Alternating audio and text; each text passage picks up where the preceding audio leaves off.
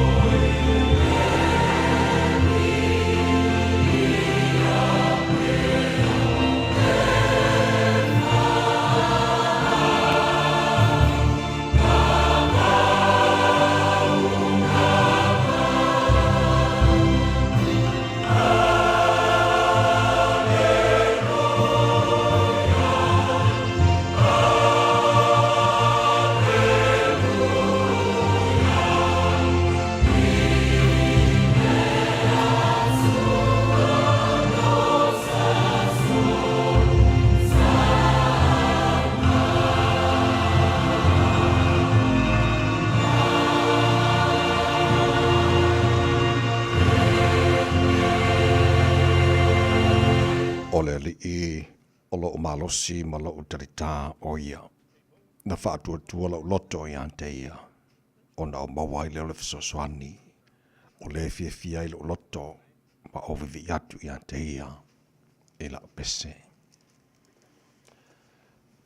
Lo mātou tamae o le langi. O mātou vivi i ante oe ma mātou pese i le pese o le fia ma le pese o le whawhitai. Awa o tele tala i manu ai titi mala. O le nei o mātou maua le aso fau ona o lo lava alofa. Wa mātou alanga ina lo manu malo wa mātou wifo i o luma mātou whape atu lo mātou o tua e pa ia lava oe le atua mamalu. O oe lava o le atua mamana e fo i ante oe o mea umana e whaia. Le atua siri ese oe male matautia e le ai lava ma se tu sama oe. O le atua oe mali ai manao i mele le umalava. Lau alofa, lau wha maoni, malau wanga le leilo mātu o tua, e tu maulava e o ranga taanga o me uma. O le tua lava oe o tua, e soifua ma le vavau e o lava i le whaavavau. O le tua lava oe e la e le vi inga ma malu o le tua oe, e pulupuru le mātanga o fi. Mātu whaaftai ta mā, i lau mea lofa o le ola fau o mātu mauara nei tae ao, lau pule lea. Mātu whaaftai o lo lofa lea, tu te maru whai ngā marulonga sa tofa whai o tangata. Lele o malei fo mai tapa au mainga wana whai fo i whangunga le lei o auna. E wha pena mātou o whiala mara whiwhira nei tae au. O le mātou pese whaftai lea ia. Te oe, te mā whaftai mo le aso fau e mai wa e whapopol nei aso lo lātou se fua mo le mātou wala mātou o lia nei aso for railing. Se fu lima ia yaso au kuso le wholonga nei tu sanga. Whaftai mo le mātou malanga mara sa waringa nei wa yaso. O le nei fo o mātou tini tono. E le aso muli o ngar whanau ni wa yaso le toi aso fo i mo ngar wenga i la toi le ngar lue e whai unga wa yaso te tasi fo i lava le vi inga i ante oe on o me oma wa e whai mo i mātou. Ia o le mātou malanga ni yaso lo mātou tua wa mātou tu inati o awha mo le tautai mai i le wholaunga wa whai nei manuia whai wa le awhengai mana tino e le nei aso fo e mai wha malolo lātou se fua tautua nei wa yaso atoa ala whangia nei a mātou whanau ta mawha mo le mole marutia lantou le Paolo o wa ao ia o sa ili potai ala ia o onga ia i fole manu ia oil o mātua tua i whaiva alo whengai mali umta mata i whaia onga a o ina nei a mātua whanau maratua pesa moa le tunu pele le mātua te talo ia iele manu ia o lau fio le tunu whaavai ia te oe te pena le tunu umola na whainga palota le whai ungara nei masina palota malata maitanga te uma ia mai whiriwhiri oil o mātua tua te tai e awa mi ngao i ante oe. Ia wale tau taino le sao sa moa mo le si lima tau sanga o le manai. Na ia mātu tangata uma, sa moa ma le lala ma le pāpā awa iso se tafora nei kia lope. Ia whasa fuatu lo alofa mau whaamurianga. Oe lavo le tu e whaavai e le malo tutu tasio sa moa whamunia fōre nei atunu o New Zealand, mātu nofo mama wai, whapena atunu o malawa o le nei lalo langi.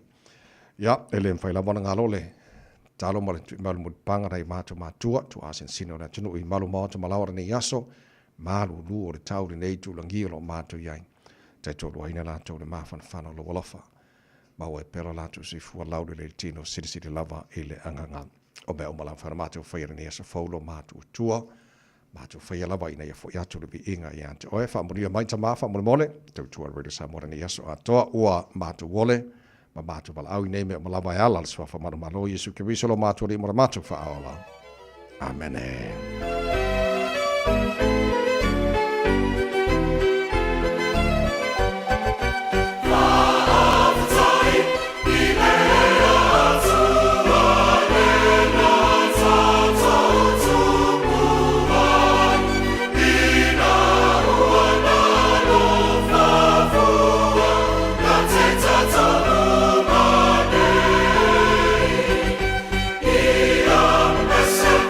Hallelujah.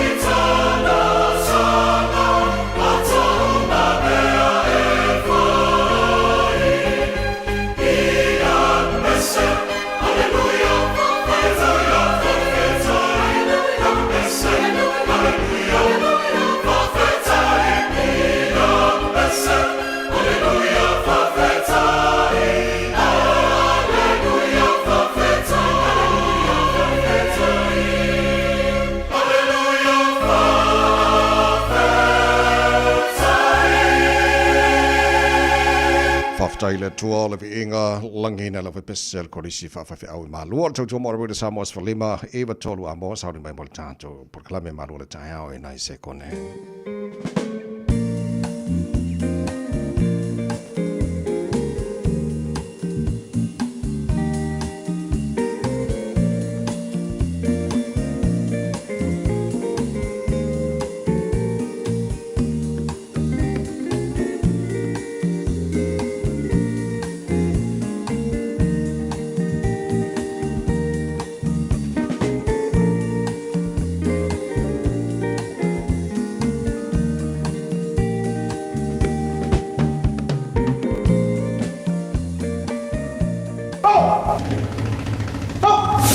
Radio Samoa, tasilima iwa tolu amo.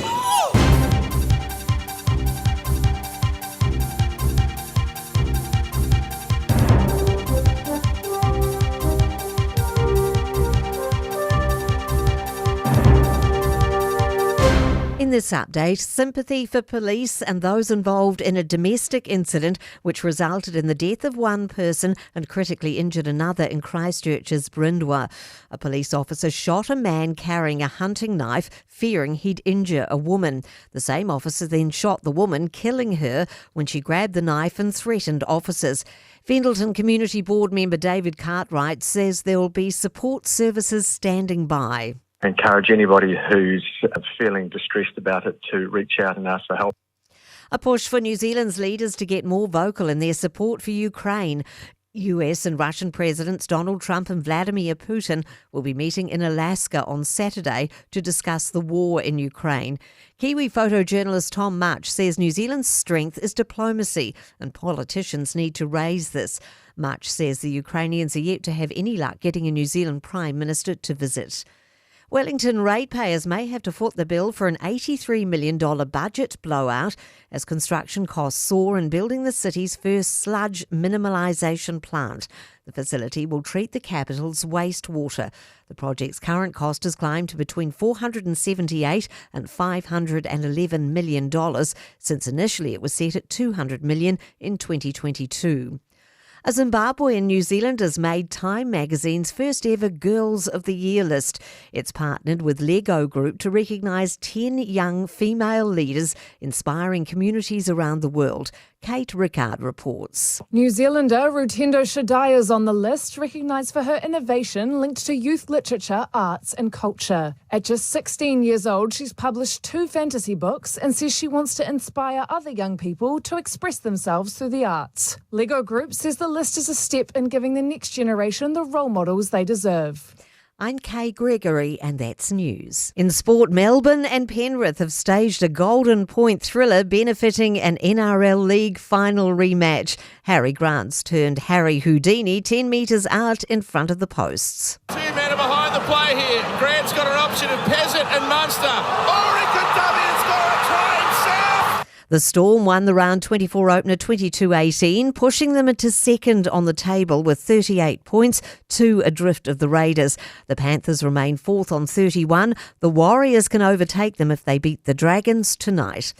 Netball New Zealand's combating the loss of Silver Ferns to Australia's super competition with a change to the ANZ Premiership. Each domestic franchise can now sign 2 import players instead of 1. That's sport. Ua na ole Radio Samoa se furulima iwa toru amo e tautuaina o e ilaungangana fitu aso le vai aso. Ele swa whamara malolo tātou i whaole Yesu Kiriso e mo mora o whaatalofa mo whaafeloai mo whaatulima i fōi le awate le lava ma le whaaloalo sa molo watunu pele e le pa ia ma le malo lau whaafonganga ne fōi tae o fōu malo lava le sui fua maruia whaamalo fōi le tunu fōlau o le hevi inga i le tua o le neua tātou maura ne yaso. Ia le aso o whaia le tua tātou te ori ma tātou fia iai parapatia langa le lei o le tātou matai siri le langi. Ia o le fo o mbori malu tu si fuara nei tai hao ma mātou wola o le fo o tātou fisili whaia manua le omala e le nei tai hao manatu te whaatalofa e le whaasongoa ma lat folasa i o pa ia sau tu whawhasa mo o lava le amamala o le lolo whaapailolo lava le au whaingar wenga le tua au au na tofia le tātou matai le langi. Ia lo whaatuna paulia so se vaenga au kilani mani sila ia masau se tafora nei ke lope a wale tau tuaina o le tua mono le whinangano so se kane sia. Ia o lo tuna pa uli ai maria le alo atu mo saulinga o whaeunga rani fo i biaso whatalo fa whaafong mai whale tua matausi sa o ma tai malo se luma whanau o pain tara whatasi nei tai au manu ru ma nei tai au singi ta lofa lava ya vi ele lofa le tua nei wata tu o dia le tu aso mo muli o ngar whanau rani biaso ya le aso mo muli fo i o ngar wenga na tu le ngar du e whaeunga biaso le tasi whaftai le tua o le wata tu o dia las foreile nei suma lima ia so kuso o tara whanau ngara dua whenua se fulu ma lima usmai lofa whanau le porkala me maru o tai au redo samos lima eva tolu amo e pe angal malmaran tasha ba adu ofso son mai senior tato Facebook mari YouTube or Samoa Sarah Tasi Patea mari fianga pesta LJ lo sio malto ona neta mai meni tautu ina ese pai le tula hiva e le tai dai ya malo le sifo maria malo so le tai au ngal malmana fa malo fo ile tawata ile sunga le oha ole nei fo ia so fo vi ile tua au lia mai le nei aso lo so fu la le ia fa malo fo ima fa talo fati a Samoa la tunu pele happy Friday tavai so le kwa makau kia ma ga yo ma lo ka ko ia ni kai a ori ya le ora na ka ko wo ma ru ya ni vai kai Yoi. Le Samoa la fa fonga mo la mai bo mo bahil nei tai au ya usmai la fa fonga ole lo tau mo la so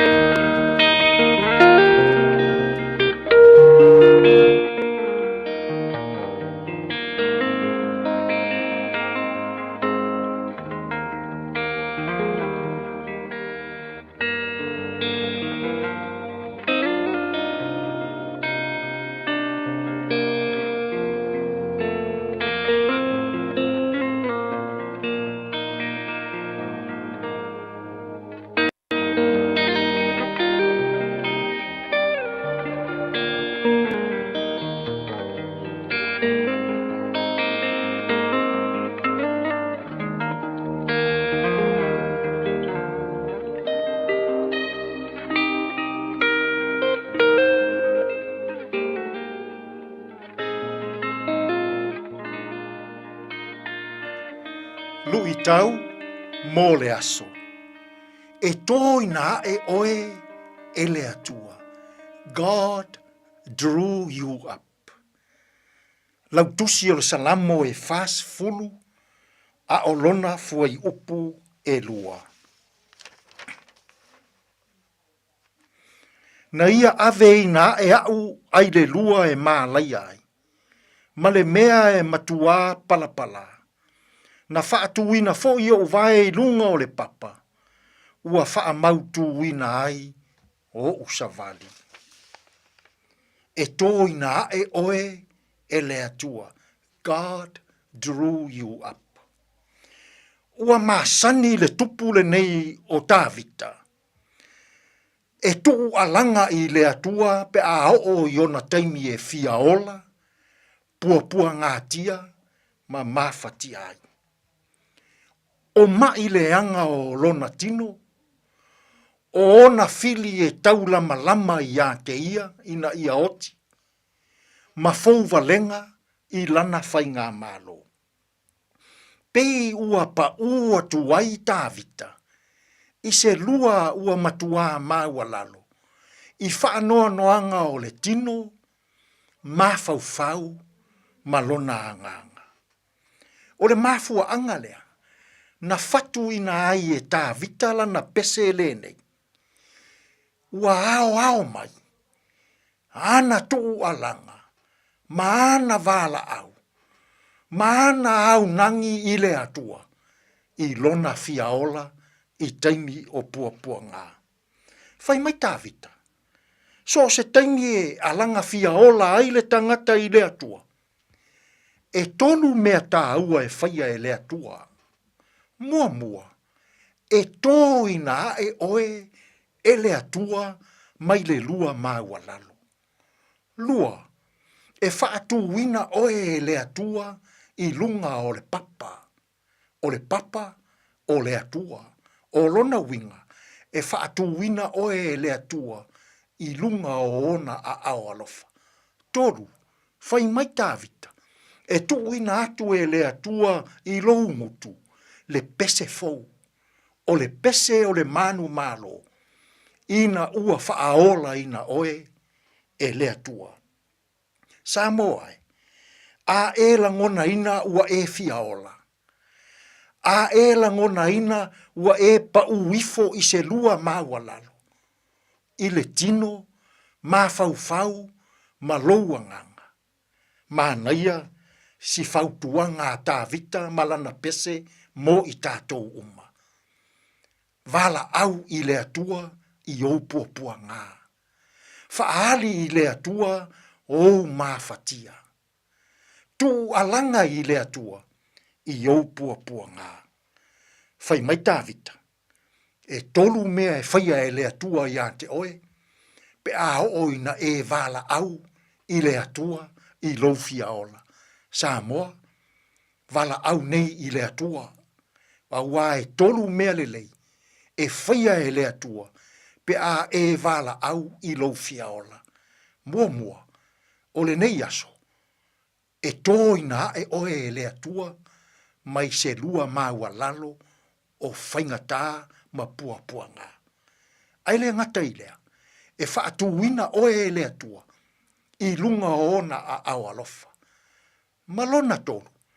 E tuuina atu e le atua. Le pese fou i lo ngutu. O le pese o le manu malo. O le tangata. Ua whaaolaina. Mai lana vala au i le atua. E fiaola. Tātou te tāru. Le atua e. A oa o maia i mātou uma. A pangatia.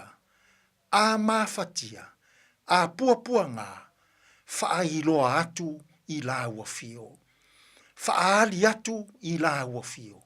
Awa o la ua fio. E te tōina e i mātou mai lua o mafatianga. E whaatuina i mātou i lunga o a awalofa. Ma o mātou pepese i le pese o le manu malo. Tātou ia malau fio i le nei aso e manu ia ai mea uma.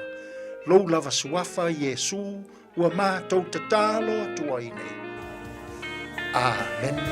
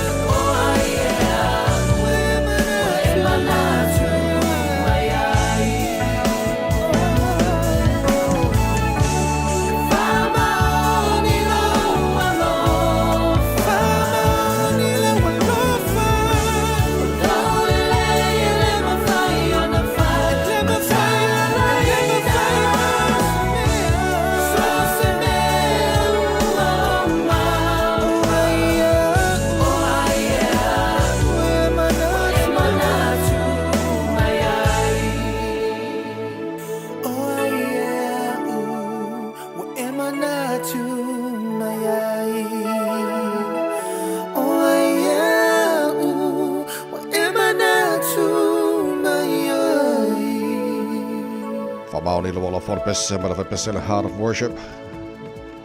Fa ma el tanto. O kala me lo tau mo le haso. Fa tai le sunga fa fenga Reverend Songa fa mo le te penaina. Tato ri tau aso le nei tai au ma nei vai aso. To se fulu mar fitu lo te ale tu la e ono na minute. Onga makuai fa pa o lolo kako musika se makua e fa si vai o te ai mari son maru mo ya li barka ya o ri ya fa mara sa fo le te le lo si tu te manga awange malo le mari dia o e malo lo mari dia o e kupur fa na vede mo ska ko pingi o na songe to quarter fitu le town ne o le ngalo fa no mo so taimi to lu ngore ne va so tar pakalame arbeto o le ola Tato maruol taha fa ngangara na mo nes for really tapena mai sunga pasta la fa na copa today in history tato ba vai pone mena tupu asos fully ba ku so le telo to sanga ba vai le taina fitu ile town nei mo fa po to folding al protani empa tato fitu tato pakramena amata il tato ta help te mo mo tato ba vai po amadu mo wala nei ta help Patalo fata vale nei te mil tau. Ia, tato dua ili poti fo ilunga le awala lo mai tau atu. Man, na ia le ma ki lia le lei o lunga o tato wala te tele nei te mil tau. Le ai fo sfala vela tau ta vale o mai tau atu ia. Ia, afta vale tau ina ia manuia lava le amatanga fo ile nei tau pe afa pe o le na ua amata fainga malanga o le nei fo ia so fo. Manu le tau Radio Samoa ina was full vale minute te ai le tula e ono.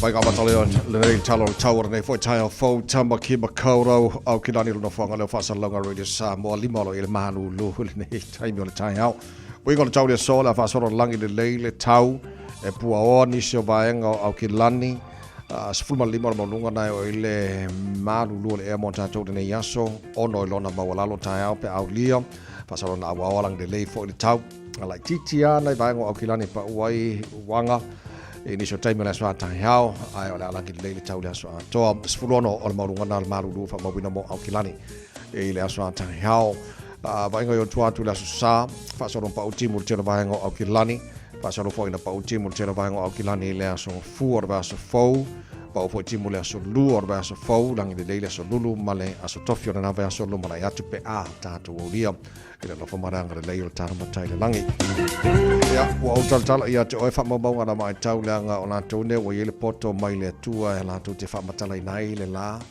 ma le tai me pa o le timu la tu te loi fo le malulu ma le mafana e ma me o ma fa pena a fa nga solo po kala me malo le tai ala fa intara ba val tulanga ile tau tiro si vai ngori si la fa pena fo le tau Samoa ya mani se va nga ole kelope se fu male bo male afo bo te anele tula e ono Pune ala ba la le leo sa ngaunga talaina fa fianga Radio Samoa nei tai fo ma malulu le tunu anga tu te manga wenga le tai fa malo si mai tau ro ta fa yaso mo fa bon yaso se le mo oi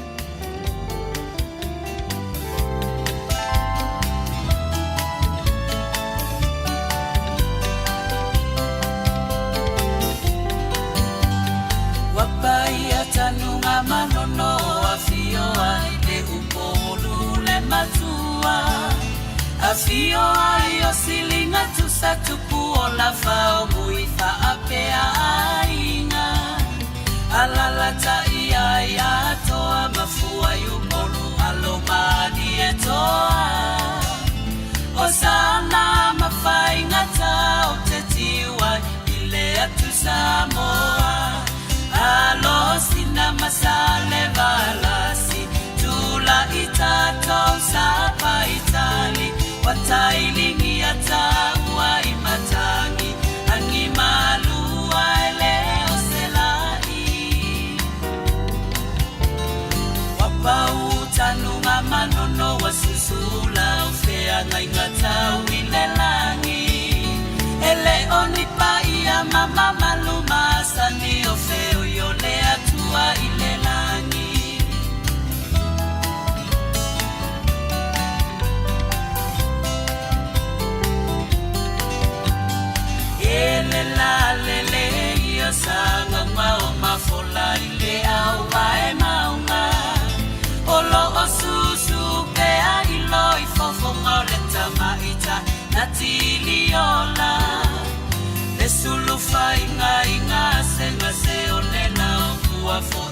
tua oa onga ele ti se fa pupula I maota le fale tatalo mo mana onga sulu oe mamanula alo anei ayo lua faiva la auli e male au manga tafio le fale mafofo la fala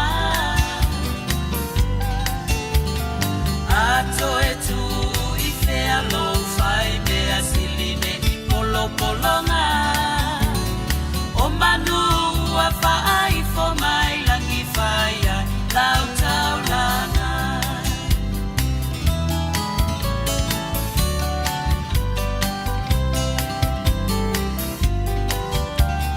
Samoa la ui a ole vai ua fai le atanga vai ole tui fitina tau pe au mai na liu I fe e ole tai toa ole atu Samoa I atula I mai se ilo ilo ai le vai singa nona soso ase I taunu I le tua si vino foai Ei asase e mai le alititai le tapua fanua le ai tu fe ai ua le ngatala na pule I le tai e lau ele foi wasa sao ai ele I ai afata fai maula wata fili tai mai e tangata I le aolo na tino mai ai liu pe a pongi pongi ai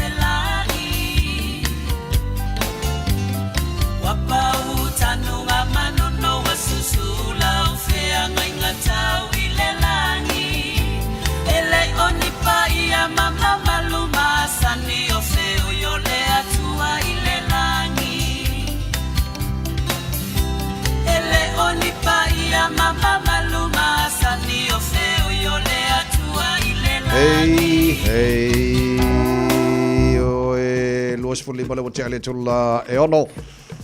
Tau moro ina Samoa fulima e watolu a mo ua tau tele tātu paanga o whaafelo i whaatalofa mai nei tai au fau. Malo whaafte tele lava ia o loutou whaatalofa ma loutou whaafelo i mai, whaamarasi au mai. E o moi whasiri ngā malo si lantua lau whainga ruenga wa tau tuai no le tunu nei tai au. Alo, whilangia Sao Peter, alo si fo maria nei tai au, Samoa 685. Ya, le o maua family nga sfana fa watu le afa o le fitu le tai nei mai ava Simone Talia. Good morning. Malo la versi fu maria nei tai au fo. Tabita Solomona, good morning sir. Malo si fu by Tino Papa. Good morning. Malo fa after nei tai au fo. Si Papa sa vili male sa e tuanga tia. Malo si fu fa fo wina Tanielu. Oka ka fe perena te Nicolao. Mama Marlon Beckledge, good morning Mama. Okay, la fa mai la wo ka ko au le manusina. Mo tama sangari po la langi le manaya singalu tua malon si fo la sungal to ina ala fatu. E tai ha fa tel fantasy mai fa tele tau pa u. Ya, ko ke dengar ka ko ai. Man chat we kare sil nei tai ha. Malo fa tele le fantasy mal tar ko lame. Nei tai ha fo ana na fia ngan man le sa ta fa manatu le tunu o mele o solo te a. So le lanta tala no na fil so te e faia onga kolisima onga mawalunga o kilani o la so lulu o te lo la no foilo le atu no malatu silfia ia nai matua fo'i lana vaenga o le a solo te se magana o isi swinga a ye lava se swinga o le a tau whanitara pukalame ia whai loa walo lau whaafonga mai o le ala ua mau fo'i le si vaenga o le a solo te o te lo vaenga fo'i a tau si mai ia ele le fo'i le whailo mo le atunu nei tai au ia mese lako o le puka lako appointments i le aso whabitoa pea o ke rol masinga fo pea Io e tawai, o leo olo ua fofoina nei mō le aso lua. Tuesday the 2nd of September, ia ma le aso tofi o le aso wha o se te malawa. So e amata mai la, ia sol te nei mai le fitu i le tai au se ia o i le se fulutasi i le pō. O le wha, o le nei, o le aunga fo i le nei fo i vaenga o le aso te ona o le vaenga fo i lea o le ratio o ngase. Ia ma fo mai. Awa e moni lava fo ia e pei lava wha pea lava tātou ia nga o le alua le fale mai sia ki ngai fo mai ko sau fa kalikali o le mafuaanga fo ila le o le alai ona tele o le lisi fa talitali o ngai le o lava fo mai o le nau ta inga o nurses e ka kau lava o nga palengi le au fai o tangata e ma fai ona va aia e nurses ta itasi ngai lo le ka i sau kua lua o sifi o nga lue ales le isi fo mai la tau ia ai e le talafea unga le na ma le ia fo ia le fa tino ina o nga luenga nei fo mai so le au ngala na o la tau ia savali solo te ele o le angas fa anga solo ia langona mai le malo e ka kau lava o nga palengi le masa o le ratio o fa tata inga pe o matou o a onga o le ratio a fa ia onga tasi le 5 e ma fai ona fa pena i tonu o a onga la iti tasi le 5 tasi le fitu e fa pena e ka vola o nga whapena nei fo mai inga ia awa ngai overload nga luenga al fo mai e tasi o le lalo o kam fai e hire new students ko akele na ia tatu tamaiti o whaau so it's a tau lava la i le malo ia ona whaau ngā nei tamaiti na ina ia tau fia le tūlanga leo le overload o ngai staff okay le o le wawai atu i le latest offer lena mai peafa pesa o lau titilo whainu mera o le tausi mai fitu su lima fitu su lau fitu su maltolu o le a maua le pay increase valu tolu fitu ia o kusanga spul kas paseng i le whaiunga na union lua fe lua su malehono o le registered nurse o le a i the highest tip with a base salary of salau malehono a fe fit salau tolu su maleiva ia o le increase by 3 e kodua fe lua salau su malfa increase kusanga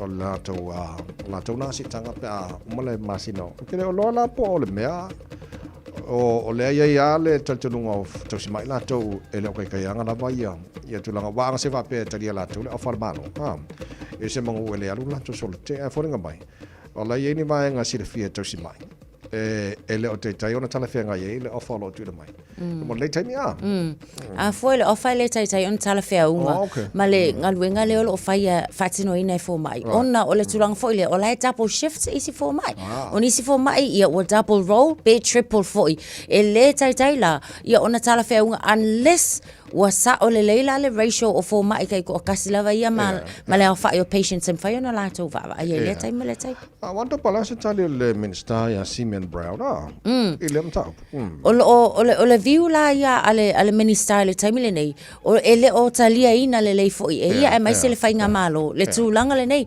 e pe o le o tau fai ta alo i tu e lua nei ka alo polokiki o lona winga o le tulanga le wai ai mai le minister ile mtanga wenga o so formal ina mai la to uma foi o fo mai e pe o le ua fai ala tau tūlanga se ilonga e solo ke ia o ngā hango mai leo le malo ai tanga i fo ila ia o ai leo lo o a whaina ila tangata ngase ma ila tau o le ua leva o lo o yengi skaka ua leva o na talitai ala tau appointments o le a whape o le pa u ia so ia ua whaalawi loa o le a whai el so te se o le isi fo ila na cancellation e le o fia fo ila ia le whainga malo e me se le minister taimile o le ua mai le ata whaataitai e pei o Christchurch le sol ele ana le i leva foi ona mai ona fatino ina fa se fulu 5 minute a ole yalu sol ke e fa ko alu cancellations o nga isi appointments ai o lona winga la pe male valu se fulu 5 i lato na fa fu se ia ona cancel foi a lato appointments ile na aso o le tulal na e le ole le foi ona o le tilo malo e fa ina tangata la hotel but o ai e kakau o ngā whai le fuafuanga i ai ila ua uia le nā fesili. E ta taua ia i lātou le whainga malo o na tanga i totoa i nei tūlanga ina i awange i a whainga fo mai awa fo ilana i a whainga na i tanga ngas. O le o e sau noa i le awane i a whaina tausi mai ma fo mai. Langa o lātou i o le wha moi i tātou i le mai o le soifua lau le leo le atinu mo le tātou fo i o la e awa a tupu mai la tūlanga ua po ia tātou i ngasi o le tino. Ia e le mwhainga ko o supermarket e fiso soang mai e kau kio ngai o le whale mai la i kau si mai ma fo mai so le mea sa awala e te tauna o le leo na mai e lātou ne o lātou ne te le lātou wa sao. Ia mo le vai o le soifua manoloina o te ngata New Zealand.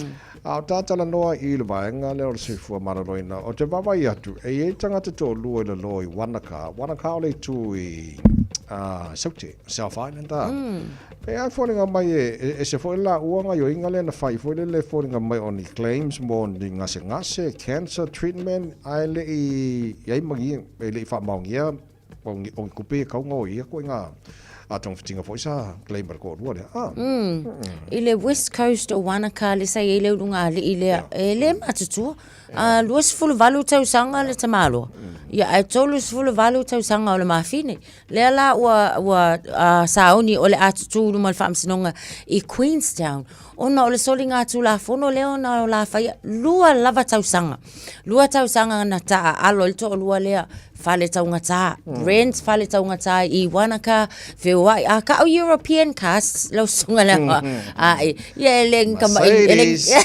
BMW ka kovita pia mata tu ta vale kaunga kanga ai a fa tupe la fo ile e male tasi miliona o tupe nei o tupe fraud more cancer treatments o leanga claim le lunga li ile ai la kele manga makwale mama I cancer lava a o nisi la o la to o le o makwapa nga tia lava ia ona I o la to lava tau a inga o nisi o ala fa a wo le na matua tinga ina tele ile o se fa inga la ko lua le lenga fai so o taimila nei fa fetai on na vave lava ona tuli au loa ele crime department le la wa mauai ma le fo ila wa mata ia on tala no le mtanga luenga ia ila ko a fai ko kisila fiela nga ile na ave ia to bank accounts se taimi pe na ave fo ia se to so se taimi ona vala aule o le mtanga luenga leo ina ia mafai ona mautino o mapo ai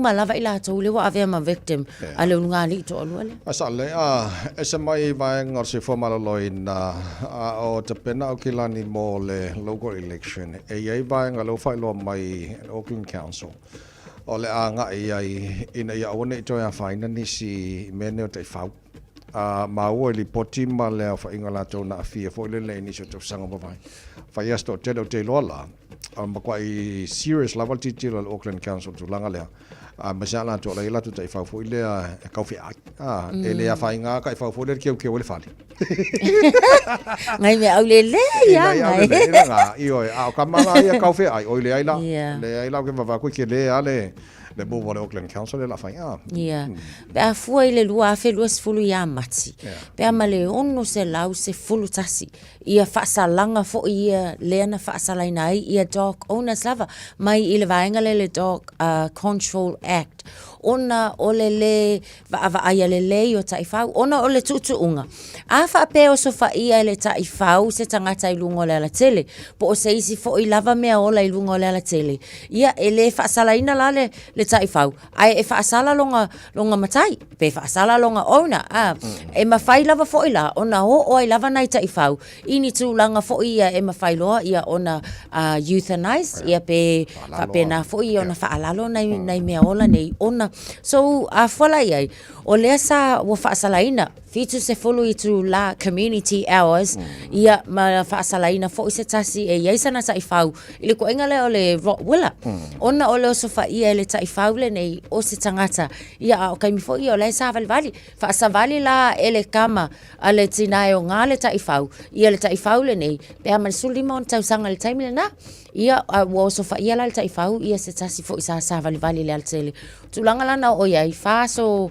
ia una fa alalo le o si ta ifau but o lea ua matua nga I lava le council I le taimile nei ina ia wha mafa nei wha asalanga mo I lātou e ona taifau ona o le tele o le tele o tangata I lunga o le tele wha lava ua tutupu inai tangata a wai mawhainga ungei e le kaifau ia nga umalea a o le unga lea la ake ia wa maa ila ia si vaenga ngale ia mo le ngei soi whanga ato so o tūlanga whainga tāna ia o lea ngā lulu le council wha mafa ia I lātou umalama fo ia ana taifau ina ia tautua nā le leile va ainga o nei taifau ia ele lei ia wa ele a whaina le ufo le ia ma whaina se vanga o le tino ma ila le ele o langa akua ia langa to tele ni sina whaina ama umala to wolai ele tulanga ia ios whainga taifau so ole leina langa Portania for Money Council dog attacks will be taken seriously and prior offending will be taken into account. We will not hesitate to take strong action to protect Aucklanders. Mangai la we gona matua la mafa o tulanga le la nga ia fasalanga council. Ia ma o ai lava ia tu tai fa fore kaufe u. Ia nga ele le ba ai le ma ia wala le la ambu le council o kilani. Mo kwa mafa fasalanga tulanga le ia fa nai o ia fa ngai lo ko fa wa. Ia wa o kai mia o fa el tai fa dangat. Ia le anga fasala oi ia koe ku la lo male fa la lo male mal tai fa ka lo fai ia vai fa le kai fa e le le yes ia ngal kai fa ai vai fa le fa mo le mo a wal fa tamala so los for lo cholo talo le chola fitu Samoa Ula crew of our fa fianga le tai au sala fai au le good morning mata go fi na wa ilala be asulu ye na yo love for nuwa le moana ila masina o mata ango bedina tauta filanu lanu wa ipe yo susana be o sei a eta oto watu manga afai tele tonu yo winga mana suma tama futa o tele pelo yate o le lava su e yo tua o ila umasima automotive no a bisia oya ole ma we papa sa tawo if a man la love mutulea la fa yo lo mutele love le ba le lo fo ile ya e ma we fo ile fuli malesea if a man la love mutulea la fa yo lo mutele love le ba le lo fo ile ya e ma we fo ile fuli malesea hey se la fai out lei hey o anga I fa no malau anga nu o tu mau be fa mau e malu lava o no yesu fa mole fai ma vai su le ai si tasi folinga mata e pele lava o lo fa tu fai uangalo ya oile alo famale lo tuma wala lo sauko ila oi saufa ima io auta fa se fai le alo fi amatai ole lu fa longo le se fai mai o se u if a man le alo mutulea la fa yo lo mutele love le ba le alo fo ile ya le ma fo ile fuli malesea if a man le alo mutulea se la fa yo lo mutele love le ba le alo fo ile ya le ma fo ile fuli malesea hey se la fa ye out le hey se ngofo mai ia ilalo malola mai le kipi ai aue ke ka alo o ka mai ki o mo kele mena ku muli fa alo ma lo mo lalo ai afai ai esasi nginga la ka ko fai ku fafu ai mai o pule o uma vai ko fia ia le fu e mar ko o la ngai ko si ai nga mo mai fongo o malu mo pa ia e fa me melo ia le loko ka ko pala me fa so sa ko la fai mer ko o nga fu fa sale le anga la ko pule nga wa nga e mo tule sale aula vai ko pule malai ku fale nga fulu ma fo fonga nga I fo mo fa mai tule sa fo finga o lo malai e si mi e fale lo ku vai singango le ku malo e tule a sa o lo malai fongo o maki ai ku au pas solo mai le kusa le ngau le kala mana mana mai ka kasi fa le koil malai le kamau aseka palau di sifu ma palau le fa le fa pule palau li I lo malai fongo I veilo a se ua ako kingo le kama ma au le lei sala fa ye o oenga mo pa io le kala le lei me mika I le loko fai ma sei wa sa fa la le lei le mo fai me ma fa la sala fa ye au le lei Never mind la la la yo no mo tulea la fa yo lo mo tele la valea ba le le lo fo ile ea le ma fo ile fuli male sea Never mind la la la yo no mo tulea la fa yo lo mo tele la valea ba le le lo fo ile ea le ma fo ile fuli male sea Hey hey hey hey se la fa ye au le Hey hey hey hey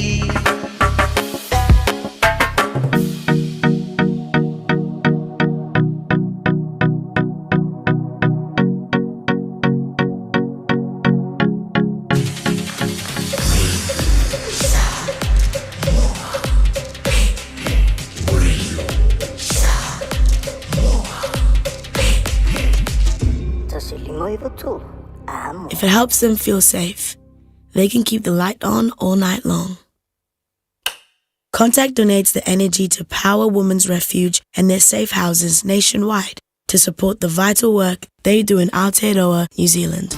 Talofa Samoa, o Atishna Ryan, o le Licensed Immigration Advisor mo le Auckland South Immigration Consultants. E visosoani mo so se tu ai ngā visa e malanga mai e New Zealand po Australia. Telefoni mai nei loa I le o valu o tasi o no valu whawhitulua. Po le olua tasi o no valu fitulua tolu o. Whai mea alofa I a inga mawo I Samoa, e ala I le whaatawina o se hotel ta alofa voucher. E mawhai ona whaongaina mo aso ta ua whailongaina. E pe o aso whanau, whaipoiponga, pe whai malolonga mo ta whawhawai whaiungo vai aso. Whaatau e oe New Zealand nei, a e piki e lau a inga I Samoa. Tanga I ane I le pacific40.com/hotel. Ma whaatau nei loa. Pe wala au I le o lua tasi, o valu tolu tolu, lua lua lua tolu. O lua tasi, o valu tolu tolu, lua lua lua tolu. Radio Samoa. Taslima iwa tolu. Ama. Tu maule mama wa tato wala titele avata vale nei taimi o le tae au. Le ai fo se faala vela ve tau ta vale. Ia, tau lava ina ia mana tua pe le saunga le mu. Ia a o e whenga ia mau whainga malanga. Ia mai whafonga mai le malua le tau le Radio Samoa. Ina ua tu se fuluono minute. Ona ta leo le tulai fitu. Talofa, we're the Katinas, and you're listening to Radio Samoa on 1593 AM. Bread of life sent down from glory. Many things you were on earth, a holy king, a carpenter. But you are the living word, say it now. Come on.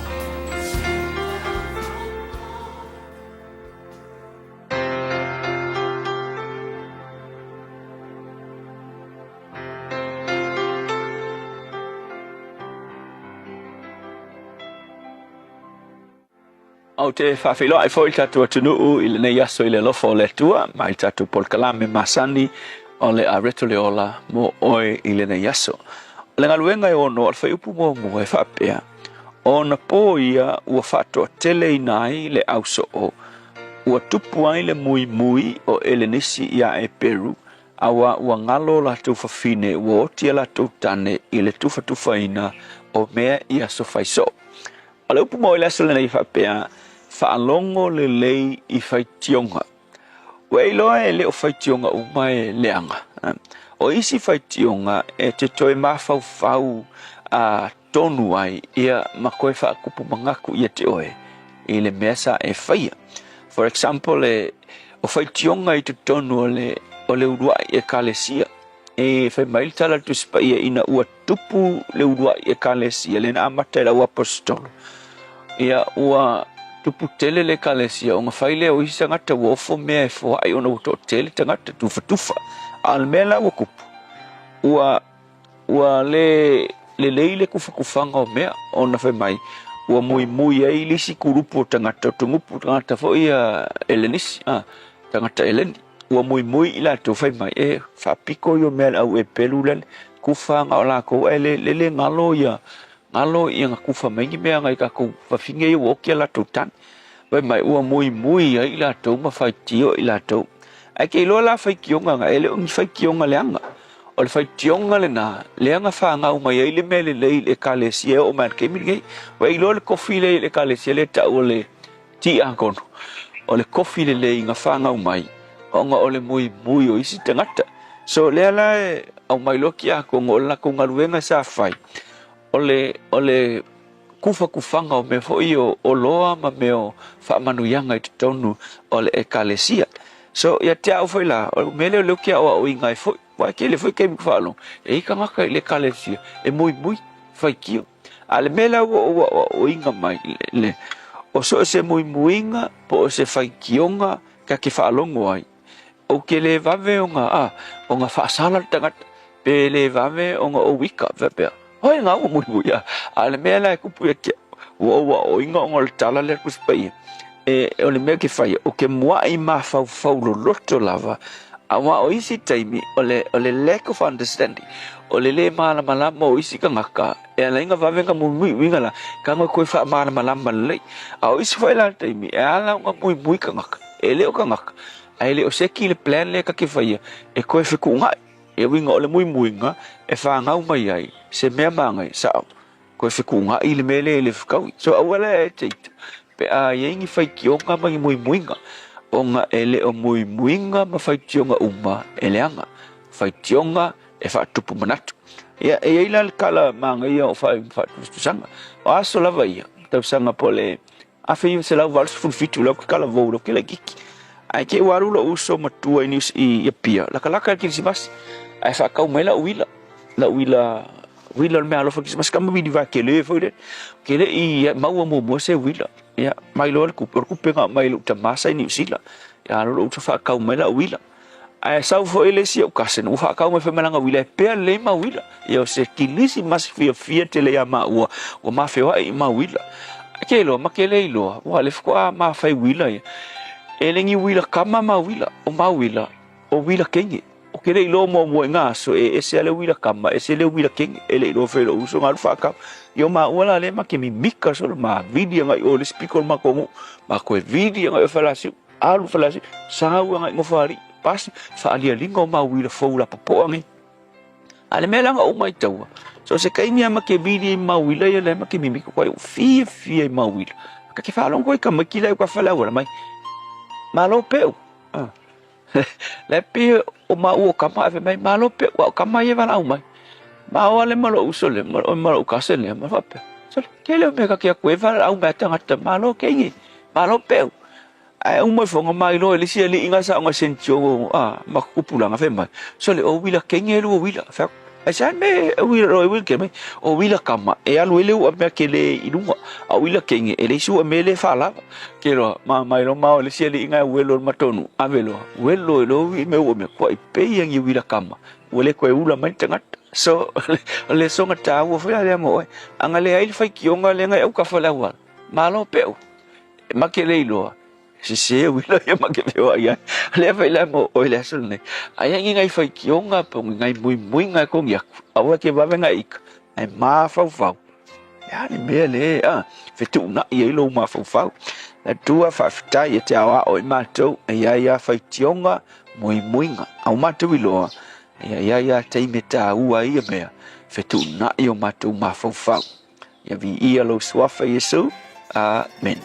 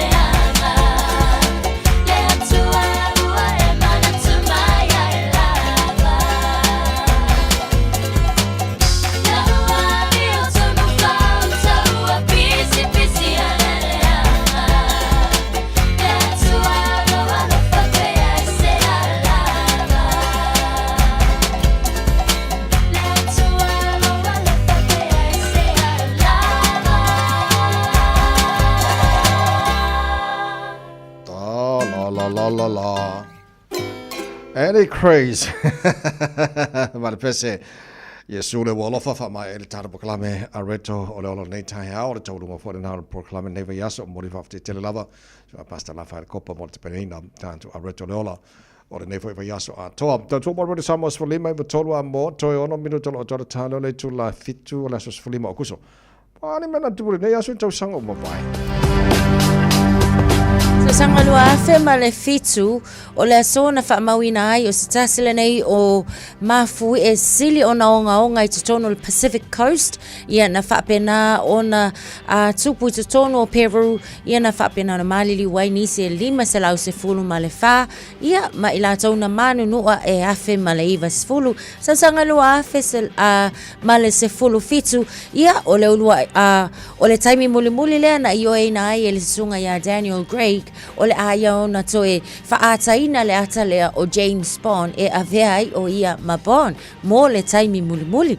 O le tausanga fo i lea na maua ai e nisi o scientisi ia le nofoanga ua whaapea o ina tonu lava na mafua mai ai po le tupuanga lea o le apu e pei ona iai nei ia mawhaonga aina le fonga tau mafa. O le nei nofoanga ta ua o Kazakhstan i tutonu o Central Asia. Ia mana whaapea na o na whaalawi loa i tutonu o le Niger Communications i le lalolangi atoa nisina ma ai mena tupule nei aso tausanga ua mawai.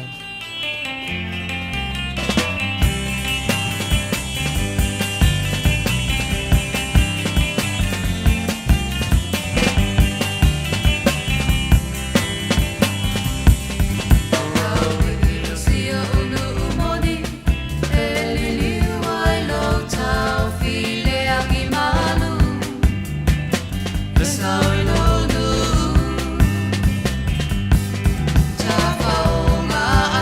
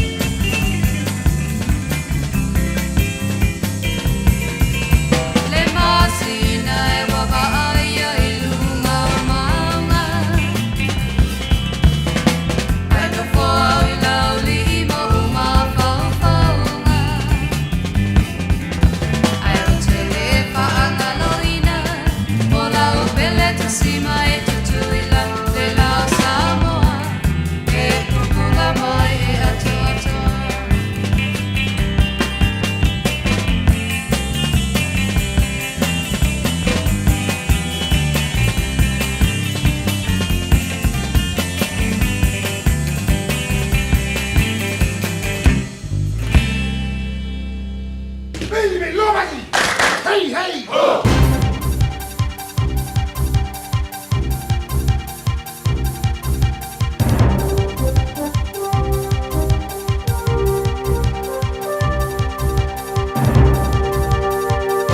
In this update, a scene examination will continue today after yesterday's police shooting in the Christchurch suburb of Brindwa.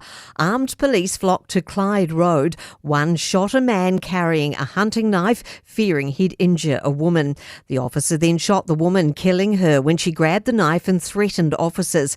Pendleton Community Board member David Cartwright says he feels for the officer involved. They would have obviously started their shift not knowing of the dangers they would have faced, and have every confidence that the police are doing the proper investigations. Some big questions ahead for Wellington City councillors on how to cover a major budget blowout for new sludge minimalisation facilities. It was originally expected to cost about $200 million. It'll now cost more than $500 million. Chief Infrastructure Officer Jenny Chetwynd has told councillors officials are flagging the issue as early as they can. This is fulfilling our commitment to you as learnt from the town hall experience, I think. I've learnt a lot about what happened there. To bring things to you as quickly as possible so you can fulfil your role as city leaders and make these decisions. Auckland Council is cracking down on dog owners in a bid to lower a surge in attacks. Nearly 3,000 dog attacks and more than 15,000 cases of roaming dogs have been reported in Auckland over the last financial year. Auckland Council's General Manager Robert Irvine says nearly 1,300 of these were on people. That's a major concern for us, and the number could be a lot more. This is what gets reported through to us. Expression of interest to buy the Cardrona Hotel closed today. 162-year-old heritage-listed hotel and restaurant has been on the market for 5 weeks, with keen interest from both Kiwis and foreign buyers. The hotel listing on Trade Me is the third most popular live listing this year, with more than 130,000 views. I'm Kay Gregory and that's news. In sport, the Tall Blacks have come from 21 points down to beat Lebanon 90-86 and advance to the last four of basketball's Asia Cup in Jeddah. New Zealand will play China in the semi-finals. Undisputed heavyweight boxing champion Alexander Usyk has requested an injury-based extension on negotiations to fight mandatory challenger Joseph Parker. Usyk was recently ordered by the WBO to defend the belt against Parker after defeating Daniel Dubois to unite the division. Alternatively, Parker, if he's designated the new champion with Usyk vacating the title, could face the winner of Moses Utama against Dylan White. And the first round draw for tonight's New Zealand Darts Masters in Auckland's been revealed, with the top four seeds pitted against local Arrowsmiths. That's sport. Ua na ole Radio Samoa se furulima iwa toru a mo e tautuaina o e ilaungangana fitua so le vai aso. Leo tele se swinga o lunga o tatou awala avta avale time nei o leo lo mai ta watu le na lava o lo o fe o lolo lava tatou ile nei time o le tai au se ia vanga na fo ile mai ta watu ingai Onera Road Twin Coast Discovery na pawana nei vaenga yo mai ta watu o na wa amata ia ona tau si fo le pisi le na wa ia le time nei tele lava vaenga o tatou o tele o le na o lo fe o lolo kilia le ai se fa lave tau ta avale tau tu ana le ngale mo ile nei asa faraile no tolu minute te aile tu la e fitu Tasilima iwa tolu amo Radio Samoa. Malo fa tele tino lau mai mama lau fa fonga ne foi time le tai au le vai ngala tamai le nei le talo le tau la tatu amata mai Samoa va va tu lo se fulu ma le tasilo ile ma fa le Samoa te le varu Samoa le vai ngala tai au ma na mai langi le ma le tau Samoa le vai ngala tai au fo o winga fa wa na le tau le Samoa ne yaso e fa solo na langi le tau awa ia se pangana fo inisa vai ngol Samoa pa o timu ne yas for rele lua se fulu maraiva degrees Celsius mo ngor vevelo le Samoa ele ne yaso lua se fa e lona mawalalo ele o te mamau tatu so tai fo le Samoa e le suru tatu rele Samoa e pia le fionga ngal mana tu mo va tanga ve tipi o tanga vai ona mai fo le atoanga tu langa ia i le ngata fa le terena nei vai nga fo lo tu Samoa pa pena vo se vai ngala tamai ale awa tau I Samoa pa taro fatu pa angal tala pokalame so se mai nga na tinu pele la lo lava se fu manuia lia ala lua Josefa ya la fo mai la fo o su fatu angal tai au pa manga ye kele ma lo lava ma lo le fa ma losi se mai le talo tau e de tono di sela nei e le tela vai ngala motu I South Alexandra langi le le tau se fulima manunga marulu langi le blenheim se fulona manunga marulu le so Papa Yatu tela vai ngo in Chicago e awa pa utimu ni so taimi langi le fia na nes fulima manunga marulu langi le kai Cora langi le Nelson langi le Omaru langi le Queenstown langi le Timaru langi le Wanaka ya man Dunedin le Papa Yatu ala fa so fo ina langi le tau le so kara stete ma lo si fo moria langi le tau mo tau e le fo yaso ngi mari ma se vidi mai matu se sa es furono mo ngana malu do fa mo wina mo kara stete nei es foile taro Papa tulanga ile tau ile motu matu kai tai pi tola pe ngoni silo la langi le tau se furono mo ngana malu do fa mo wina mo ne fo yaso ile la mo morning tonic ala fa sopona langi de leile tau mo tau pua o ni so taimi sport fa mo lunga ma lu fa mo wina mo ne yes for raile baba ya tola fa so langi de leile tau ranga langi de leile tau pom tau ma lui langi de leile tau ro to ru langi de leile tau le som fa so langi de leile para umo fa so in pa ultimo langi de leile telo taimi Palmerston North Una wanga ma fa so langi de leile tau ni Plymouth nei pia langi de leile tau mo to le so Masterton langi de leile tau de ya so Hastings langi de leile tau Gisborne langi de leile tau kiri ro Hamilton langi de leile for tau mo to le so for ngaba nei aso so langi de leile tau mo telo vahenga o New Zealand for limar mo lunga malu fa ma wina mo kiri ro le so tama ki makora o kinani no fanga fa sa longa radio Samoa sole Konu wa yele maru no ke bangor kaya ori ya woi ka fefe le do ka mar mala mai fa wa ka ma yo ba to mar mala mai ri tuma winga langi le tau le so e ni so banga puo nei le tai hao ya fully mal moru na maru fa ma wina mo o kilani le yes for raile tai hao pe audio la paso na wa orang de le tau te lo banga o kilani se fulono moru na maru le sa tai hao wa ngon tu fa so pa uti mu na so sa awa pa utimu na so fua mala so duar ba so folang de leile so rudu mana stoffi na ba so lu mana yatso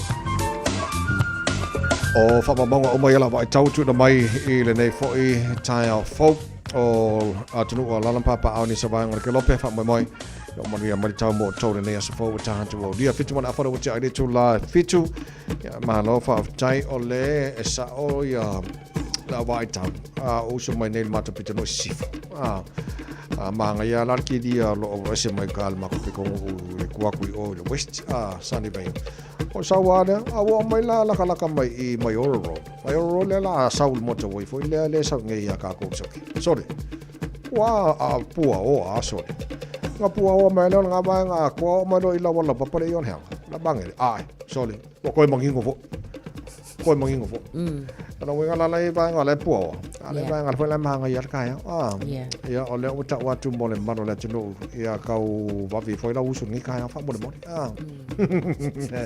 atu manga na ia makapenga fa ale le malo maska ko puti o ta ya akapenga fa ale le me maska ko puti fa mo nas farile kama o mo al koko ala isa ata bai ai se banga ya ai ka koko ala isa ni as farile fai ya pape o ye pure mai pure ka mara lo mako yo fai kokoles fa banga yo kokoles ya le lei so fasca kokoles mana ya ta fa mo se kumu wa fa ale ulo pe pesa ya la ainga fo le so ako fa ko mu fa no nga mu nga nge ole ole fiafira ko mana ya le lei so olena so te meni so ta pa nga del ta ngal bal mana ela fa tu tanto awal mansina la wa la wo ngor badel mana ya la o malanga ku o ia mo le world cup o ba nga tai tai mai ke ka lo nga yeso Garcia ya le pulenga ma fa ya o nga mal tanto awal mansina ya mai nga o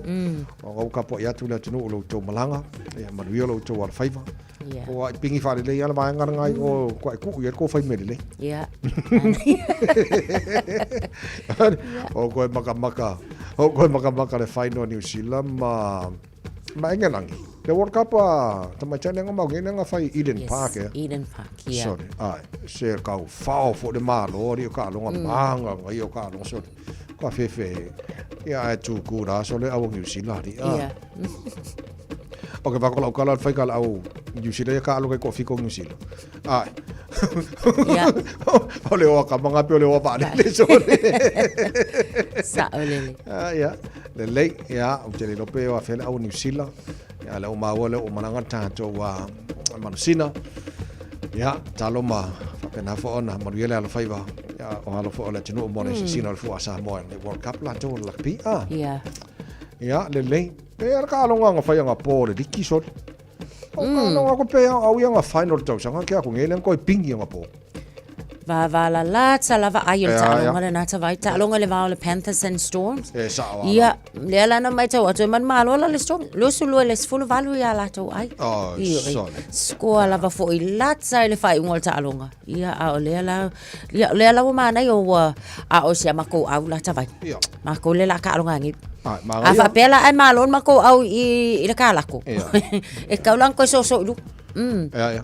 Io le faccio nel salon ale aule ale Warriors ia ma le Dragons la au sila talonga fo io lo fanga solo a mo le NRL la vai level a fanga solo ia o le Roosters and Bulldogs Nisio aulele Sharks and Titans foi ia ona fa solo toi lavalea Broncos and Dolphins, Rabbits and Eels, West Tigers and Sea Eagles, Cowboys and Knights o tatu talonga na leo fatulanga ia mo le fa unga le vai aso ile NRL lavala to ia ia. Okay, sole a se manga ia sole a.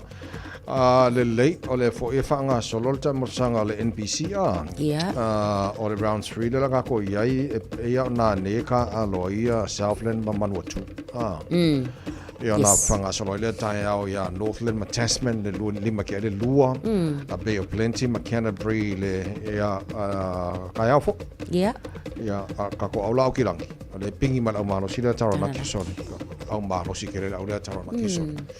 Ya la ule ma ol ka kamar ko sanga kia ko ngi so na mo ko ale le ya au le taro na kisone. Ya fa kari mai o ko wa. Alu ye o kilangi. Wa ko kama ele ka dia fo ni vai do ko mano singa ye.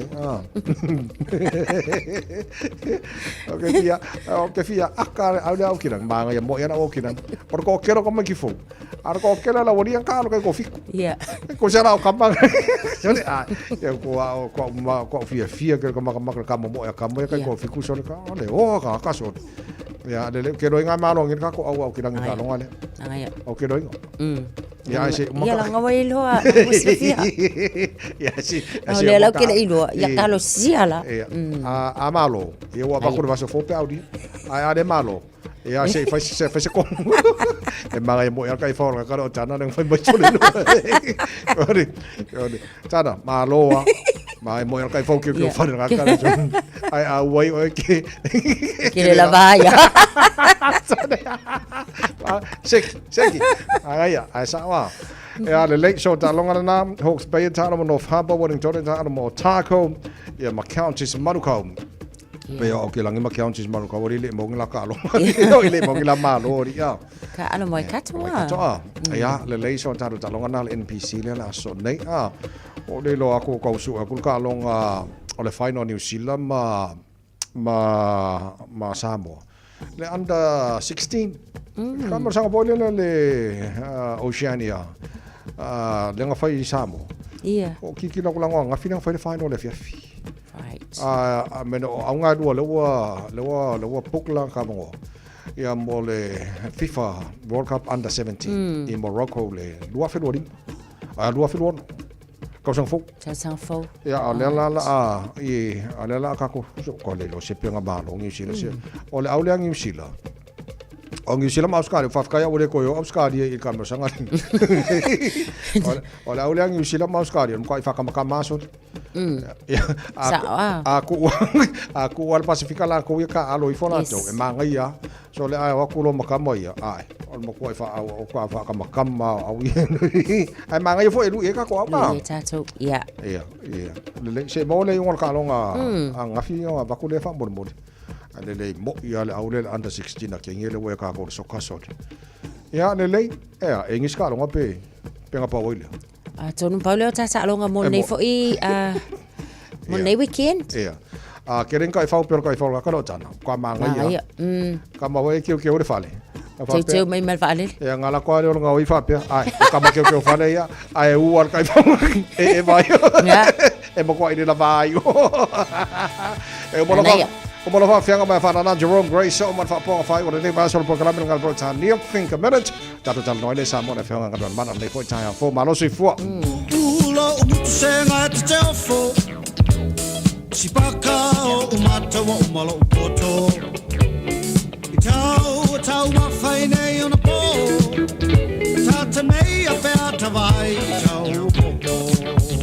Eleni, Eleni. A whalai whalei sini manongi. Eleni, Eleni. Whakale sini manongi. Pai tali oe isa whainai whai ai.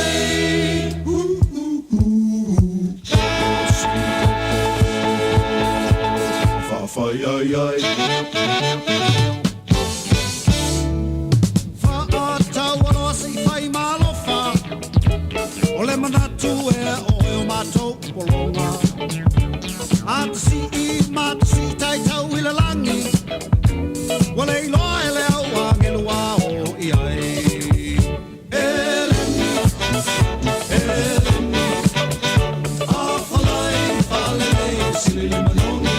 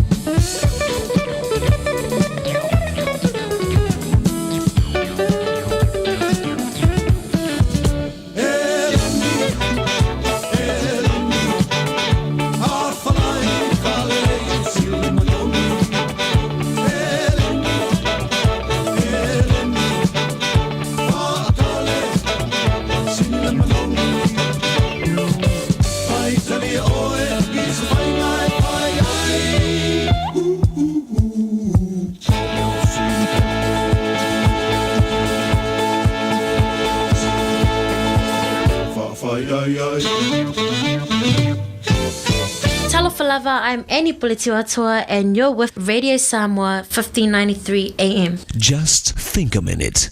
It could change everything.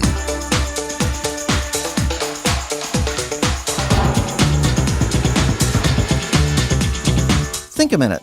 This is a true story about two teenage boys named Kyle and David. Kyle was not popular in school. In fact, he had no friends at all. One Friday afternoon, David saw Kyle walking home. He wondered why Kyle was carrying all his school books home. David then saw some mean kids run and push Kyle down on the dirt, so his books fell all over the ground. Seeing the hopeless look on Kyle's face, David ran to help him and picked up his books.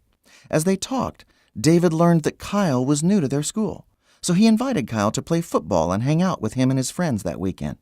The more David and his friends got to know Kyle, the more they liked him. The following Monday morning, Kyle brought all his books back to school again.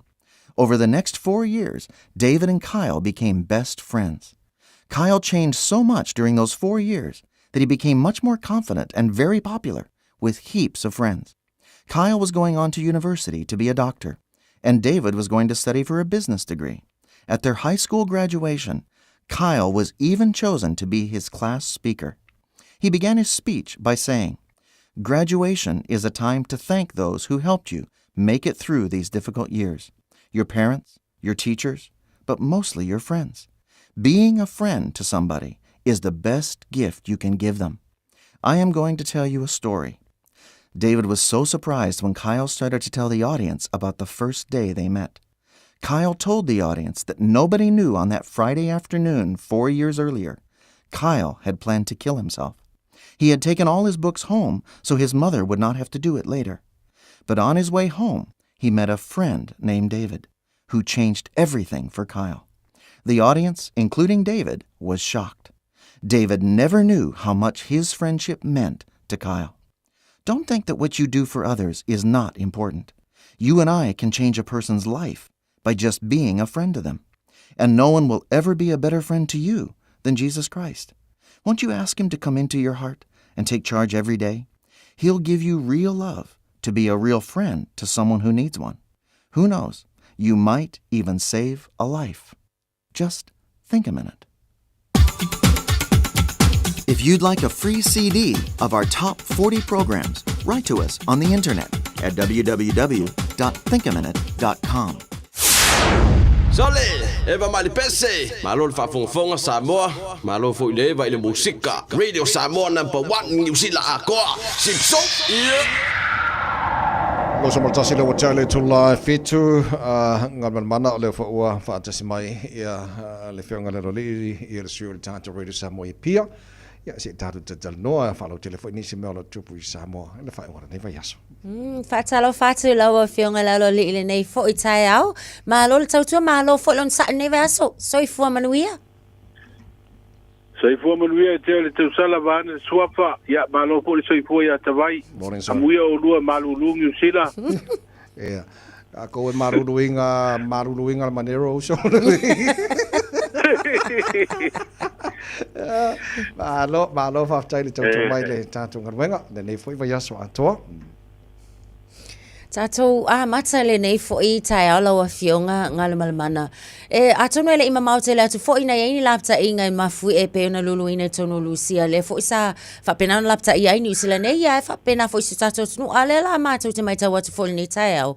Olo ye se company in siwa le wala to tongi ia ni tupe e tu sai fo isa mo e tu sai fo ia ma afianga mai le na fo I mafu e sa lulu em faina fa lau tele mai la wa fionga le fo I vai. Balova ftai, ya, o leu tātou a matai le whamanianga lea e whai asi whio lolo le tupe, whitu se lau waru suwono afe, e lua se lau mon tupu, le tupe, ia lunga to titi a waru se lau afe tāla Samoa. O le tūlanga hoi le ua awatu ai hoi tātou talatala noa le nei matao. Ia ua peo se te mo mole o waima u whaalongo ai. O ye se family anga fa pe wa mai e se company in Siwa. E o mai le malo. O se family anga fo ile e so swani ai. Me sa fa le tonu. O wa ole ngalu le na fi isa mo mai le ngalu lo malo si le na lulu e se va ngalu si e va lu te si mal valu na malo. E fa pe tasi le mitel ma o lungo ngalu. E ila fi o anga fo I na lo fia na o mai ale sambi I lunga ma fia ini se o fale lawa ma mauta fo yo ele o lala na u fesili ile fa u lunga fo imtanga wanga o puna o fa na tula se se ba wa la tula le e fo e o ina fa mtala ngor tula ngale la na fa ma popo le la tuli poti ko le ai na sa fa le ton ya ni ai pen fa le tonu po ani va ngo fale ya mesela o le ia va nga fo le tunu o le sa o Sofia e le ngana la fa le tonu o tu langa fo nei tringa o no winga la o le tupele o le la ave fa ia nga lo nga so sani a le me fo le o le ut fa te ia o le o fa ilo mai mustin mo wa te mo le o ba ia mo ia se family nga te tupe fa pe me se company insure fo o no winga la sa pesa to ia se insure malo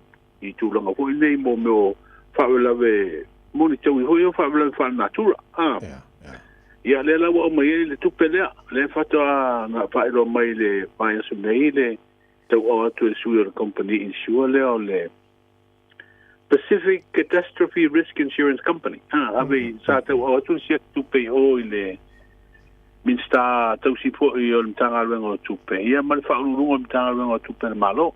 O le lasa o pesidi e po i le teita i o le malo i le son nafi matu whiroi. La la si wha mao popo ma watu tulanga lea ia o na sirisine ne po atu langa tonu e whaonga i e tupe lea. Manei, le lei. Tanto tana noa o lewa maua e fōringa mai o le 20% o tangata palota, morwhenga palota luwa i aso lumanai.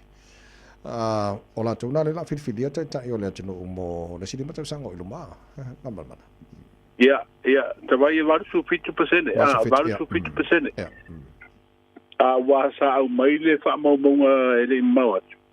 E se lau male lua afe montupu. Ale lau e to stula inga matu filo inga mal komsino fe nga panota e baso nei tau fa mai ai nga lunga fo ele office. Le lau fa pe mai le komsino o lau fa inga tonu la le we se lau mal tasi afe. Iwa se lau bal su tasi. Si le fi hoi la tanga ta panota hoi spuo no mai le tu malo fa le alu pole sa si miele nga ba. Le lau to fa so muri tu mta upuna na tu e su el fam silonga le lau to tu e spuo no na ton.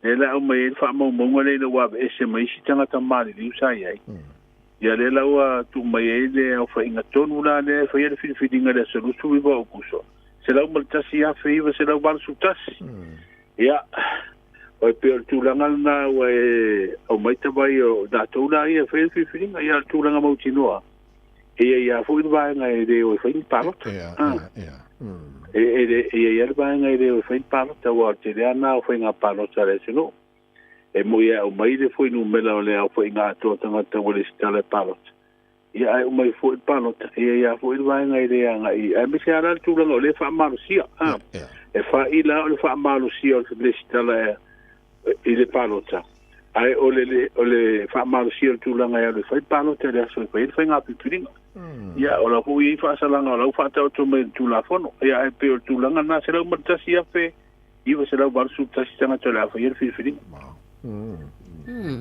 Tatou tal no foi inisio tu foi o lo tama fai wala vale pui o la tatou si o manga si tatou no mai tau atu le e pe amale silia ile se la wafe nisi o loa le o fa nga ina i foi ia nisi o unga le wao ina si tatou atu no o le ala se fa mo o lo o yai mo na foi o loa o to nga o sia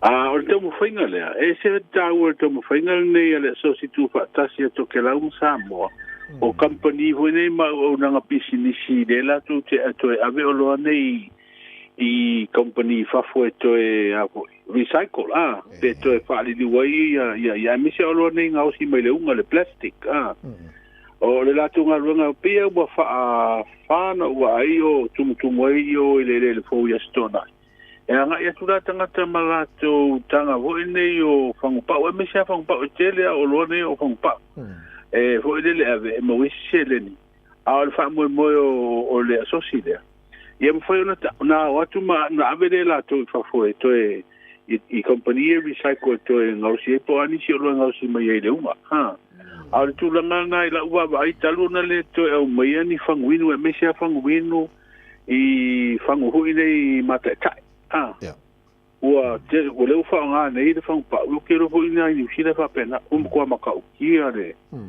makau kia le la pisia solo fa yo lungo mata fanga o so se vai mai mene yo le o fang pa wa le ngata la fang win ya le fang vai ya wa le fang pa ho ina u tu vai ai pe o le ta wa na le o nanga le ho i asosi tum foi le ya o mai ma avatu ia unga nei ave toe ave company e recycle ai so le si vai ngale le fo le wana tongi pe fa pe ke alu mau fong pau ave o ke ro le mau mai se ku pe ngamal mano sa le pe ia o le tulanga na ia wa ho te ro le foi e fato sina le asosile ia le ave tu pe wa ka ko ke fiu vala o ko la mai ele ia me se si alu ave ale fala la kula ia tupe ia ele se to anga alu e o mai le pang pa uma ma be ile to mfinga le au tu taua ia to mfinga uma tu o langi na ia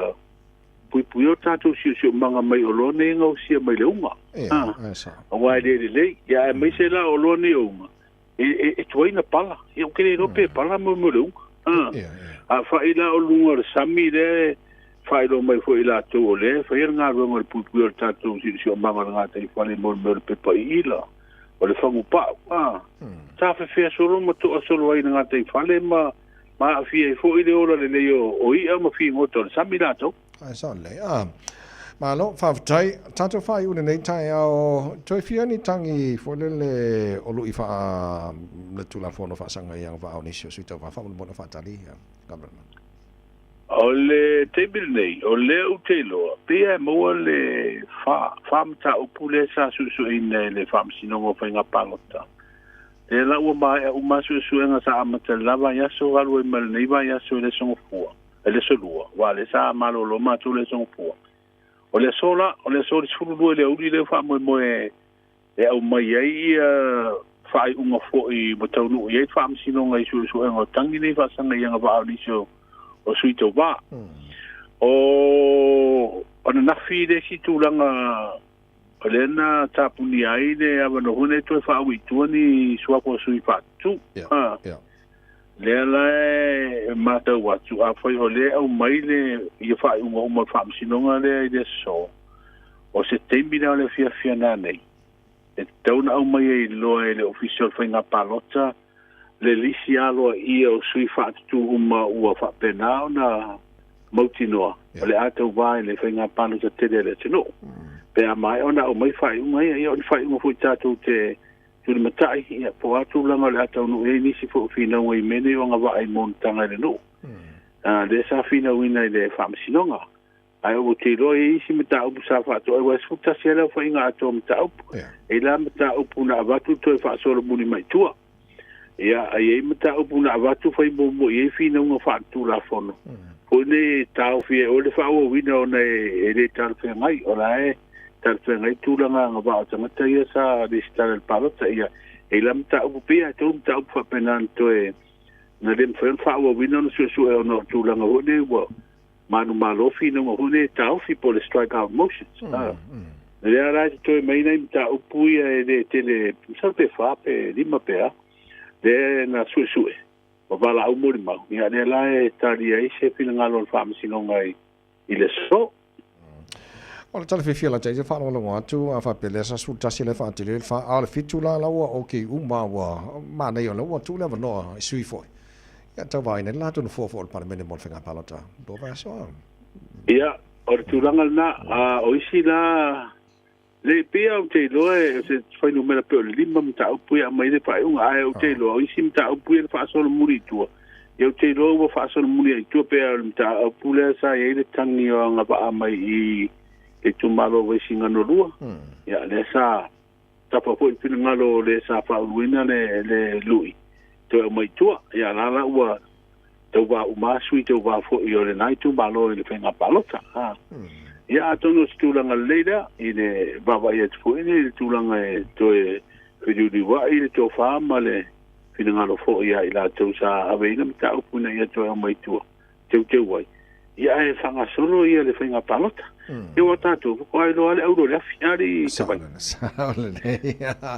ma lo fa te tele mo le fa mani no no tele ne vanga ya wa fa fo mai le tino le ne fo ta fo la ma tu la no ya fa do fo le tino ta penanga ya wal tau lo lo tu e ta lo tala mai sa mo pa ta le fa mo le o le wa fa ilo fo i te te il malo il filo inga male au fa sara la mu tu stare le so na foi no mela foi la tamai wa ia la to wa fie le ngase o le figo pona i mai e tu le ngase alba va ia tu foi no mela nei le sawa le pisio fa ma ne foi la to ia le fa unga le malo fa o peona malo loa onga na va ia so fo o le wa fa mo le mafutanga fo ia la to sui to wa tu to tasi le manui o tangata ai le o fa mo o mana onga ma fainga hoine fa vai nga fa upu fai wa aben fa tai ko ia le tai ia le bang fa upu fai o le samo poto ile talia io do fole atu o le parti fa upu fai fo ile tu malo fa la time sam tau pe na fa tino ile la tu fa la wi no ile solulo le nei vai aso o le aso tae le ua ato foi na fu e tatu malo e veo stasio aso fa ma mai tatu tunu ia ma fu al me aso fa ma sa mo ato ono pui ngol fa ma yo tenki fiba ia pole fiba po naibi ia la fa la telefo ia tatu tala de vai mal tu sala te mi masani o le tutua tatu fai un nei tai au o le na o va tu nei fa mo nga na ma na ya le tau sa mo nei tai au fo ia ai le mai pe ina manu na te so son bal tapu kala nei tai fa mo mo ia le ele o yaini fa tu nga foi men la te nga fa ma sia mo tatu tunu ai o wingo le tau mo nei as for ele o sa video fe lolo le mal lo si le mata polu o lo fa pena na ufiti ai sa mo mai au mai au mana i timu fo ia fiero tatu tunu inisio temi o le vainga le tau mo polu ma sa va ile so ia o inisio temi fa pe timu to uru va soroai ile au uli ia mai ono ia fo ina i wila ma fight tili o le talo le tau mo ngata i fale umo sa mo na fa ma wina ile afo le lima le tai au nei ia sforeide le nei sfulu lima o kuso lua fe lua lima se ia ulia le valuanga o le pole asto na ia tai au o winga le tau o au o sabidi e feololo le marano si le mta polu sabidi e mai sae o loo a fia i pea o ngā sami uma o Samoa ia o taro na o tau o le talo le tau le tūlanga fo i e whaare tonu ai anga ia tu fa ngol vai aso ia fitau i le ia mta fa ngol vanga ngai malanga mai tawai matau sa le ya la fenga le alo le ma lo fa te tele tau tau mal ta tong harwenga nei foi vai aso ato ya mario foi va nei as for ele mario foi nei ala tu mal fa ngol vai aso ia fa pena foi te vai mal tu sala mario foi fa ngol vai aso nei ya ole fenga le alo le fenga ngon man mana tu mana va tanga ve tipi tanga vai suyo ta to read some way pia fa la tele nam fa menino nei vai ngala na mo ta to nei tai au mal fa ngol vai aso ta tu yai na fo batu ta tu tele fa la tele e lana tu tua tu longa yai lana tu tua ne vai aso ka ta la balu e le tai nei to mo read some was for lima e va tolu amo Om jeg svarer under det her.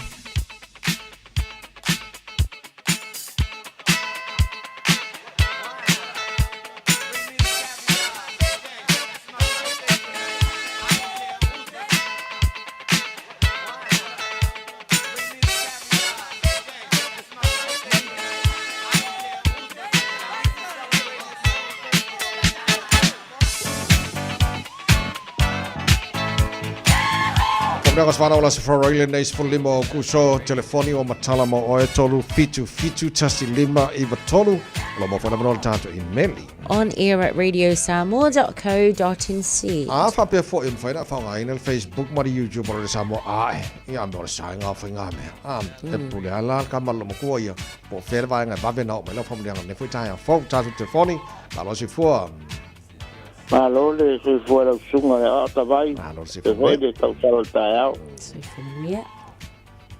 Malo le se fue. Ya, hasta en el pongo o moza pongo ni ai ni callao ai pa mongianga mo la kali de sunga sangue después y ni no show y pe so fue me velen come. Y fa kai de kuwa wa de mongia mai de pa suma lima causando la kali. Ia, o le vi inga ia i le kua de mwhai onga whai ki kia, whaskai wa.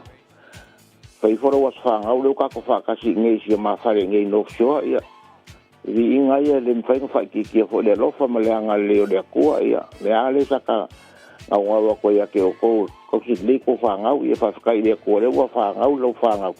Ia le vi inga ia wha fo i le kua, karsia ia. Ko mau per ko ma fanga ma se fangau I fa pe foi ka ko ma o ma ku e ma ole ka di mal fangau ia ro fanga ba ku o anti mo ankolanga ko ke ia uso mo ku fa fin ia fa si de lo fanga ki ngale e moi ia le ki va poe ia ma mala sa pode du ngor telefoni tabai pa ka ia mo le bango manguire lu aso malulu tai la mala sa la fa tu mo le fo le nei tai au Ya, na ita familia nga ilungo Facebook.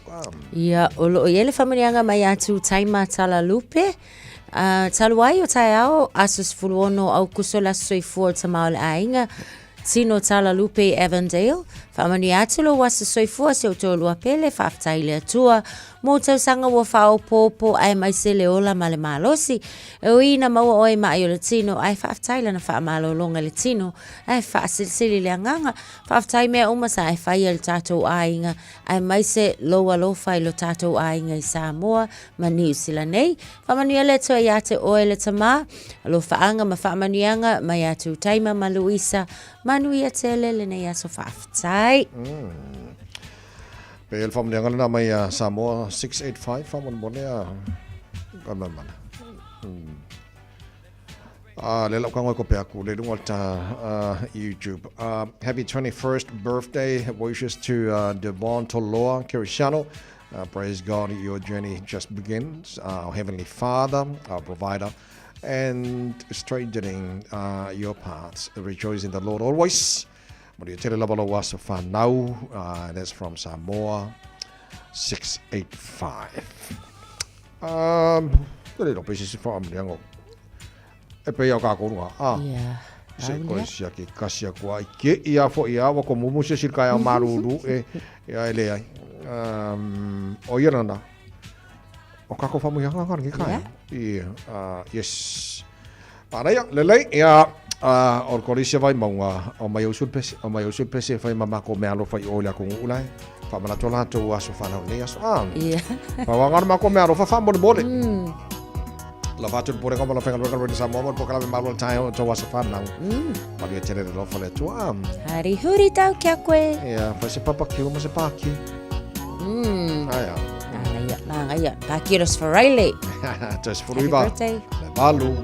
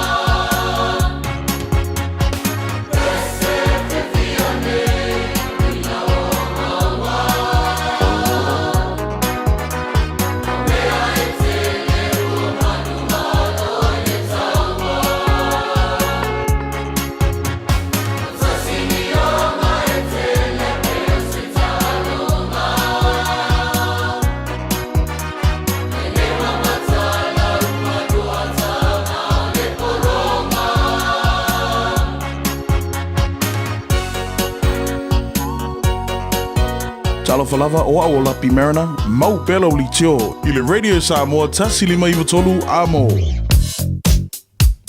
Na o le vaenga lava lana Twin Coast Discovery Highway I le tātou State Highway 1 o lo mai tau atu lana ua whaisi whiololo le pisi le taimi le nei whapena fo I Wiri le industrial area lea on State Highway Louisville Southwestern paulena o le tātou o nei awala I o mai tau atu ia o lana ua pisi le taimi le nei o isi vaenga uma lava o tātou awala ia aweta vale o le nā lava o lo o flow a tātou traffic o le nai whiololo le taimi le nei ia tautua nā pea le saunga le mu ma ia lava lo unsa ilunga o le awala nei fo yes faraile ina ua toe se 15 minuto tale le tu lava ma lo te Radio Samoa.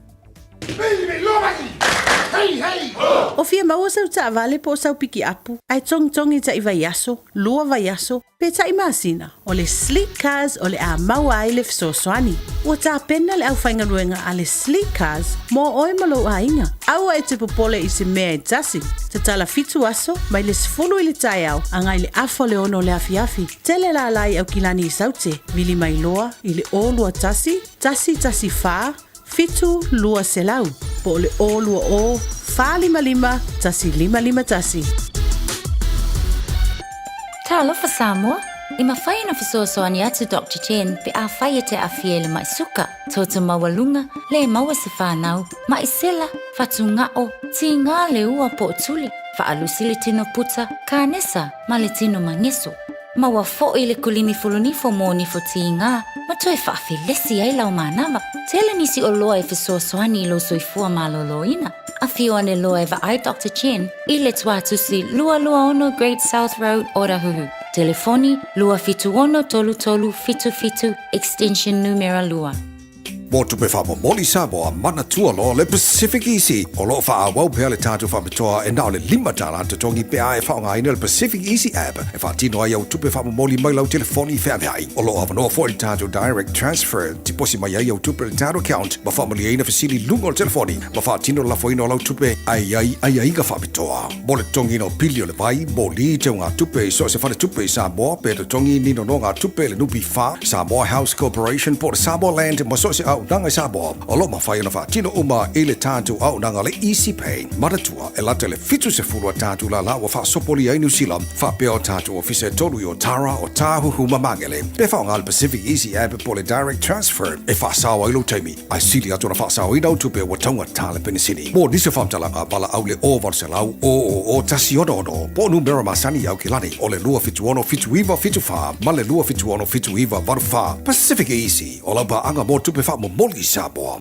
Kua ta eka fia whatau atu I moa. O le whanua o lo o si o le pā ma e lua whale o lo I ailunga o lo ola fo I le eletise ma le vai. O le tau o lo o fia whatau wai whaselau di masfulu wafeta la Samoa o se ofo la talata iai. Mo nisi whamtalanga whapsau ta I telefoni o lua tasi o lua iwa, fitu walu iwa whawalu po o le o lua tasi o walu lua tolu fitu whani malua mo whaasau tau lua po ai lua o le emaili levusi.levy2023@gmail.com.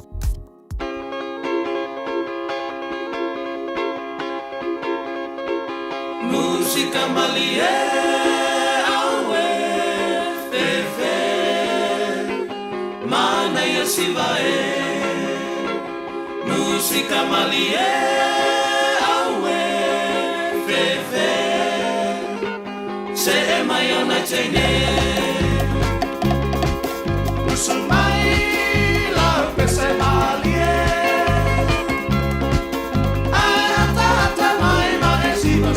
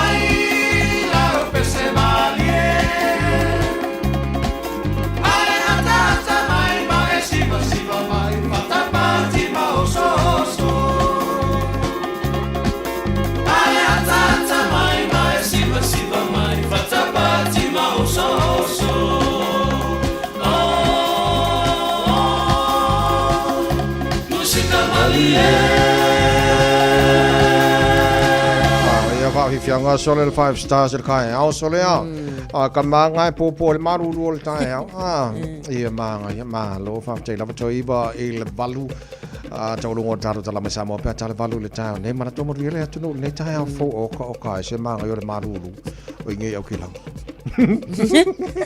le free air con ka fi mo marka ka ko ki e lunga le air con je lo fanga fia ngol mana yeah pa ko foi le malu le tai ai ke lo le odi wa sulu mai le la ai so le kwa manga yo le mafanga ola tala le fe tu mo le fa ma oni o fo fanga le tu e ke man ko foi na fa pe la le e de fa me la vai tau le malu nga ai nga sulu ma le la le tu o le la ai ma mai ko ve la ia o malo ia le lo se maru o manga el ma fan ka fa kai foi de le lo fa mai ka o so nge maru lo ka ko yenge ma lo fa te tele ai tanto ia fa fonga mai le au ba ma lo se fo manu nei tai o fo so kilo kwa ngan man ia nei pa angal japo kala me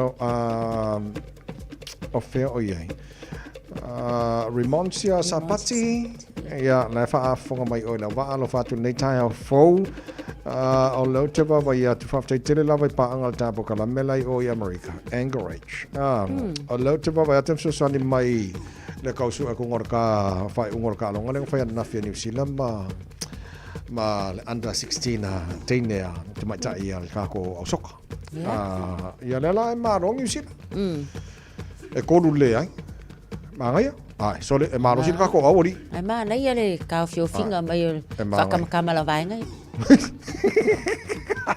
ai sawa so va te tele lama le sunga ya fatu tala le ulu lo fa te so mai vai message ma mai ai o Anchorage Alaska USA ya mai le result of that talonga na fi ma lo fa te tele lava lo fa tai o le ko kilo ku ngan ban e pe ale wa fai mai le ungor ka longa ko au nge male marka la le kalia ya se feula mai ya o va ko le wa mai pa ngar ka por kala me le ungor ka longa nga ai ro pe ke o sa wa ai ile kai ngsa ma lo le Warriors na nei wa ko fo lai lungo top 4 so na pawana me ma lo ta lungo le na nei ma lo le Warriors ta lungo le na nei ya ko fo lo la ia le top 4 a join nai rounds back ke rope ko lua ya round jet toy ma ngai la pawana ma lo ka lungo ko ma nei ma lo on sa ya ka wivi ya ka wivi le fa ngo fi ani le sai dinga di o le top 4 ni wa manga ye duo la il top 4 a fa inga mai ka longa la mo preliminary final ya ko saungi mai le wa la mo le sia bango yes au kamala le bottom 4 ka lo fai ka fa inga ka ai lo fa la ko saungi mai ka sanga pe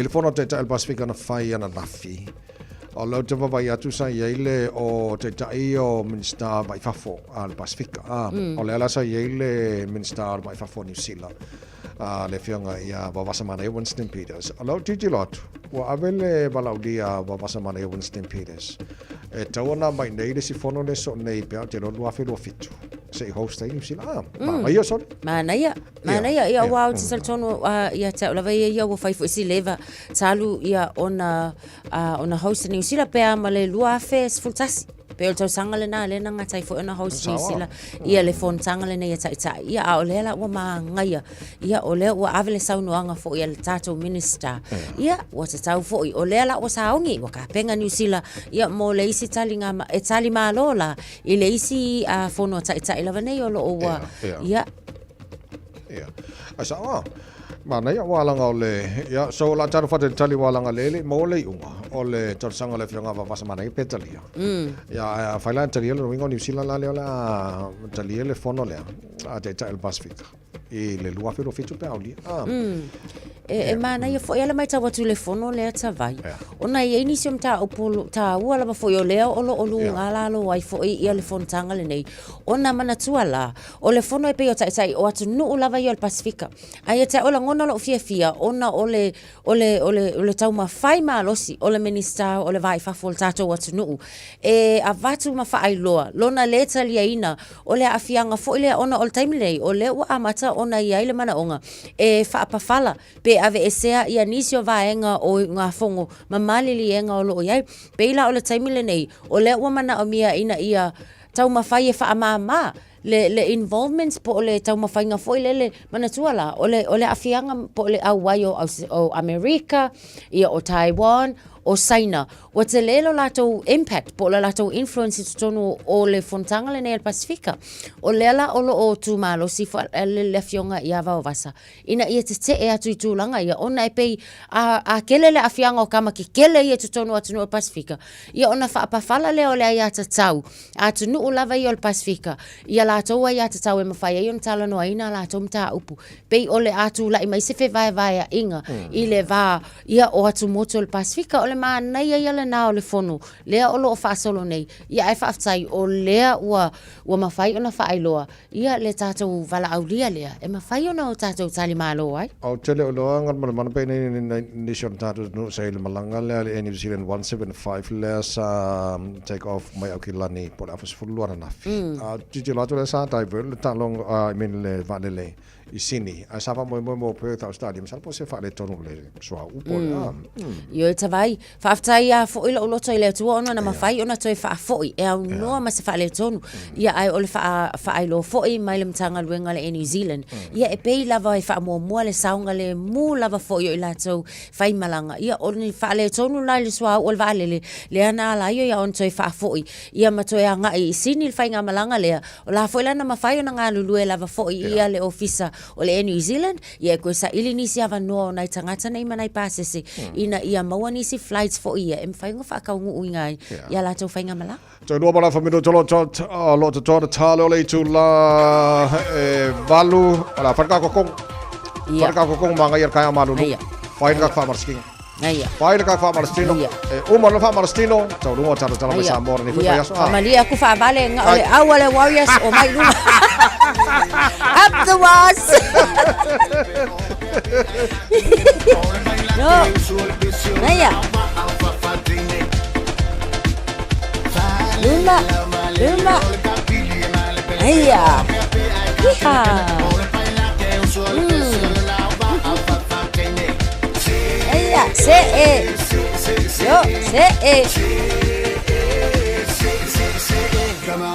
yo lua selu alfa tasi lua kolu fa kongi luma lua kolu fa alu es lua selu fa aya lunga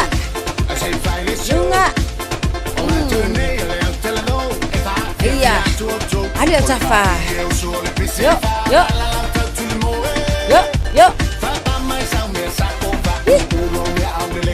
Savali yo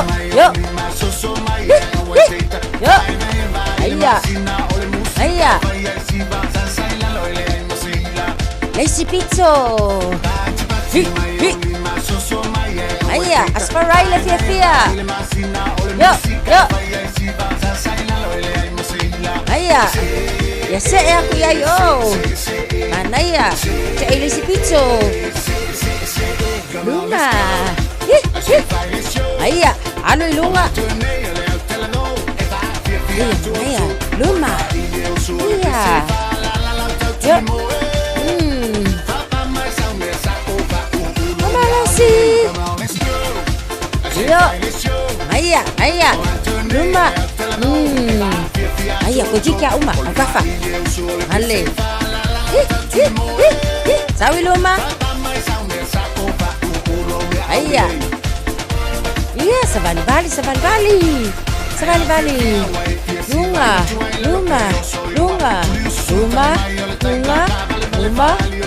aya oka aya Spuse kore aya manaya pa iya tuane mana vai sonu Mana vai fafo, mana batonu. Na vai fafo, mani atelo le nei weekend. Alofa tilati. Atawa. Radio Samoa, tasilima ivatolu amo. Se kia Radio Samoa. Usimaya lau whaafofonga o le whaapoponga fo ele nei o talafau mai Samoa. Awina sa mai mo oe e lau leiti o whalongolongo le Radio Samoa. Tasilima iwa tolu amo. O te whaatalo whero tātu o tenu i le whae unga o le vai asa o tātu mafuta. Te walunga o le ngā ruenga whai pēa. Usimaya lau whaafonga. O le ua whaamauina nei le mta ngā ruenga o le soifua maloloina i lo tātu o tenu. Le sawa tele o le pepesi o le vairusi. O le fiva o pona aivi le nei masina, pe a fua lea i wha maunga la tamai, i te tonu o le ono aso au kuso mai le aso wha i le aso se fulu, e a fe iwa se lau fitu se fulu wha, le au wha inga o tangata mai whale mai sa wa i ma upodu, e au fi aile mao tangase ngase i matotua, na wha mao nia i le mai o suenga le maua iaunga o lea wha mai. I le sidia le lima afe o le tu au wha inga o ngase o le fiva pona aivi, na wha mawina talu mai Januari, o le ua si tia maua lunga nei lea o whainga, i le fitu a iwa se lau fitu se fulu, talu mai le masina a matalava o le nei tau sanga. I le saunuanga whala wai tele, mai le pāle mia o le malo tausi se whaata singa matu sitala, le ana a wai masui o le komiti o whaavlawe whaafusei i le malo. Sa whailo ai le pāle mia o ia foi, o le teitei whono o le komiti, le fionga fia mena o mi mataafa, ua wha maonia, ua ono ola masoi fua ua whano, ona o le fiva o pona aivi. E to lua ngase o lo tau fia le teimi nei, i potu mō ngase tinga aina. O le aso wharai le valu o Augusto, sa whaamawina ai le siitia o le numera o i lato, ua maririu mai le fiva o pona aivi i le toa ono, talu o na whaalau iloa le pepesi o le whaamai, i le aso sifulu fitu a perila i le ruafe luas fulima.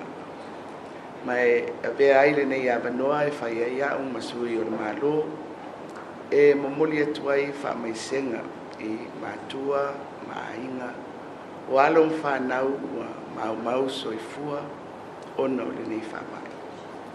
Iai pēa le mawhanawhana ma le file mu o le atua, a o whenga iai mani taimi whainga tātele. O te taptino atu foi e ave iai pea o le whamuamua le malo i le tau fia ai o le pepesi o le nei whamai e tauala atu i ngā ruenga whaawau o loo whaatino i le taimi nei. O le a whaawau pea o na tapunia a onga mo le puipuinga o le whanau se ia saunga le mu ma whaititia le whainumera o i lato hafia. Ua whaatino fo ini a wala e whetuna i ai taimi whaingaduenga, a tangata whaingaduenga le malo, ina ia whesosoani i le tausinga o whanau ma inga ua hafia i le fiva o pona iwi. Ma e fia whaleo ina fo i le anganga whaftaitele le malo, i pisinisi o lo whaatino ngā duenga whesosoani, mo a lato tangata whaingaduenga, ua hafia o lato wainga i le whamai. O loo ngā rurue so tau au, le malo, ma le whalapu tonga o le koruse mumu o Samoa, mo le whaamau popoina o paina toto, whaleo leo, mo ngase tingai. Talu ona amata le nei por kalame, e tusa ma le selau lima sifulu unite, le au whainga, o le toto o loo mawhai ona ofo fua ina mai, i vai aso te tasi, ma o loo atangi ai le langolango sua a le mamalu o le atunu. Ma e mamoli atu ai le whaaftai a le malo i le talisapaia o le nei whaamoemoe tāua, mo le whaasauina o ola. Se vaenga o le saunuanga whalawa i tele mai le tamai te ipālemi o le malo tausi, o ia foi o le teitei whono o le komiti o whaavlawe whaafusei, le fionga fia me Naomi Mataafa. I ngā ruenga lo whenga i nei ma le mta ngā ruenga le soifua malo loina, wa whaailoa le sui whaatunu sili, le li fomai le fionga tangaloa Dr. Robert Thompson, wa taunu unisi o nanga wha soifua malo loina mai New Zealand. O le kulanga o le awhaiga luenga, o le kemingei o lo ngafakia lava i le awhaiga luenga ia le vaenga lea. O lea wai ngei le forward team a le malo New Zealand. Le vaenga fo lea le New Zealand MAT, po le New Zealand Medical Response Team. Le whanga solo ia mako whiukanga inga, ma whakakaranguanga. O le wharaua whakaakia le lako poka lame e mawhai o ngā suswangi mai ai ia New Zealand. Le team lea New Zealand ia kako, le kulanga o suswangi i fō mai e mwhainga au mai. Ia whapea ia ngi kausisoi mwhainga au mai. E ngā ruem suswangi ka po whainga runga ro ia i kemingei. Ia mawe foi la ngor ka po whainga runga e kau malo roai. So le lau ka kia le fufuanga lea e kikilo ai po le mai aso fo ia te awha pe awha mauia ia whakakanuanga lo whanga solo i le kemingei. Le sui whātun sira mtanga alwenga le sui fua malo loina, le fionga tangaloa Dr. Robert Thompson. Wa whailoa aloa ia nei le mau po ponga wa ia le mawhutanga, a se vaenga to tele o sui tau vātu to tasi, wa ngā rulue whaatasi tā penanga o le pāno ta tele, ai mai se lava i le teimi e mai ai le whainga whiriwhiringa le atunu wao, i se whainga malo fau o le atulai mai. E se furu lima sui tau vātu to tasi na a wai le whaalawilo ino lea mawhutanga, ai le o se vaenga whaupu whain. O nisio i lātou, o le teimi mua le nei wa tau vai whainga pālota le atunu, e sa ili ai sui usufono o le pāle mene. O nisi foi, sa tau vā mua whaatuto tasi, a o nisi sa tau vā i fua nisi o pati whaupu whain, e pe o le tautua Samoa ma le vaenga e puipuia i a te tau o tangata, pe tai ele i manuia. O isi sui tau vātuto tasi i lea mawhutanga, sa avea ma whaipule o le pāle mene i paia inga ua tuanai, ma sa avea ai masui o le vaenga whaupu whain, e puipuia i a te tau o tangata, e pe o le fionga i a salava i midi le lua, na tau aveina le tofi minsta le kāpeneta, ma le fionga i a valu mateia nafo i toa tala i manuketi, sa avea masui fufonga fitalai. Sa o awai, i le whainga malo, i le paia inga lona sifuru maleona. Lua afe sifuru ono, se ia o i le lua afe lua sifuru matasi. Ma whaia inai, ma malolo ai le pāti sa o nofo ai no fo le parlemene o le sui fong fitalai. Ai man malo, le pāti o tau avea nei le whainga malo o Samoa. Wa utou whafafonga le paia o Samoa e mai se si o utou malo. Le nganga mau lunga lea. Sa o awai i whainga pāti ma whainga whau whai. O ina na manino ai la wai. Wali lifai i mataupu tau whainga au whai. Au ngalo le atu no mo na tangata tai to tasi. Leo o utou sila mai ai. Wa o filfili ai le vaenga le nei. Le vaenga tu to tasi ngalu lue fa tasi e fa leo to finangalo. E tau to tono o parlemene o Samoa o to finangalo wale atina ina o a inga te tasi. A inga i le tau o loa. E o lava ia inga o le tu malo. Me lea, lo tu malo e. Nganga i maunga numele lua o te ofo ina lo wola. O lo malosi, e tau whai ai o tau whonga i tūlanga uma o tau na whātino o tātou tū malo. La fia ne yaso ma Samoa poko, wakuro ko whawhonganga. Se rui ngā maleo ke kakalo ku kwana usara ke wanga mai whare a le sasai masivo. A mai sa wangoa ke alwa i whaisa upu i lumo Samoa. Kakai onko sarapi ngaki ka wawenga ngar kakong fo ia ka usanga keni.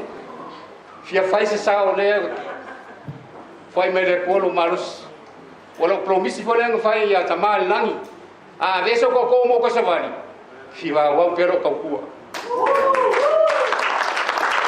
ya ke ko ngan ke kala al ka ko kala mo fakimo sa fai la una i parlemene le van lima no ile upung saulo hu Samoa ka ko fausi Samoa fo ir ke ninguém Samoa ka ko fau si Samoa fia. O whina ngalo sui tau wātu do tasi sa avea ma whaipule o le pāle mene, ini paia inga ua ma vae sa langolango atu i le pāti wha upu whai, e pui pui a ia te tau o tangata, le fionga salava i midi le lua, ma le fionga i a valu ma tei a nafo i toa tala i manu keti. O le sui tau wātu do tasi mo le tūmalo a inga i le tai, le sunga i a lei a tau le sa Jerry Brandt, o le te whono leo le mafutanga sui tau wātu do tasi, sa ia folasia le autu, ua mafu ai ona ngalu lue fatasi. O le so, o mātou tutu fatasi, e le o mātou o se vaenga fa upu fai. But, as a united group of independent candidates committed to one fundamental principle, representing you, the people, with honesty, Mariam Yotonu, integrity, Famaoni, and the courage to voice your concerns, Maliloto Toa, e whaareoina pe whina wa ina, o manaonga, o le upu, o manaonga, mohi ana i le whakameni. Ua umbi ona tautau mia o tātou leo to tono al paramene ona o whainga, whawaenga, whai, party agendas and political games.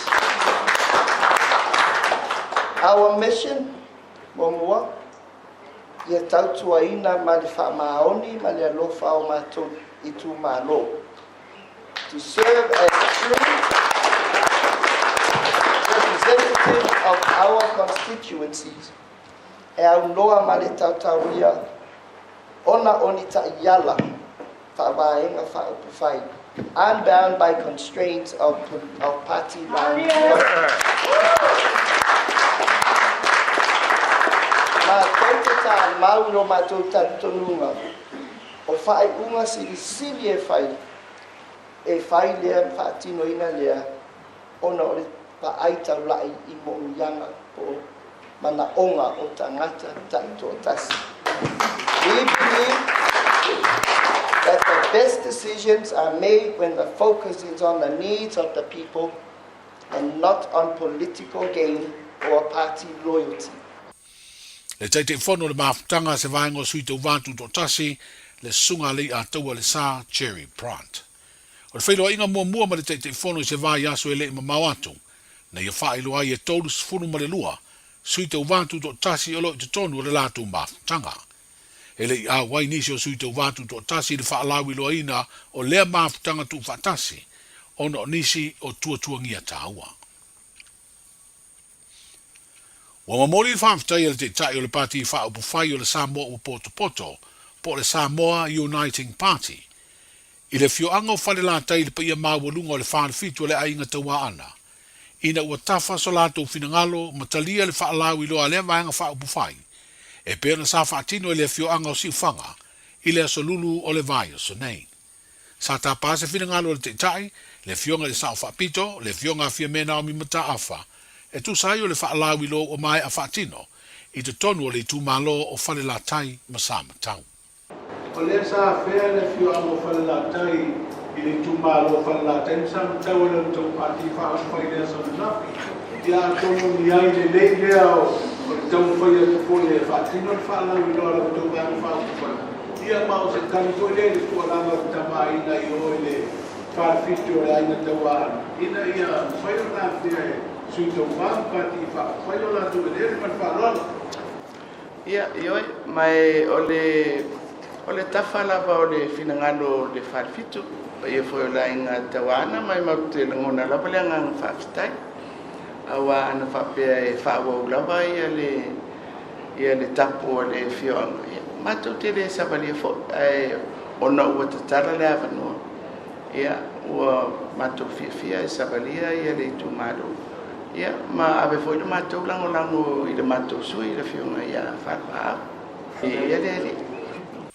Le fionga fia mena o mi mata afa, o le te tai o le vaenga whaupu whai o le Samoa ua Poto.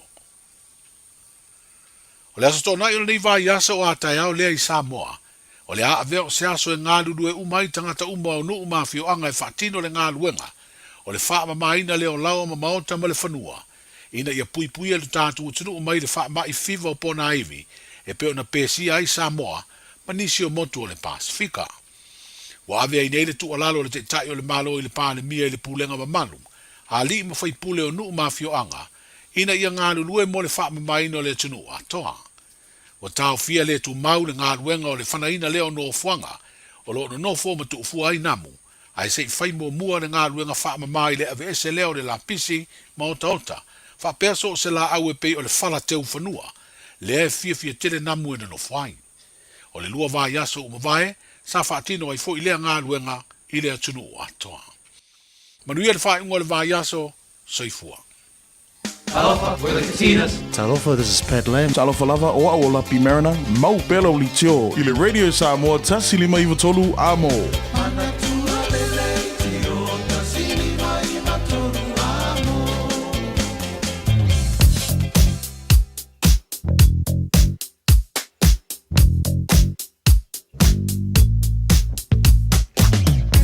Le poti la tamai longa la wala nei taimara taia ua whaamania mai le waka kotahi. Le pois afso sana mai niso pa angal tara pakalame le whaalawe o lo tupu ilunga State Highway lo se fulu. Vavai atu whama maunga pasi mai a Nielsen Street off-ramp o ne hanga lea. Lunga la wala papa kua po loka whasola tuata tau so lo te vavai atu mo tato lunga le State Highway lo se fulu. Southbound. Wo or kiwi oi Mayoro Road. Angai o le tano lai o Point Chevalia ana whaalawe lea ele whaamania mai le waka kotahi. O le ate me talai lai na tapunia. Tulanga na iai so au lunga le southbound o le State Highway Luas Fulu. Tulanga na lo poloka. Whaalawe pasi mai al Nielsen Street off-ramp. Le fwoi taimo le taia. Pawana al baengo le mai whaalawe nei le taia. Whaaftai atu pa angal tara pukalame fsosone mai. Le fwoi whaamania mai le waka kotahi le nei fwoi baengo le taia. Pongal bang oleh aku le poloka mal nei taimo taia isi maenga. Alai poloka fo ia le State Highway Luas Fulu. I mean it's Fulu ono. City bound. Pasi aku le tano. Ngai Point Chevalia mo Western Springs. Lai poloka na ibang taia. State Highway 1 city bound. Tanto malanga ni saute ngai talonga Kilani. Lai flow le leia PCR lai flow ka poloka pasi atu Mount Wellington on ramp. Ngai Alice Lee Penrose. Pasi kro Alice Lee Penrose ngai Green Lane flow le leia. Se ia pa ia le talanga I au Kilani talonga na lo ilunga la wala. Ele nei taimi ole taia. Avtavale. Malo le foi malo le on sai. Nei foi taia fo. Radio Samoa tasilima iwa tolu amo. Radio Samoa tasilima iwa tolu amo.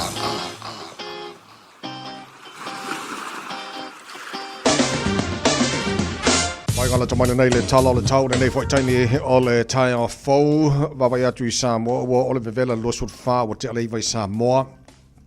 Nei taimara taia au tu mawinga langi le leo le atanu o le tau le atanu awa oa ni so taimi e fo ni so vaenga Samoa pa o timu o Samoa ia nei aso atoa o le a fasolo na langi le le tau e faina o los fruiva degrees Celsius mo runga vevela le Samoa le nei aso los marfa I lona mawalalo ia alo fa tol tara bukalame e panga o mal tara bukalame so se vaenga le atanu pele Samoa malo lava suifua manuia ia tatolo o sauni malanga I Samoa ia le leo tapena ona o tulanga lo I la fianga Samoa ile fever pona ivi pole dengue fever ia pe ona fieta tolu to fa fonga tu taru tala mai Samoa ne foi tai au taro baba il tulanga ile tau telvaing o Australia good morning panga o malava taro kalame so savang Australia malo lava ia le soi fo manu ia le nei time ile tai au baba ia tu o kose malu lore lo mo Canberra -1 Ola ile malulu ne vanga o tai au fa so no pua o for the taus for lima malulu o malulu mo nes for railing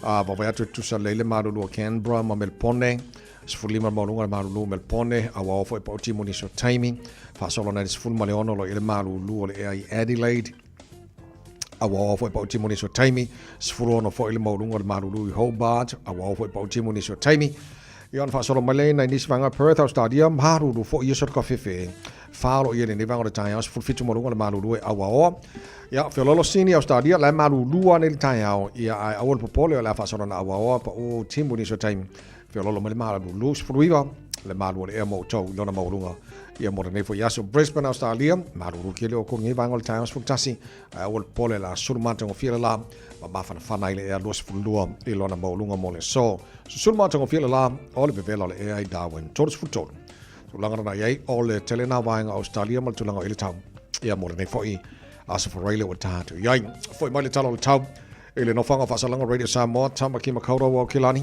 ono lo ile malu lu nei banga tanga ba ku fa fo ei o ka fe ala banga yo sulo le la o mo kwai file mu foi mangi ia mala au ia to ale le tai au ia pa wale o le malu lu lo iai ono lo iai tu mawinga langi le tau le so o se fulu lima le maurunga na le maru lua le ea. Wha mawina mo au kilani le. So tai au pe au lia le whasaro poina au aolang le leili tau. I le tele vainga au kilani se fulu ono le maurunga le maru lua le soa tai au. O le vainga yon tuatua le pa au timu le tele vainga au kilani le sa. Whasaro poina au aoa pa au timu le songa fua. Pa au timu le so lua langi le leili so lulu mana stofia fa yaso o lumana yato. O wha mabonga na o tuina mai la vai tau nei vainga o le tai au.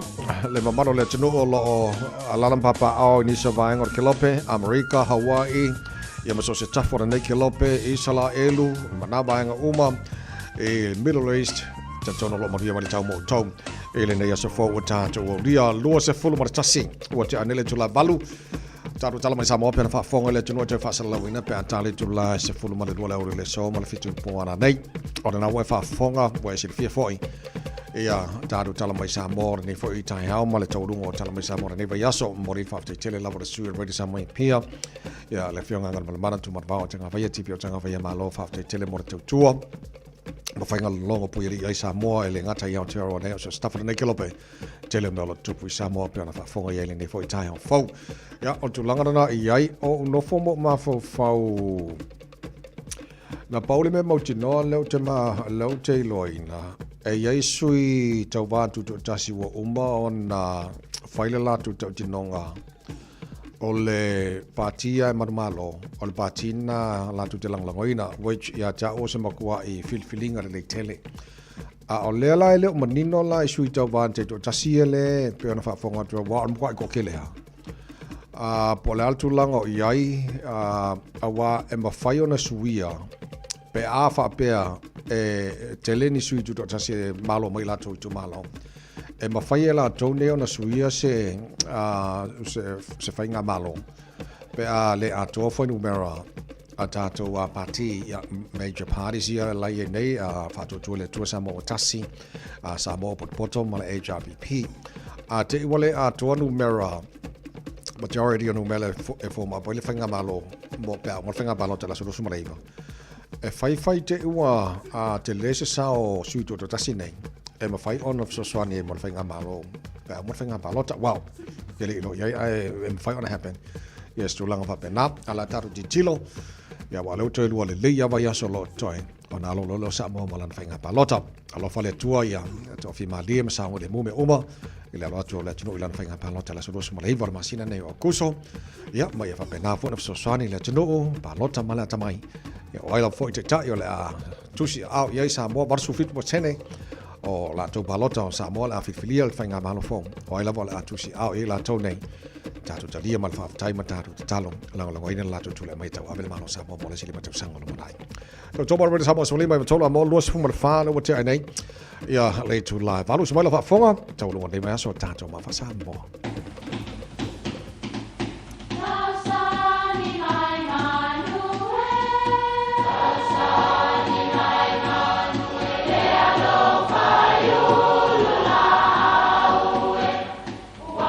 E o whanga manu i ululu o la au, awa e whawhanga i funga o la au. A o le tangata, e whawhanga i upu matala. O le mawhileo o alanga upu mamuanga ngana Samoa maona whaapongai, e a fua ilo na sio mianga. O lona lea sao i le whaatufunganga o le iloa whaale aso, mai le tautua se ia o ina pule. O alanga upu mamuanga ngana, ua lantou mamanuina le tō whamanino a Samoa, mana tua fo'i, e tāo fitau muli le atunu. Ua sasaa i le tai le upenga o pili. O pili o le antali o tangaloa langi na ingoa i a pili paie, a wana o le moe lavala na mea na whai. Na tuli mai ai lea i le lalolangi, ma whai a vā i ma whai ai ana tautua ese. Whapela le tala, ina ua nofo pili ma sina le tawae le awhine o tuia ana tavatele. le tasi aso, ua mui le toi ina. Ua fiu e ai talo, a ua fia ai seia. Na fai aduai nei pili i asina, ia anu lai fai lo tama, e sauni ni va ia lava. A ua lava ne i o atu i le aso le faiva, ai le lava ni va. Na toso atu nei le upenga o pili, o le upenga lea e whapea na lalanga i fau maa aniu. Walu atu nei pili ua te tau i le ngutu o le ava. Ai ave leisi pito le upenga, ua puni ai leisi ngutu o leisi ava. O na atu leo vaa o le nuu, ua fue ia. Na fue ai lava na tutumu vaa, ai tutoe pea ia i le upenga. Wala wantu leo pili asina sunga. Anu e fai lau tamā po le ala wale mea a fai i a ia. Na ufai atu fo i e, tā pena ia lava ni va. Ta ita nei lava e vinga i a aie lava ni va a e fai ai. Ia, o na toe sa saa leo i a ile sami. O upu e wha matalai se tautua ua mata ina, ma ua wha malia ina in tangata. So le, ua matua ea lava le ainga lea na o le au malosi ma le lima ola o le atali i tō tasi o stoina. Ua telefo i nā samo i elu tātou nu. E ua moni e ali upu, ua saa i le tai le upenga o pili. Ia, manuia lau whasonga Samoa.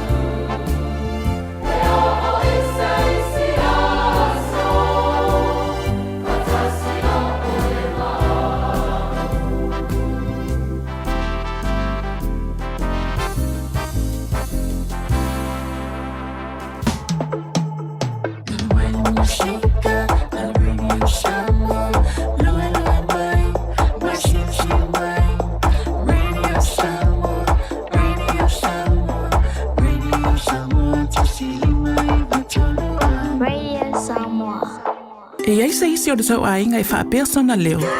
Pe wha pe foi. Wha mata e avea le tale i ma le tale maasani e tau fia ai lātou ma le whai o lātou mea maasani ai. E ta tau na lātou e whai suenga o le tale a ngā i le coughtest.co.nz. Pai le suenga o le tale ma whai loa le fō mai coughtest.co.nz e le ai se tutongi. Whala au talawai e iai tūlanga la matia ma tūlanga le lei o whala au. GlaxoSmithKline, New Zealand Limited, Auckland. A whaialo esa i lina lau papalelei ma ananga tā mō whale Samoa, New Zealand, po le Pasifika, o le Woodmart i Penrose wa whainatila nei tautua ini tautau ngōwhie, ma o le finance wha apitoa se fululua masina e le aisa interest, peha o vai le 5 awhita la le whatau. E ka le sia, ma o le 5% to e whafo i mō le ngalwenga le tua, su mai le 5 fitutasi Great South Road, Penrose, Viva la au ia Chris Ulberg, i le numera o luatasi, lua whaono, 5 fitu. Woodmart, laupa angai laupa palelei. O esa uni malanga i Samoa. Manatoa le Moana Rentals e maua sau se taavale e te filifili mai e tusa malo manao. O lo whanga solola na whabitoa e se 10% pe ai whaunga ina so se itua i ngā taavale. Mo le tolu aso pe silia tu foi i le masina antoa o kuso. E mawhaiona pe kila taavale mai le malaiva lele i whale olo po whangalii. Whaapea no tanto ofisa au tui ala fua. Pe maboli e tu foi i le whatale malo olo e wha mautuai. Ai ngā whabitoa. Lo ia tanto insurance cover e te filifili mai ai ina nei tupu se whalawelawe ai olo iai le puipuinga. Maratuolo iai le tanto account i New Zealand pe lafo sao fo i le Moana Rentals e whaonga ai le Pacific Easy e whaonga ai fo i le credit card e whaatino ai le tungi no lo sa. Morisi whaamtalanga wala au le Pacific Easy i le ovolu se lau o tasi ono po no merama sani au kilani o le lua fitu ono fitu iwa fitu wha ma le lua fitu ono fitu iwa varu wha. Matalo sanga e transfer o i le Moana bea siane le Facebook le Moana Rentals po le tanto penga te whaelangi o le moanarentals.com. Moana Rentals o laupa angai taitoloina oe a oe malanga asiasi i Samoa.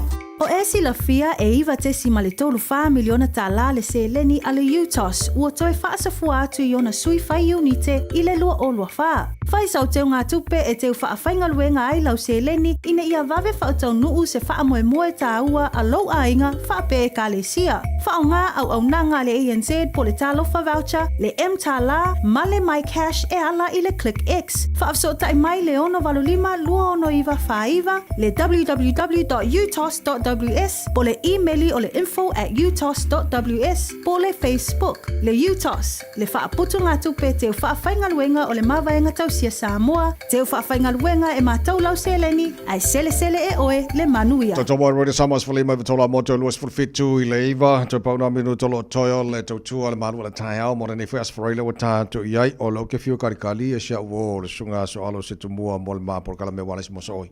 Wa pela ma fa kasi i kaku ofisa foi penga ba senge va ya so mo mai. Ale wo ke o lo so kai mai Samoa. So alo malo se fole tai au. Ange mata vai, a pelo ai fo ile. Pa fonga anga marta po inga tātou atunu. Malori le usu ngai vai yaso. Malo. Anga enjoy lo so fu vo inga al manga yo ma fa. Ale maru lo tau nei. Malo. Oka. Pa nga ye sa we ma fa nga o polo kingo ma le fu vai sui kota ia kam lo ia. A inga ka le va fo isa ko kingi sa ko fa. Aku vai va ku. Asale asa ala va vai to the background ngai ka camera. Pena nga ke lumol falo malo. O le ata vai. Pato ate atul sa valia. O sui mai malo Pasifika fo e tonu le Navy o le Air Force le. Sa fa la sa valia ngai ka ya o. Ele ko pe kai ko se furu mai de ku ia muri ara ko ngi sila ia. E ngai sui mai konga o fiki va nga fo ia nga pa se mai leo. Ia o vai ngai pui ngai le sabi o le ea la o le ele. Na fa le afa le valu fa le sa valia ngai era ngai afa le va ma ko le wo kai mi ngai afa fiku ngai o le ke aku la ko fa mo ta vai. Ngala ingo mai du ma fa le malo fe ka kala ngai kaya. Malo va va ku sel ma ngai le usura la sa mo dia. Se lau pa senge ta vai. Yeah. Okay. Lelei o le ala sila o le na e malanga tu nei New Zealand o le ala sila ma le tulanga fo ele atu no te lua vai aso sa ori mo fanga palota. O va ia le telo ta vai ro fa pi ia fa ai ro indo po posta sal au o ta mo el candidates ia e te vai fo ia ia e kurka vale nga ukai ba wala idu mole mai na supermarket aya fa kuris ka ve ku le kala ka ma fast tau fo le sa no e fa la ka e fa nga venga office o maro i fa sa nga fo ngi sila lo office sa bo ngi sila e uskadia e ke msaro fa ma vai sa ran pa loka ia so se mea o so yo SUP o so yo le fast o vai nga kasi uma o no o fe wa i ka vale la ko sain ta vai e ku langa le wai ka pe nga ngi ia mai ka ku lu ka nga ma aku ngaver ngi kayo ia kangi o fa so muri ku ai kangi o da kangis ia ka ido ia ole kon ko kangi sir kai mi ole la ka paro ka o la va Yesu kangi da fi Yesu mga ka kangis ese va kangi Yesu ai mai o kangi ai o kangi sa le te malanga fe boy o que aru ngeita vai ka ia ole fa mo se mako o ka sala online ma ko ka le si ko ka sa lo ke ma ko ngal lo ka ik yes ya e ma nga ile alo lango ia fundraising e para sa malo ai lo lango is fundraising e o pa lo ka o fundraising so ale sa ko ka pa lo ka so ole fa ka sala sa bonga ngai fai online no winga le mo wala no tanga te fa fai nga donate ioi angei makaya o ka se furu kaya a makanga foi a makan loku ia ai o kaimi ngai kavai e ngi si wa makana saula ko fo wai e foi ngai so auskadia nga sawa vai aso le ala ko fo wai ia ona o sen me wai le account namba ngai dungore o fasal launga ia bangumelo ke fongia ko mike vidi ko fa so ka ia ko kelea wala fa sa o mele account namba ia from last week kavai a makainga saula lo fa se mayo kam fa nga wa ngu fo lo ora pa au ka fa ese la langi ta vai o te fa le ole mo le tua ole ala le ole pe ia ora ka un fa se fa sa fo wa fa su mo ku ka usanga fa sa la ia ka vai ia ai fa sa ia sa surviving mo fa ke le wa la ku mo ko fo ia nga ku le fa sa uri se fa la maro sa se fa fe ro maro sa se fa e ka mingi o pai va ia me na mo ba ves fa sa fo ta vai e ka ko ia pa vai de ko sa mo fa penga fo i fa ku kwanga ka sa mo de ku ai fa le ia le ala male mo ka pa yo ku kai kasi ma ka le se kai kasi ta vai so mo alam fa na wala fianga sa mo ngai fa ka le fa ka sa o lo ia tunu fa fo na e fa ya pe fa pe se ne ia ngai online fo ile tu langa fo le so nga tu pe tau sala awang isa akari mo kaya o atavai awa ising o ku basong ke ngai yo ne ka fa ngai yaso kaya o ia pe o formalizing o loku ia mane online ma se furu ka ko le fia kai mi ngai ia a mo sing se le ngira ala ai ela fo la wai le account number dunga ngaka vai ai mo le si vai nga ngali ai vai ko sol fa sala nga ka ko ka pera o ki vi ma la ke fo sa tu le pena mo sta me se market tipo mai le market ya so wa urang masang ya ole se mori fo le sa mo se vai le sa ku mo market ki male agora kele o fo ka mori ia o manga ia la foi me maka masangi ai ko kele au maki ki to dominate manga ia i me o kengi o ka pisi o ka mako ia ma foala ma meu handicrafts ai o piko ka lo ia me maka ia ele ke le se piko maki ki aru ia ai pe o dominate kambanga foala au fai sua fai kuka ia o fruits from vegetables ia me nga lo ma ke le ko esa pala ma ke ki ma me va ngari wale o le weekend ku mo me o ke o farsai e vai o ko ka le ka ngi o ka ki pi mo la o fa ke o farsa ka vai sa le okay le so onala pc nam sa ni le tunu mo fenga balotai lo ma so lo manai o le foi pc ngai mo local elections o le foi e fa campaign ma ko ngai ya ki lang ka vai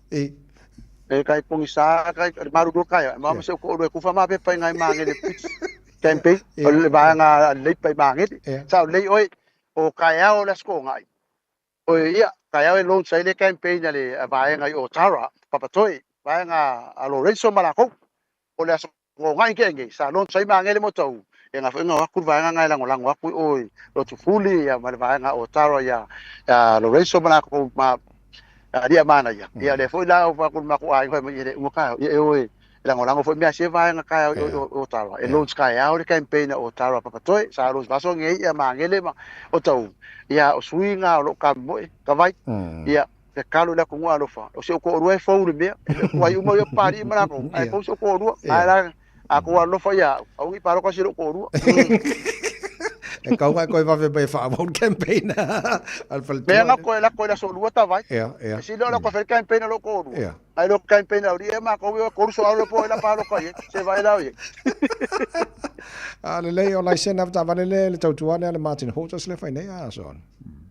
O le mafanga kai mingai sa fai de fa unga le so lulung ke va so lu va so ke nga fa unga o macho al va so lu va Solomon Travel lo fa ka kai meu o le senga ka vali le sa fai de so lu anga fai la ko fa moi ia o le class 2 ia o HT o me umanga wala ngele we ko o le sile me fie ka ka kai fai ia la wo fai o le mal mesa i o ko ke lo fio nga ringi le se ka vai ai le fai le sengi mo ile nga ruenga nga la nga le fa mafar kai mingel Martin Hotos o fai nga ka ko le sengi so ko nga mai lena restricted o i the HT license o ka nga le fa mo kai mingel awa nga le ro mo fa ngi singa ruenga ta vai mano fa tai so alo mo nei tai ao so o le va ale o li po le va mo nga la alo ku di ke malanga sa fai o le va mo o le va fa la ko fe vai awa lo ke fa lo ngwa se ro lo se ma ko ngwa mo le wa fa po le ngi la ko puki nga fa ya so so ava ngi la ngola fa le dia es o lu sa pisi te mo lo sa vai ka ka ngwa fa ngal nga le ko fo sa vai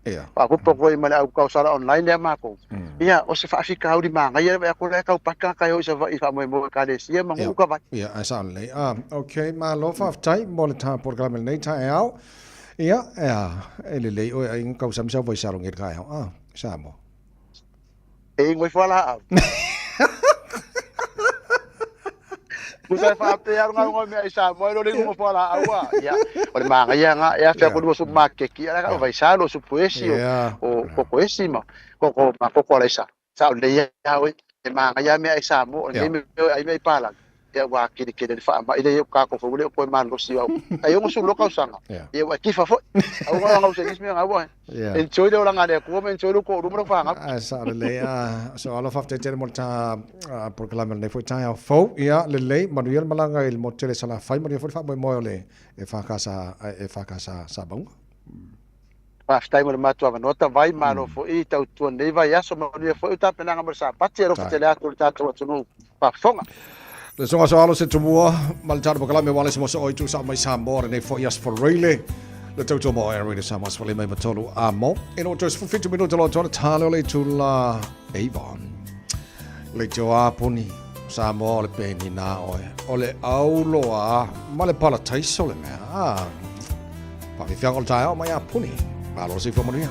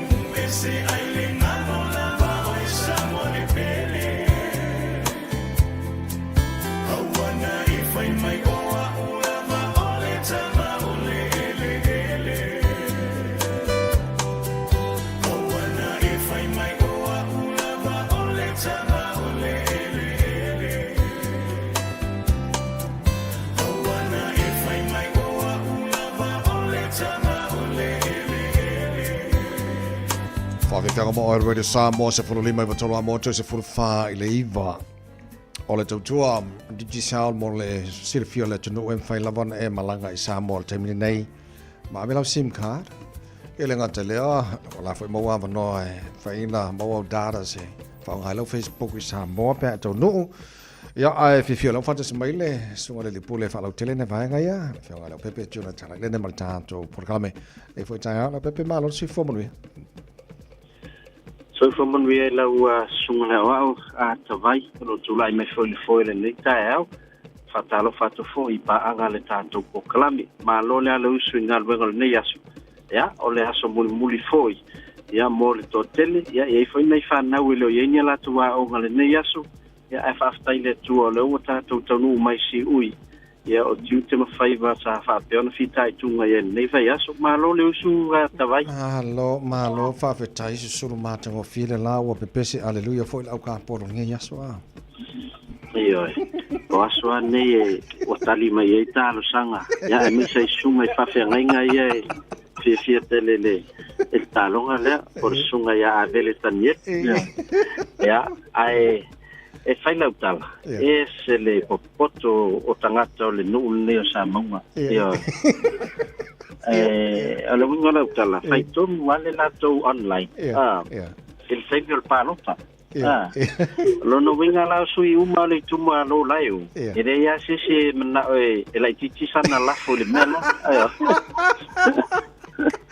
Ai sawa. Ia, era o pafta yo lo, e ase si lo no yo so alo nga uma ko ni. E mai foi nga querer ser lengi, mai foi nga querer ser lengi. Mantuala peto lima ia sui ole tu malo le leo. Ela no winga falo watu le si sui watu le si sui ya ole malo fale mole kale si sulu afe ya la tu le so mai la tausilia. Sulu lima afe fo fa mole. Ya, e fai ala tau vanga la ulia. Ya ala wa pati mal poso alo male kalesia. Ese lo ma que poco yo. Ya, amaya pa ne vanga mole silfira tnozo, pa mole. Ya, ole tatu se ile so. Ya, ole ala fala uloa tu tatu pokalame mafonga mua ile uli.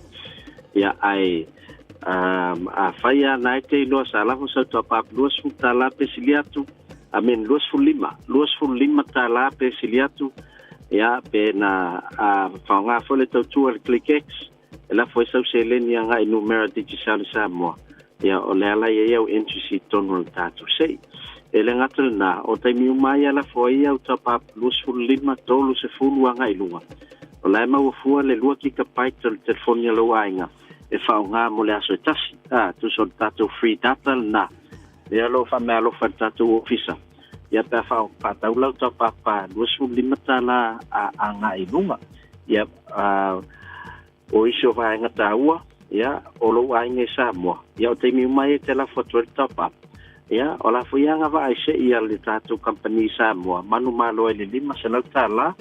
Ia le ngata nao tatou telefoni 5G la fa ia la tu giveaways. Ia tu mau ful la tu ava nor tatu sei muli le fa ia setem ai la solus fuluono. Le manu malo ai. Ia ile sfulu afeta la Samoa.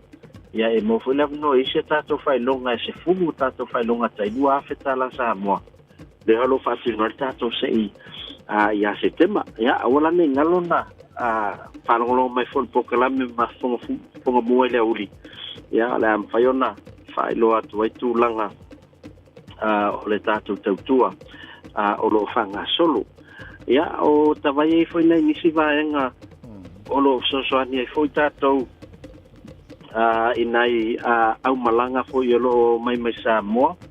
Ia o lo whaawe fua whai niso tournament o lo whanga solo ni New Zealand. Pe ei la tato au fusu le Marista boxing. Te le yo alom whanau se tato atunu. O laio mai ei. Matam pe ai te vai atu mata mai leono tau sanga na ilunga. Ia o le o mai participate in tournament le fai ile Loi Hawke's Bay. Le mata ia mo neima mata au. Ia o tato au malanga la le nei whanau ia. Ia o lo ila to fa mo fai le la to e whai le lato posiva ile Tuesday, ile vai aso lea, ile mauta Samoa, amata ile afo le onu. O lea lae mātou te whasosoani e fo. Ia, ono le tausanga mai fo, ia tei malanga manisi o lo au mai al tātou Mary Samoa Boxing Team. Ia, o lo mana mia fo di se le ni a wafo te whasosoani nisi o tupe, ia lātou expenses. Ile te minau mai ai. Leo te wai atu lisita vai, ia, e leo sapali, lalo vaia, iwa, sale aula, apia, sale longa. E fai ala e toi e fai asto tele o whanau la iti leo mai. E fau fai latu whalongo o fai ane tournaments whapea mo whanau la iti ta vai. Saurele, Malo whaftai mo le ta li pote le nei ta e au. Ia, mani wha mo nei whanau peo na ta o foi, mani foi o fai vale. Nei aso man fai ngor veso. Rastai te vai, manu e tele foi lau, sau ni atu iau ta longa le nei aso. O le au te whata tali pola te me te vili mai, o le sa manu malo, o lo ringo te leo te mi, o le te fai mea lo foi la uri e tu ta. O la au la fonga i oi fai fiau. Ia, manu e tele fiau. Ala wha tu so. Ia, paase fo. Paase fo.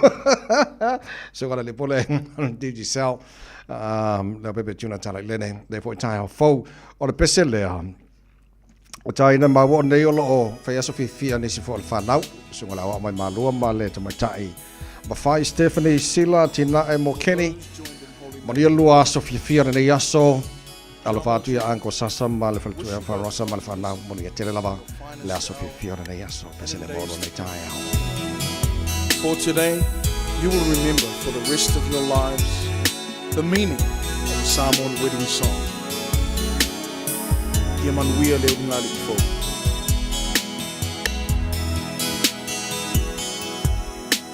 Standing by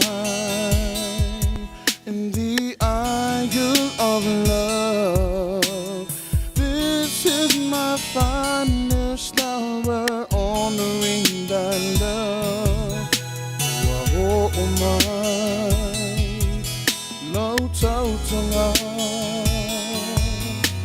Sini ape moni lo alafa.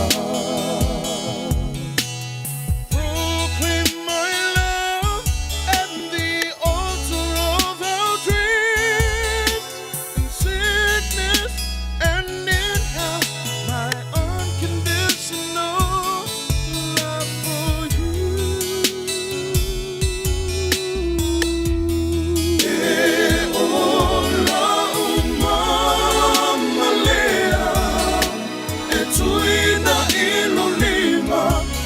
Famana tuai olata aso fia ufabaya ina ola umama lea etuina ilolima famana tuai Sofia, ufabaya ina.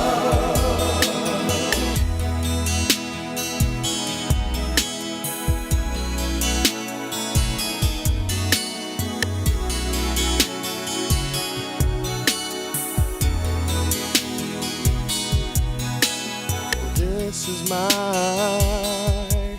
Samoan wedding song. My eternal love, sung straight from the heart. Oh my, lau tau tonga, besiling niya permoni lo alofa. Proclaim my love at the altar of your dreams. And in hell, my unconditional love for you.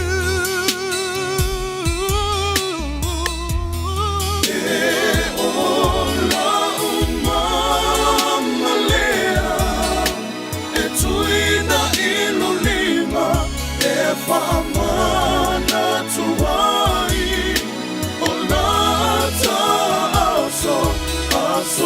fia fia o whapaia ina. E ola o mama lea e tuina ilo lima e whamana tuai o lata aso fia fia o whapaia ina.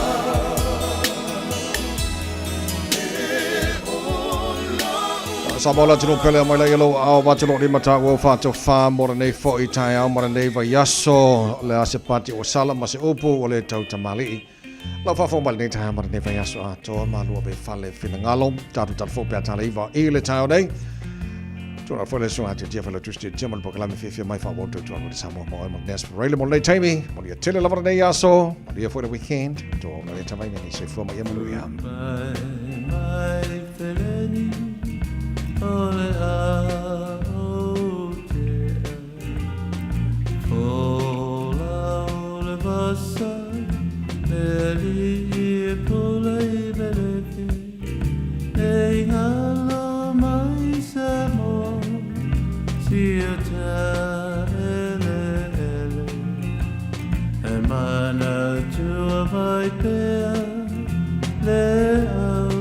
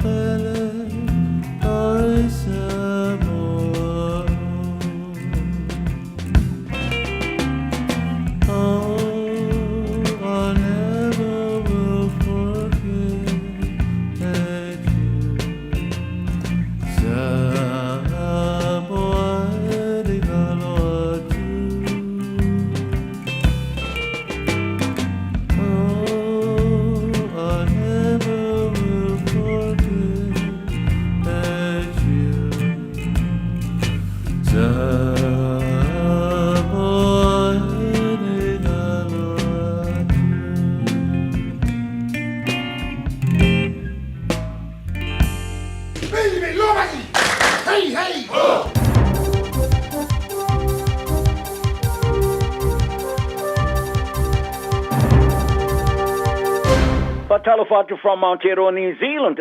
Malos e fumaria. O tapaina le tamata I komasina mo tamaiti le vavite punia le aonga Kerisiano le Gloria Vale Christian School I West Coast I le motu sauke.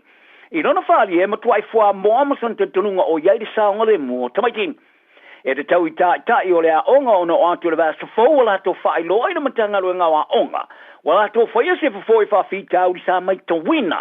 I le ripoti o le ofiso I le ronga onga ia iu lai.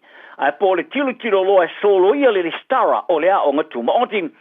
Ma wala lata mai nei le teime wha tapuraa.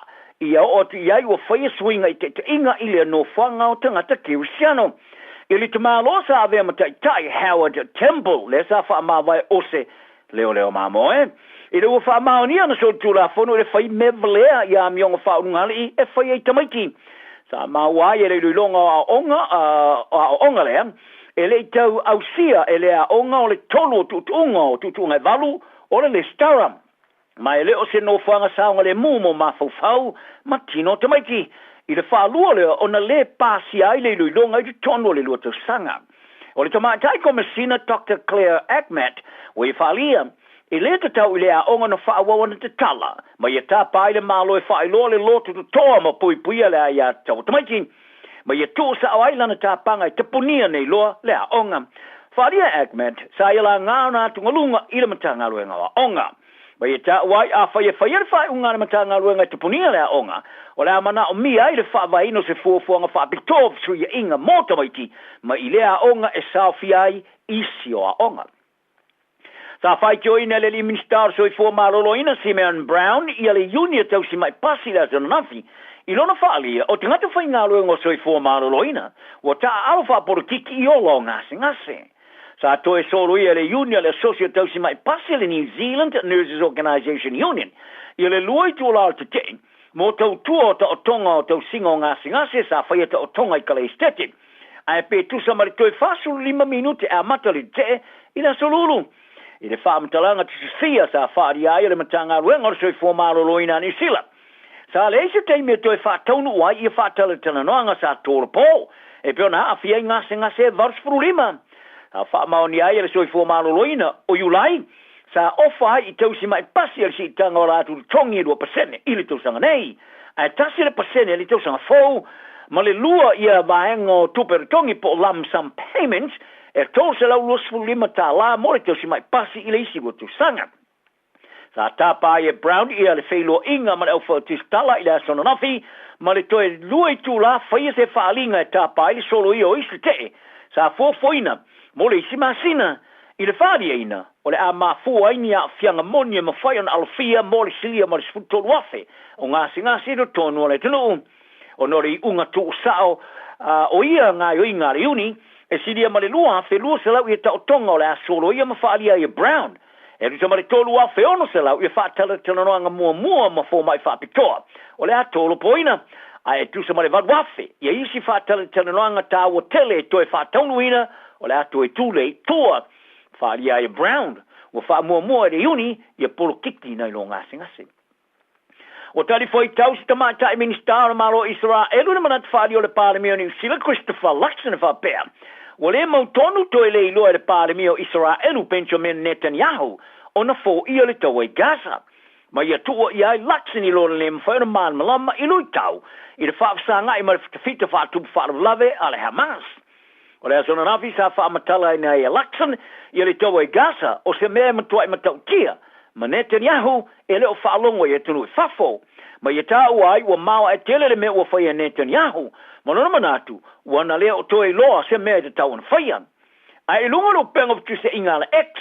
Sa te e nei le ta i sui minister ma ta upo le vai whafo i sala elu, Sharon Haskell, i a tunga lunga Luxon.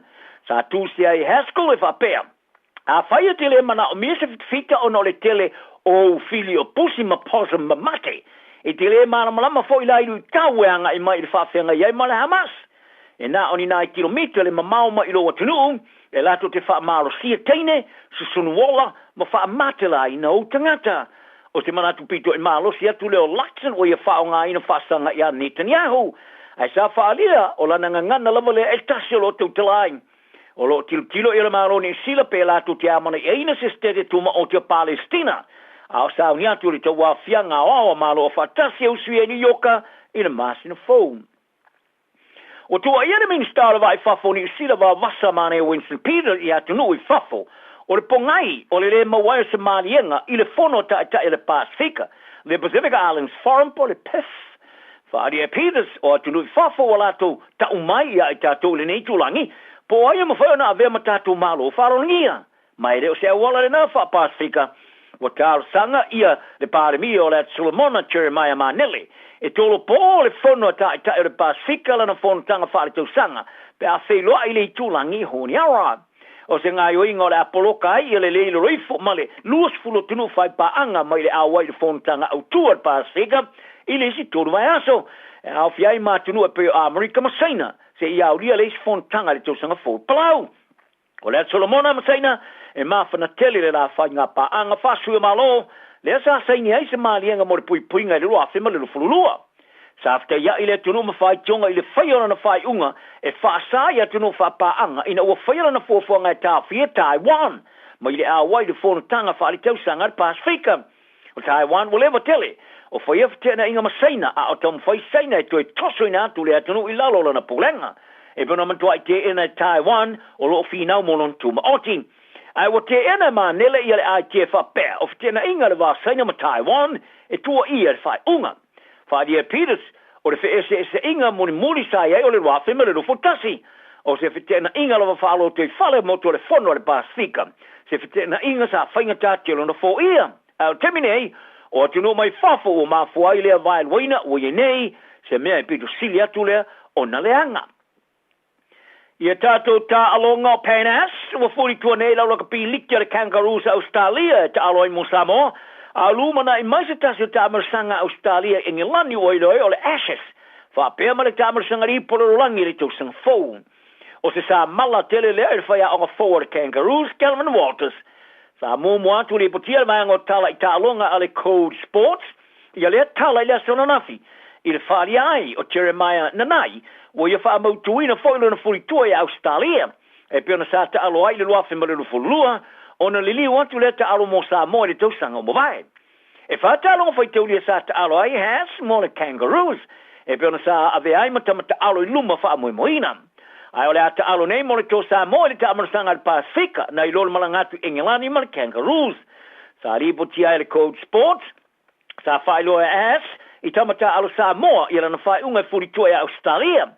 Mai fa ono ta alo lan ta alonga mo sa mo ta alonga foi taulia mar kiwi se li sila o kelani I das fluiver mas in oktopa li putia o le fa unga as o le atili tu ina se va ililinga ili tu langa o ye ne tu la fono ya ya ngo sio me ai sotanga o le mo foi ye lo ta alo ta amarasanga state of origin ma ta alonga fa va malo o wa as ta alo ya New South Wales Blues o tino fa sa we mala awi fa pe ma miso ta po I fido o mai foi ona ta wina e li liu ta alo mo Samoa le ola atili av ese tamata le ni ma kangaroos e tempi do silo na ta ua I le kaleno ta longa fa va malo sa longa e Walters I le Code sa tala no I nei tamai to tolu a e na te le to mo fa malo si la to ta alo mo Australia.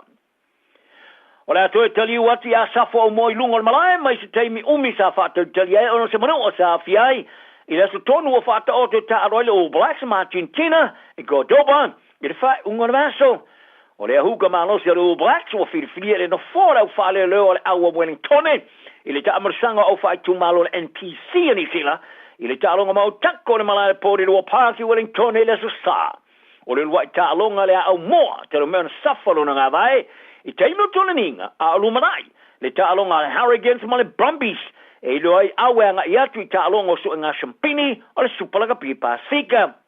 O rea manoa, sa va iere misia o moa mai le seriso ta alongo fai tauria mawharani ia iulai, ma lea ma fai o nao fiai na filflingo le awa le All Blacks, mo le ta amarasanga o le Rugby Championship.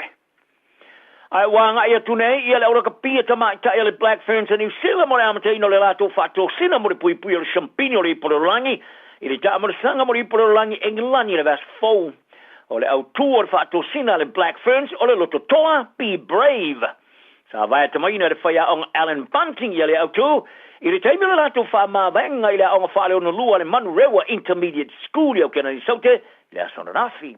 O se vai inga mata ina ia I le fia tele ma le sangiana o tamaiti I le whelo ia tu le au ai le tu wa ese. O le sila o lo pulu fatasi ma alani a pani mse pani le pulu sila na talo momoa e fitau iai ma se pani e la songa fua le furulimo ma sinane o kusa. O le manusina sa molo awe te foile ta amarasanga le e foringa mai e foile ma se feu awala to pulu a le e au fie ma Australia Amerika ma Engilani. O le talonga momoana manusina ta alo ma Australia e la stonai o le vai aso a sau talona ne aso ma wapera tunu ile to o fie mali e male fa mahoni manuela so. Tasilima I Watolu Amo Radio Samoa.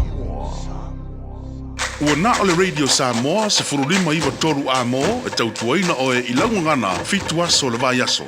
Faitauina le upo le poto no le tautua matavela linga fusi and Sons Funeral Services I Mangele ma Samoa. I taimi o mawhatianga ma whaanoanoanga ona o le maliu.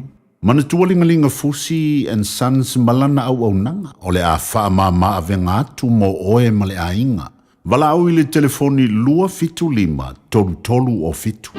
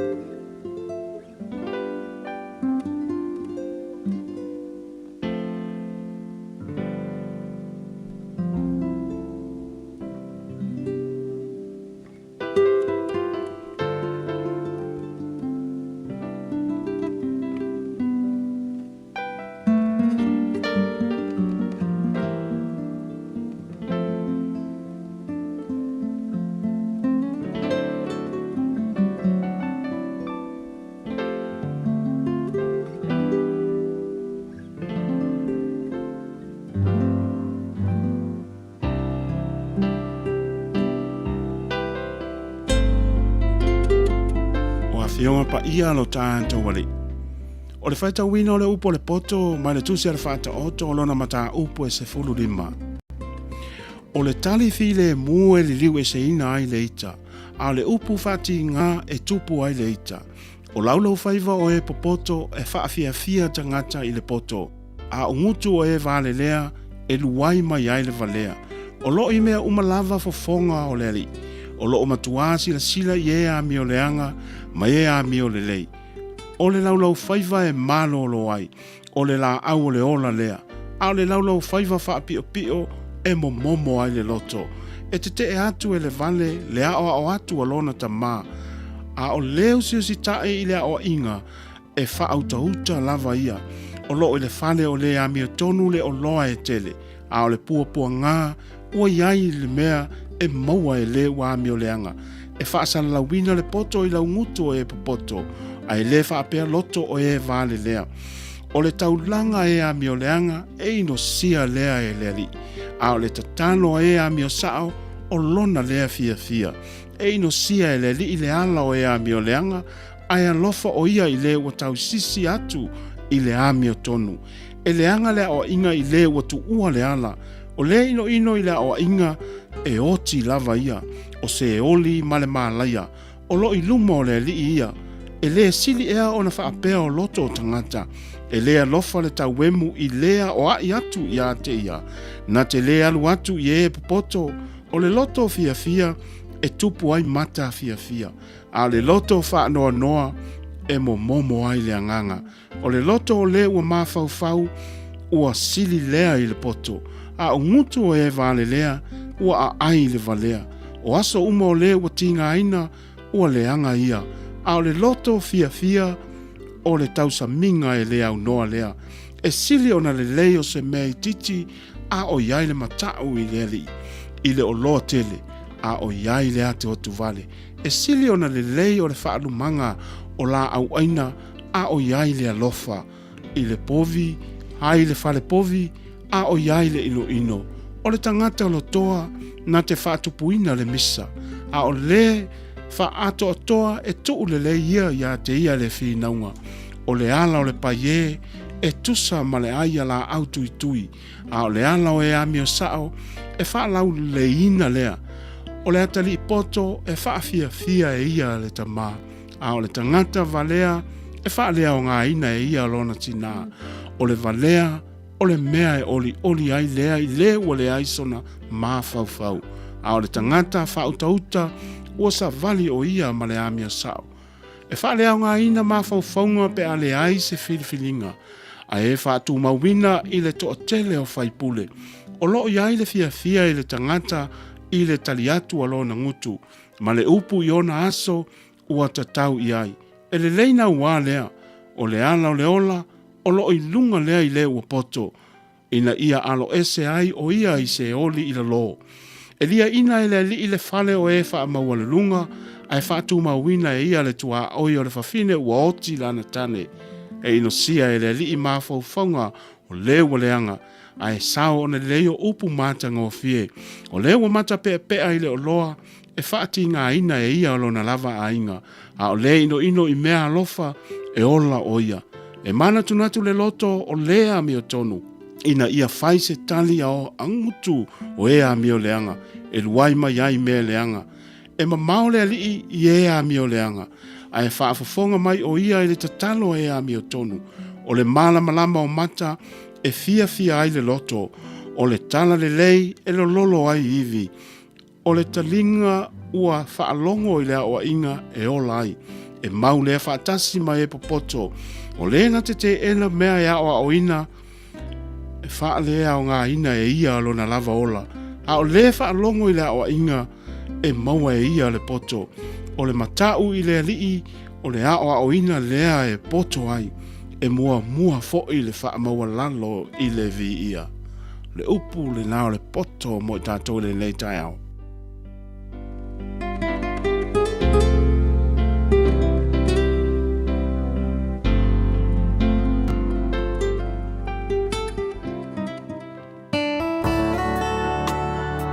Ua awina atu le upu o le poto i le nei aso o no le langolango mai a linga Fusi and Sons Funeral Services. Ua mawhai o na tu whātasia o au nanga tāla whea ngai i ni tautau ngō fia tele. E fsosoni atu ai, a o whea ngai oe ma le popole ma le whememea.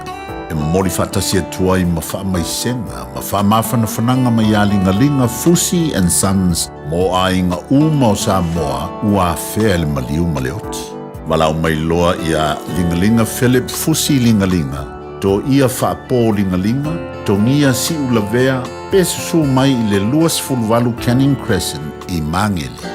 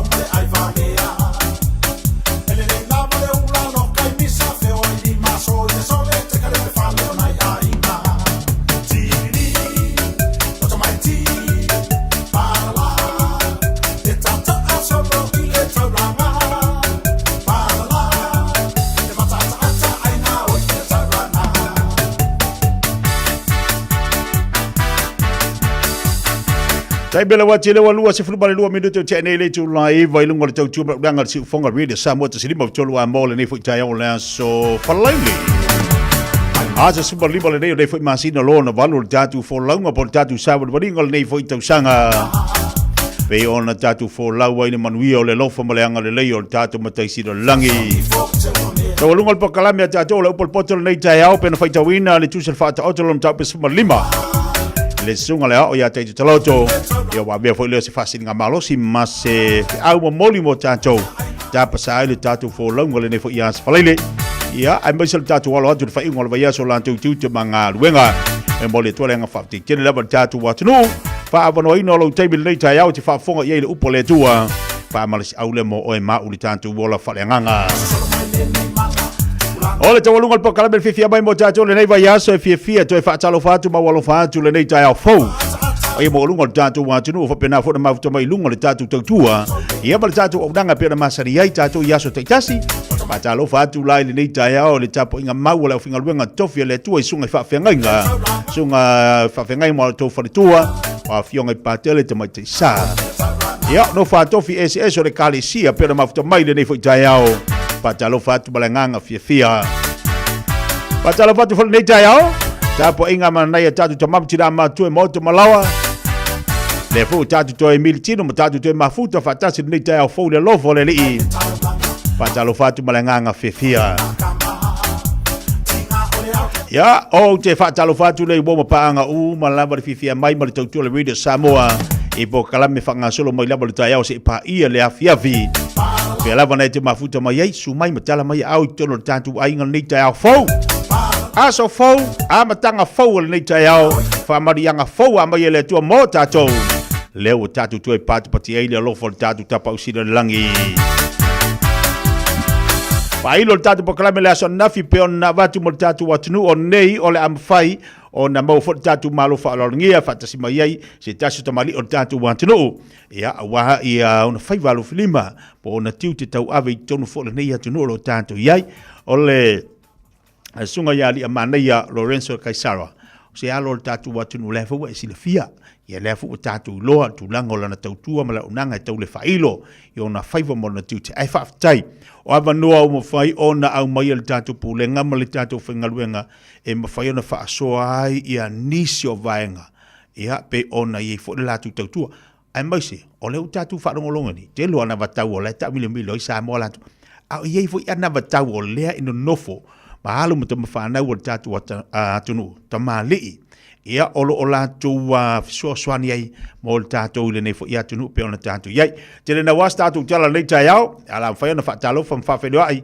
Ia, ele tatu malo whaalongia le tai au fo, pero whaatasi mai le sunga ali amanaia Lorenzo Kaisara. Whaatalo whaatua ali amanaia le tai au fo, malo si fo manuia malo fo langi matafi. Ia, whaatalo whaatu fo i lau sunga tia, ele ngata fo i leo le whaafunga anga ma le sila mai mua mai fo le tatu watu no Samoa, mo le atulenga ngor whaafutaitele le pulenga le tatu ala leo, le radio Samoa, atasile mai vatolu a mo. Ia mo le nei fo ia vanoa, o tatu toi filo i fo i lungo ngalu le ea, ia o whaafongo tatu watu nu. Mano le soifua mauma le lange mata fitia tia. Ia o soifua lau le lei, ele manatu le nei tai au lunga le tapo kalame le whaafonga le tatu watu nu lea manaia. O le ata o toatu iau pa iau sama whaingala le o ise whamtalanga le nei tai au. Aia la tatala noa whaafale, tatala noa whale ainga. Ina ia mawhai fo na watu le whaafonga me le tatu ainga. Ia po le tatu tunu le nei tai au. Ia tulanga fo le tautua mala unanga pe ona iai. La fsiti, o ama le usunga, sorry, maka ukia sore ma...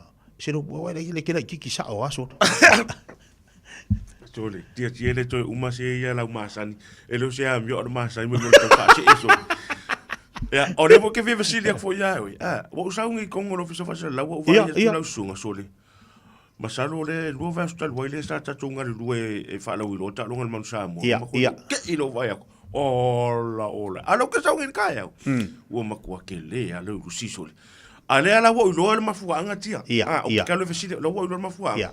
Vai sa mo ile la ayo le sunga ya tia la lo la ia. Ngal pineapple fruit salad al mi ala wo pensi so fu. Tia sa ole. Ele mai.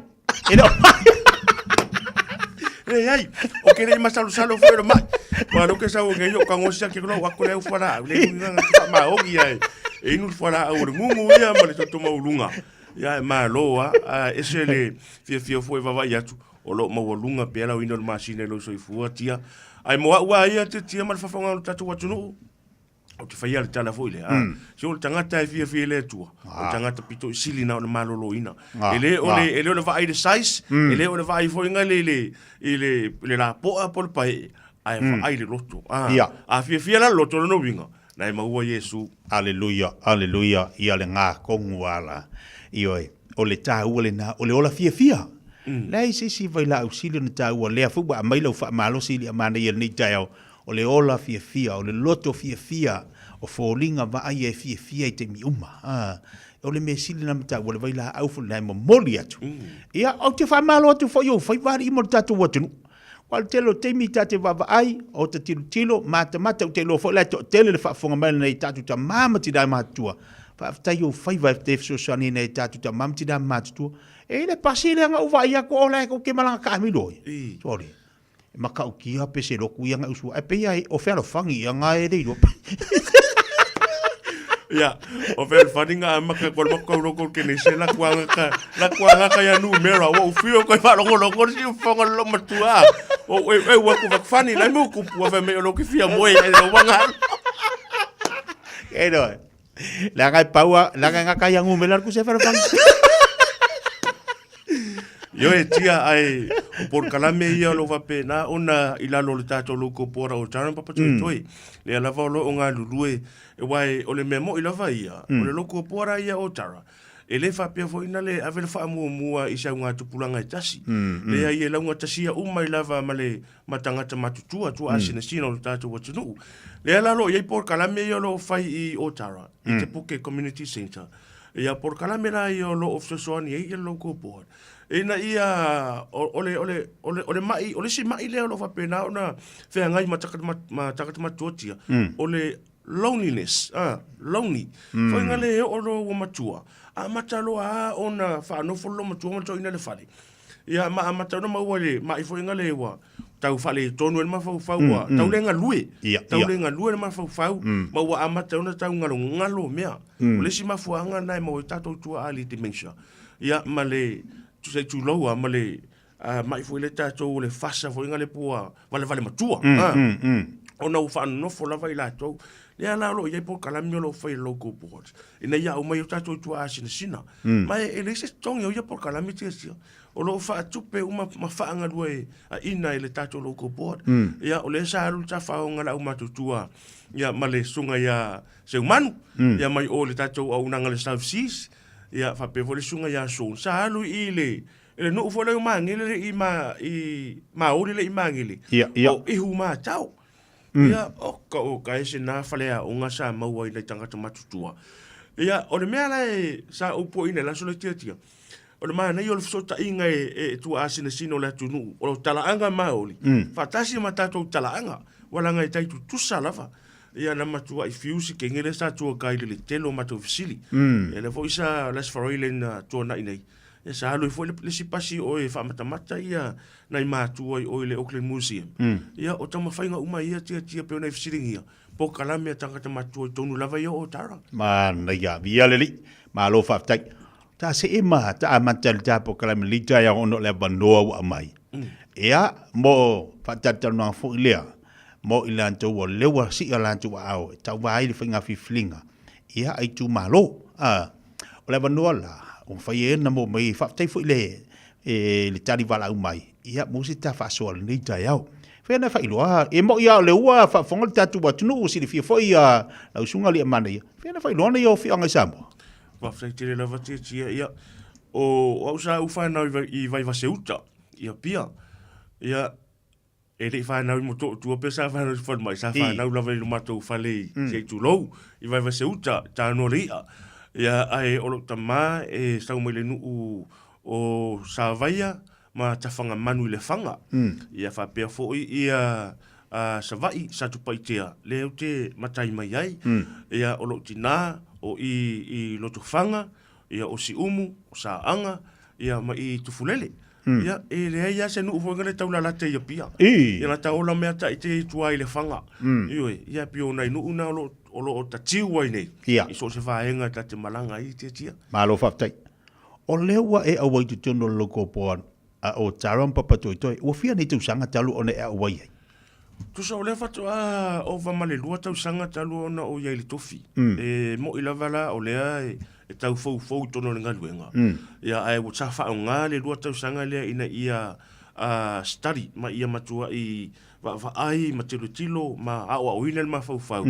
I systems ese o loo whaanga yoi e ia le tātou siti nei au kilani. Wa mana tua tia. Ma nei ia whata o tō le vaenga ele i se il tā whata noanga. Ia.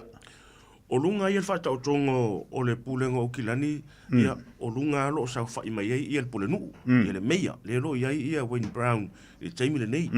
O lalo mai la, o lo ia councillors e to a luas fumaltasi, luatasi le lei ia mo me o pulenu ia whai tu malo. O lalo mai la o councillors ia o lo ia tātou local boards. O councillors la taimi nei manukau. O lo ia se e mai ia tamali e to o lo tātou watunu tia. O lo iai fale tua ia lotu fuli. Ia o le tamaitai mai sangone i sa vai. Ioi. Ia whatase foi la ma le sunga ia Alfil Paina. Ia manatua Alfil Paina ia lo na pito maoli. O manukau la, le tātou tu malo manukau i le council. O lo ia i tu malo nei o manukau, o Otara, papatue toe, o mangele, ma o tahu, tu se lima le leitu ma lo i la lo manukau. I lalo la o le council lea, po councillors ia to rua. O lo iai ia lau fono ia local boards. La tau te whata mo e ina, ia mawawha ai le lei ia la wha ngalu e ina, o a seta le council i lalo local boards. Lea lalo iai local boards e lua iai tonu o le manukau ward. O lo iai ia mangele o tahu, ia o lo o tula ima iai ia lea whionga ia le sunga ia tawanu o Nick Buckledge o ia lea o lo tai fono ai. Ia ma le o tara papatoi toi local board, lea o lo o iai taimile nei. O lea fo e tai fono ai ia stasi fio tamali o le tunu. E ftalainga ia a pulu, Reese au tangawa ia. Ia o stasi fo i o tamali i mai palauli, ia whapea fo i ia si umu masaanga. O le ko kere o la usi umu i tono local board ia. Ia ai o le whata o tonga lena. Ina ia manino lo tātou watu nu fo ngale awanga i mai ia niso fesili mo ta whatanuanga tia. Mana ia, ua manino le whaafonga le tātou watu nu ia le whata o toino nei baenga ia mo le lanto fo isi le fia mo le tātou loa. Li mana ia, ai se ale me ua si e lua au te fia au waitu tonu. O lea fo i vaenga o le nei ia tunu. Whaftai tele tia. O Otara ia. Mai le se lau pasene o le population o tangata o lo no nofo i tono Otara. Fa se fulu 5% o tangata Pasifika. Fa se fulu 5% o tangata Pasifika. Ai, i lau vava ai i le faa ngayo ingo le council. E mana o mia lava ia tātou tangata e malama i o tātou tūmaanga. E malama i langona o tātou tangata. O mea tā ua ia tātou, la tātou wanga nuu o tātou ngana. E mana o mia so tātou leo i tonu i li o lea. Li o lea lango i o loo whata mo e umahai ia le local body po le council a o tara papatoe toi. Ai ale ai la so tātou leo, ale ai sesi e pei o tātou. Yonono winga la.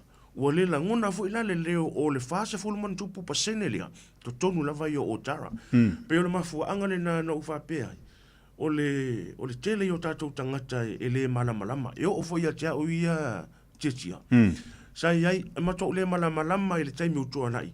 Po wanga luenga local boards, wanga luenga le council e fai. Walanga le to telo tātou. E fete nai, e ftangu fe tātou mixi anga luenga ale palemene, ia mangaluenga ale Auckland Council, ia matua i confuse ia le tō tele. O lisi mafua angara na uwhapia, o te fia malama. Ina ia whapena o na malama lo tātou watunu.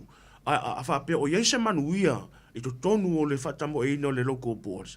E o te mana o lai au maitua i tātou community ina ia whapena o na whasafua. Ia mo i la tau e anga waa. Ai lenga ta fo lea o community groups e anga va. Ma ia te au o te mana fo ngale e fa ngale ta le ni o lo ia te au. I le tu tau fiso ta inga. So tanga matangata. E le connections o le relationships. Tu langa fa pena. Ia te au ia teleton. O le mea lofa le na le tu le lo ia te au so tanga matangata isi. E le ngata i lo tātou watu no Pasifika o Maoli e o lava fo i le community intia. Tamana fo ingale ina ia vea uma se it's like a bridge for ingale to bridge the gaps. Ia vea ma wala lau papa. Ina ia malama lama ma mai information o le mepi to sili long tawe ia tiau. O le information ina ia maua o tātou tangata. Malama lama. Ia manofo utai fo i tūlanga te tau ona malama lama i le whatamo ino le tātou council. O nisi no mafua anga e nau whapea ai. So walu i tonu i ia a tonu e isia o ngā mua o le tātou watu nu tia tia. Lia mana ia. Au tilo le ia i le nofo inga i le lua tau sanga le nei nei. Mau tilo le tilo taimi. Ia te ila tu o lea olo i tu tonu. Te wawa ia pia o e pito la i tia si tu lou. E iai fo ila tu pulanga tala vau lai fa iai. E iai lo latu manatu. E fia au wai tu tonu no fuanga lea. O ani o tapenanga sa e ma ta e tapena i. Na e fatu a e alu i tu tonu. O ani au tapenanga. O angi meanga e tala na e mafau e tapena na ilo tangata. Ai tele i ho o tu tonu. Pea lo fai atu. E iai tatu tu pulanga tala vau lai fa iai. A tonu au ngalau fa so e tapena i fo ia i lantou. Au wahai anu fuanga ia e misi fo ia o awa noa. E se a na o iei pe tau ina ma fau foni tupulanga. A tone au ngalau wha soa. O le a whai malu i tau, liso whanau. O le e whai ai. O la iele latu tō mai maltali. O na whai ngofi au tapenanga i le whatu a e ofi a titon. Whaptai te le tia o le tūlanga fo i lea sa o mauti nua lava. O le te le. E te le ia le Auckland Council, mai te le ia le local boards, e le mawhai ona e maua uma ma malama lama i process ese tausanga se tasi, pe lua foi. Tape nanga a wanga i tutonu, o le mea moni lava ia sa iai lava i lo mawhau. Tupulanga do tātou watunu, tupulanga Pasifika, ia le ngata i leo le lau tele lava i o Otara. Ina ia malama lama i lātou, pe whaafifea o na rane tātou council. Ai se a foi e whaapea ai le whaingo lea mea, ma le whaingo lea mea. Ai se a e mānai ai le playgrounds a oi i le Auckland Central, ai wha le tono tātou playgrounds. Ai se a foi e mānai e swimming pool a isi tu malo, ia ai whaapea tātou swimming pool, tūlanga whapena. O le si whaenga sa tele ia te au. O lo tama whaile ina ia wheso tai e tātou e kale sia, ma local boards. E o ma le taimi le nei tia o lo o tam fai pea le tūlanga lea. E iai ia whetena inga, e iai foi ia au wale te tau o na uia. Ai o tali tonu lava, e iai esi tau sanga e tau nu wai le miti le ia te au. Ina ia maua se wheso ta inga le lei, a e ka le sia umalava le tatu watu nu Pasifika.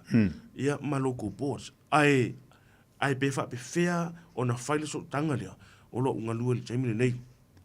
O tatou tupulanga tarafo. Malatua. E vave o na sola fo ingale o le fia au wai o stupulanga. Pe ale malama. Ia i tūlanga o lo whai taimini nei. O lo nga lulua le local boards. Manisi o youth hubs o youth groups i le taimini nei. E peo no whai atu. E māneia. O le moi mitinga ia te au for long term. O te manao ina ia matua i mausa li lava se sotanga. Ale local boards, ma tato youth groups e kale sia umalava i to tonu o Tara. O lo iai ia se leni e le tele. O le upumoni ia tia e le tele se tupe. Ia whamatuu mai e le governing body ia po le mayor i tato local boards e whata mo e le telo o tato Port Kalame. E iai au wale ma whaiuna i whata sanga ai. Tau nane a maua singa lima se lau pe afu, tunanga whapena. A ia maua e whai ia Port Kalame po polo keti a tupulanga tala vau. O le tulanga fo i sa o i lo ma fau au ta pena o talu ton. O le telo Port Kalame i olo o whai le taimini nei existing projects. Tai pe ila Port Kalame takata matua ia sa e ta ua. E iai le malo si anga. Pe a wha pea e tu lai mai nisi la tau te le wha mua to inga polo keti wha pea. Na nawa to tonu avelo i whafo. O lesi mea ngase lo mawhau o ta mana o ina ia wha tu mau pea. Port Kalame wha pea.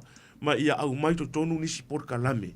Tai pelo Port Kalame ale atupulanga. I le luma nai. Tai peo Port Kalame ia tangata matua sa e sia silsila tu ia. e ave nei tupulanga I mele yo mua I whatawhau ai ia ma whatamoe la tau polokiti e rana vai la tau unisi o vaenga tia mana ia te lele talanga o vaenga ia o hani si va ta faso pela I ta tu pitolu o taran papa toi ia te utoi o i tono no foa o hani si vaenga o lea e mawhai o na mo se whamarianga mo le lau telo le tātou atu ia ai mai sel community mai se o tātou wae e pe o lātou o le telo lātou e alo lua whai mai o lewa o manga kuanga e iai la uo e ngofo I se me o tau po le manga kuanga ringo ka malo anga whai mai ai o luma lona whale e lata le whale aonga ina I o tau e manga au lar ko inga e whai se paku o le alu se I tulor whafonga le tunu o le alu le mawhau ka avari ngālanga sa I elango na to ina mai sori o fiwa fa mako kamale o ke alwa musu e so swangi ma se fa se mako paku ua mako e tai lave ve atu e mana I fa na pe atu ala o si e vai ngam fa so swangi fa fengo fi e vai ngam bol tatu atu ua dia mani ya o le vai ngale we ta ua e ngalu fa ta se loco port ma le Auckland Transport o tino I la local council e matua I a closer so tanga inga nue fatasi tono loko pose ese le mana yo le vaenga we ta ua o le ala uvatu le fatata ingo le tulanga le fato a o watu la vai tono loko po ai au mai loa ia fa se a ina a inga ye no foi la tala tanga college college tanga ro ia tato mana tu tanga ro ele ye se kolosi sai ya soia ele ia foi se mo li lunga I dosen la tala ile I hau mia ile lunga I tu ile onga ia na o mai la yo fa sia ia ma mai ia feedback ia mai le tato community fa tasi male a onga e mana o mia se kolosi mana o mia fa se moli ina ia fa tonu wai ia le o ta vale ia o nana o mata il fa tamo e ina ele sunga ile tai fono ia apu fa tasi male Auckland Transport ia na vatu le mau Auckland Transport o na ola I Auckland Transport ua mai le design ia pe tolu pe fa different designs le design mana tua o tatu kolosi ese uma design o le tele o designs ia na ola I Auckland Transport wa va ai po fea tonu la vo lunga po lumo la onga e ta tau masaunga le mu ona tu o kolosi a fea fo I se vaenga lunga I dosin e ta tau masaunga le mu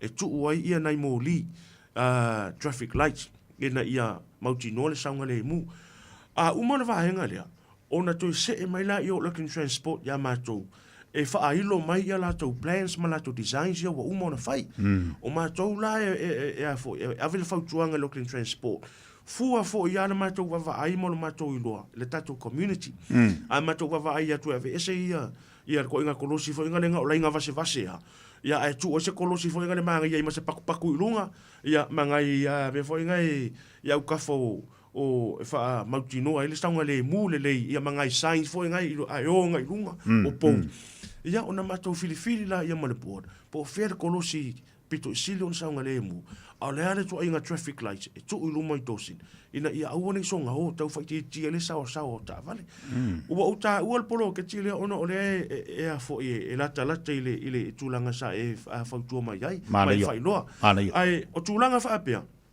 a fai e ai ia ni a inga yo o jaran papa tu e a foi e la to te mana o ngale se feedback ma le Auckland Transport e ma fai te le ona fa tala noa e ma fai foi ona e vala au mai ma ua ma apulu e a ma tau malotu tatu tala noa wai o to tele yo a inga mai ka le si o tatu o nu o tara yo lo anga i pe ai e le unga ta foi ia le sunga ya apuru malotu malo nei tangata e faile fatale ranga a e si la fieta tau na fase kolosi lungoro au wala tatou tala noa a fai e mawhai ona fai e tu sai mawhautuanga mai le pūlenga o whemalanga inga le Auckland Transport ia ona whaatino la ia a fai e le ai ia e fua mai lava le angai e mo I lava ia mātou a olo I lunga lava le Auckland Transport le ki ma le tatala ia dulanga na o le vaso len te a nei langa le sauta ua ele aunga talo ma yo mātou tangata e whai whatalanoanga mai kalesia sa so tai mai ia se kalesia I lungo Love Growth Live Grove le I fe fo I ota le ia le MSD le working income. Ia la si e kale si o le au le taua. E se kale si lalo tu lava o le working income. Taf so tai mai. Ua mata ona whaaleanga, ina lungo le mutia, fo inga le lungo le lato kāpaka, lungo le keito le lato whansa. Ona le to telo tangata e masani ona whaonga, ina le ho leo lo lata ia lato. Whaia lato celebrations o whapuiponga o tulanga pena o sa whanau. A ora I pos wharile mpos tōna. Ua paka whaasolo atoa tu lungo le mutia. Ia, ua pala ma ua, whapena I whalanga ina le mutia ma lumo le whalsau se kalesia. Ina so tai meina I ora whawhiau ia ma umapuru. Ia na ma ola wa maapule vai. Whaile whaatale noanga, whaatasi eila, ma le pulenga o ka paka. Mani. Wai, e mauti ola ma ave tangata ia. E au mai se whautuanga. Ma ia, o le maa nei o le maa ia I ma apuru. Ina ia mauti noa ai o lo whairinga nuenga I lato o lo pule ia ka paka ma lo clean transport. Wai mai loa lau mau atu. A pia o, yeah, there's no way for inga le te tau ona whaavave ia le whainga o le process. Le ala na mau lo lewa no tale noi mas whewhe au. Ia, ma ave whautuanga I le Auckland Transport, ia ma parking wardens. Po lea se whainga e tā ofi ia le whainga lea waranga e sao. E leo legal ia le paka ino ta vale lunga I lunga ni mutia, lunga le footpath. Ia I meso luma I le lotoa ia mat falesa se kale sia ia. O se whaitata inga lea, tia, te tala lava noa. So se mea lava tau patino le Auckland Council, e fia whaasoa, ma fia mana malama I le mano le atunu. Whaasoa tai mai lo nei tangata po apuru. E mateo o tu lava e whaista tau tala. Leo ta penal whenga palota, sa ilinga fo onisi no foa. O ila to o wala no foa ia le local board pe ni eita tau. Ia, le la ua ta penal palota mo le nei tu sanga. Ia, a waha ia ni sui, a ele talitonunga o tatu tangata. Ina ia mawhai o na sa whaipea ia niso o tatu Samoa. I tu tono ni whaalanga maya. Ina ia mawhai o na whaasoa, tufa ma tatu mamla mai, pia ona I taua. La sa usosani. O la se pamarisa au foile mo tatu watunu. Ina I mawhai o na tu maupera la tu lango I lau sunga, ia awa ia le sa ilia peo whaalanga mai ni atunu lo tantu iei. Whaftai tia. Ia le polo keti o lea lo o whapena, o na matou ta uia whapea o lo matou fufusu ai pea malunga le governing body ia malpule nu. O I le manukau sports bowl, o lesi lea a se tatele lo King Council o lea ilalo o le o tara papatoe lo go board. Lea lo whatamo e le Polyfest tausanga uma. Lima fu tausanga lea lava lo fai I tono tatou nu. E iai la ia le a foi ia le vaenga le lo fai tu unga taifau se tu lo. Lesi tu. Ona, o iai lo matou talitonunga. Talwai no le sa e ta ua tupulanga. E le talitonunga o le polenu ia lotu a pulu mal tatou board. E te tau ona fai eise malai a feleti I.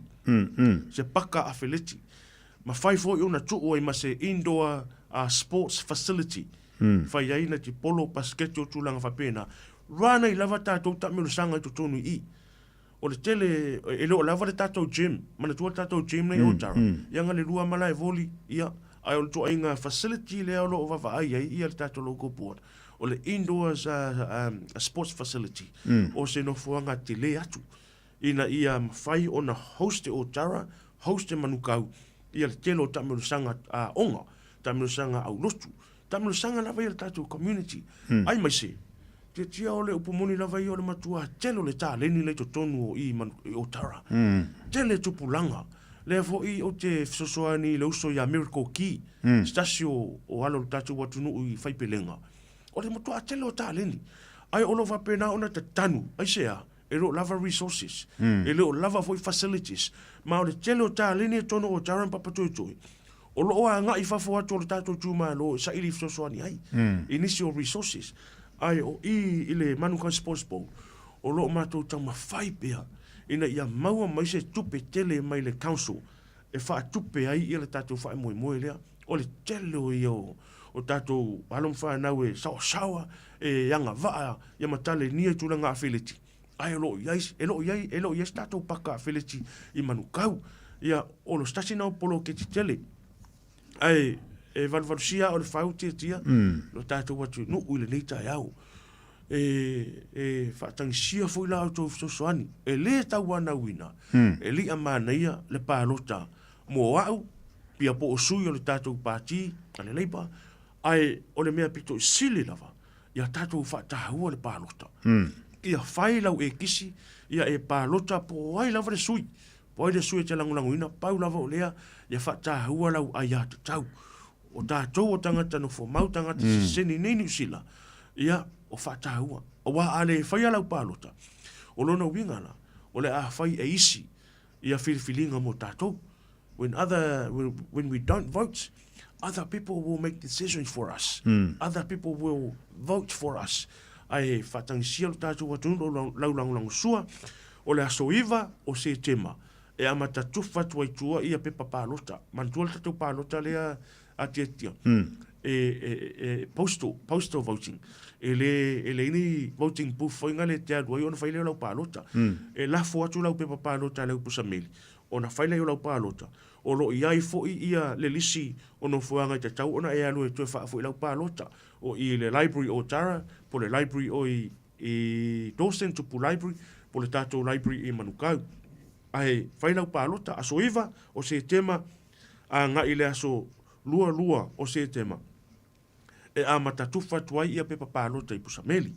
Ai o le aso iwa o se tema i le aso sfurutasi o ke topa. I le se furu lua i la uli o le asto, na i le ala sfurutasi o ke topa. Ia tapu nia i le pālota. Tā moa, ia ele mawhai o na mātou whaia o se ngaluenga na o i mātou. O le upumoni lava ia, e mātou te whaalango atu i la autou tāpua inga, mātou te whaalango atu i la autou lango sua, o la autou te talo. Ia, o le tūlanga na o aso whapitoa i o le tātou pālota tietia. Aso iwa, i le aso sfurutasi o ke topa. Aso iwa o se tema, i le aso sfurutasi o ke topa. Ia, o le atatale tātou whainga pālota. Malo whaftai sa unua le nei tai au lunga le tāpo kalame manino le whaafonga le tātou watano. Ia, nā fōua watu tu alalo ali a manai le whaafonga mai a Samoa, ia o lau pālota. E tā ua le leo, tā ua le sau, tama whanau le tātou watano. Ia tu alalo te tia, pālota mo li a manai a wasi tātou no foa i nā i o Tara mapapatoe. Tā ua lunga le tāpo kalame nei tai au. E si wharaputongo e ngaru ai. E se mai e local board. Ea, o loo ngalue pe i le tatou whanemai i o Tara. Ua fitu rei tau sanga o i le whanemai le o Tara, ia, o le tūlanga fui ngale le whaalawi loa o auranga wharesoifua maloloina. Ia, mea fui nā leo lo poster joy la vailunga, ia tatou videos, ia i le tūlanga o Koleninga, ia o le healthy eating tūlanga whapena. O le sile au ala im whai o le tatou whai esi swinga mo se isi. Ma wha malusia listanga teina ia whai fo se swinga i mo le soifua maloloina. Lea lava la lo unga lue le soifua maloloina. Ia mafsosoani au o le tātou watunu. Ia, ia o lo ofsosoani nei i le tātou manusa mua, wha lau iloa, ia o le tātou kirikiti, au kirikiti a Samoa. Lea o lo malanga nei le tātou au kirikiti mo se sa ilio se avano i leipo lalolangi. Le foi la lo ye fa mo le so se fulu lu e pola su tolo se tema ya o lo tu atu foi tau au le foi au o tatu wa tunu ya le sunga ya miracle key ya i fai pelenga ya mal tele la voniso tatu community groups e se lo fia I reach out my foi ngani su suani ya wai ale mo ya te au yo na tarula e connect tangata le ia inisio o la ton fa no so ni mo tatu watunu o le tala tu le tia mana ia le lau fa fonga mo le tatu watunu o le si vai nga tele le o lau palota o le tele fo vai nga e mafai ona no foi fa te inga la batu ia le sunga ri mana ia a fa pia e umale si do tau sanga to no fo le si do tau sanga o le a mafai ona tele lo na silafia maua vanoa ia pela tatu ia malanga mai talonga fia mo soani ia le maua tatu te sulfa ia tu tamali o tatu atu leisi vaenga ia tatu tilo le soifua o le sunga ali mana ia e le fa pe wa o oni no tau sanga stanga matua le ai o le telefo ila o lona sao ia malona no fo i o le telefo ina o lona ilo ia wala mati lo na mafufau ia o lai kala vou ele kai ka malo o no inga o la tele se sao mo tanto la mo foi se so sa ni mo tanto wat no vai lo palota o Tara ia tato uma ye palota i tato suia ina i papato toe ia ma o taro o tu alalo fo na tatu po kalame le wa amata mea ia li amana ia lunga tatu tau lunga tatu po kalame le tayao ia le fa fonga mal tatu watunu a o ta pena ilo fa inga palota awani misia lo wekisi awani misia lo palota moli amana ia wati se leo tatu watunu ia la fo tu ia le amana ia to lunga tatu po kalame le tayao malanga fa lolo fa ftai tire la fati tia ia o vi inga ia fa fo ile tua o na le whaunga ina o le ola ia male mataleni fo ia tautua i lo tātu atunu maun tangata. Whaaftai sa mua i lau tatalo, whaaftai lau tapua inga. E la ngona lava i le loto, la ngona fo i le tino, la ngona i le mawhauwhau ma le anganga. Ia le tapua inga lo tātu atunu. Ia whaaftai fo i mo so se fesosoani lava o lo o mai. E ala i au whi aututusia, i au message, o i se fo i lo o vili mai. Ai fa pe fo no mo le tu fa ftai tele lava ile pu lenga le tato le tio le radio sa mota sili mai fotolu ia mo le dei va noa fa ftai le mana io i ma to lo fa pe na o le tau fituli ia ma tau va ia wa fa nga palota o le tato pu le anga i au kilani nei ai tia sa umol tato fan dei le otar ia sa fa pe na fo nga fa le fi mai fa mangele ia pe wa sa i mangele le Mai me mangele. Nga foi o fai me fa pico. Nga foi o fai me fa pico. O va kuloi au pori. Au kusola so tolse fulu tietia. O le a fa o to le tato au le manu Samoa. Elena o ni nai tama. O le au a toa la va le manu. Tono town center a mangele. Ia o le a foi le tato fan day. Elena mangele foi la. Tala ya o tara la tolse fulu au kuso. Mana tua. O le aso ono o se tema le ta longa mafiti. E mana o mia la le lango lo tatu watunu ne ia fa malu si au le manu Samoa. E le i malanga i la lo i le aso so i la sa ia wala to ta penanga mo le ta longa mal au malu si fiti ia o se tala atu lea ia awana ingalo la palota. Ia suyo le tatu logo pora o taran papu toi ai maiselava o le tamai tai pule nuu ia lo tu fuli o le sunga ia au Filipaina ia fa pe fo ia te fono le tatu logo port ia le fitalainga ia apulu ris au tanga vaia o tamali ia o tamafa nau fo ia Samoa o lo i lunga lava ia o taran papu toi logo port fa tasi ai maniso au sotonga ia o India Pakistan ia ma tulanga fa pena e fa ftai tele lava tia pa manuia tele lava le tua i lau fa fonga anga Samoa manuia ti tole ni aso tia alo fa tuli amana ia mo to umalava fa soifo ia ia soifo ia le fa fonga tatu watu le taiao o le saunuanga matongo fiena le tatu sui ia pe ona ta pena tu le sunga ia li amana ia Lorenzo Kaisara sona leo foi ia ta pena ia ila na finga filinga ta pena ilo sa wale finga filinga le tanto wa tunu tabela watelo te tasili minuta talo le tu la se fulu tali tu la se fulu ona ta batu leo tatu tala i vai fanua. If it helps them feel safe, they can keep the light on all night long. Contact donates the energy to Power Women's Refuge and their safe houses nationwide to support the vital work they do in Aotearoa, New Zealand. Fai mea alofa I a inga maua I Samoa, e ala ili whaatawina o se hotel ta alofa voucher. E mawhai ona whaongaina mo aso ta ua whailongaina. E pei o aso whanau, whaipoiponga, pe whai malolonga mo ta whawhawai whaiungo vai aso. Whaatau e oe New Zealand nei, ai piki e lau a inga I Samoa. Tanga I ane ili pacific40.com/hotel. Ma whaatau nei loa. Pe wala au ili o lua tasi, o valu tolu tolu, lua lua lua tolu. O lua tasi, o valu tolu tolu, lua lua lua tolu. Beta Drive Doctors I le taulanga whaatau I mangele, whaapea manrua. O le vainga o so ngase pe amana o mia. E whaatino e fo I matupui pui o le whanau witi, o tupui pui lo COVID is flu river, mo I lato is flu on tausanga malunga atu. Whaapea matupui pui o le flu. Wala au telefoni, 255-25 mo so wano e whaatino ai nei au nanga. O fisa fo mai mangele I taftafane o McDonald. Amanrewa I taftafane o Faletusi po le Public Library. Beta Drive Doctors Clinics. Avelo ainga tapua ia lelo whaiwala marasa moa I lantaloga ma fiti le soro se tema I le Rotorua International Stadium I le toru leo auri taungo fie pepa o lufale se funu tala mo tamaiti a lua se funu mo tangata matutua whaata whawhaulo wa ainga mo le aso sao tama ma tapua I lau manu Samoa maua pepa o lufale I le ticketmaster.co.nz wa lango ina le neitaloga le Polynesian Spa Herbert o Rotorua ma le Mountain Shade Go Manu!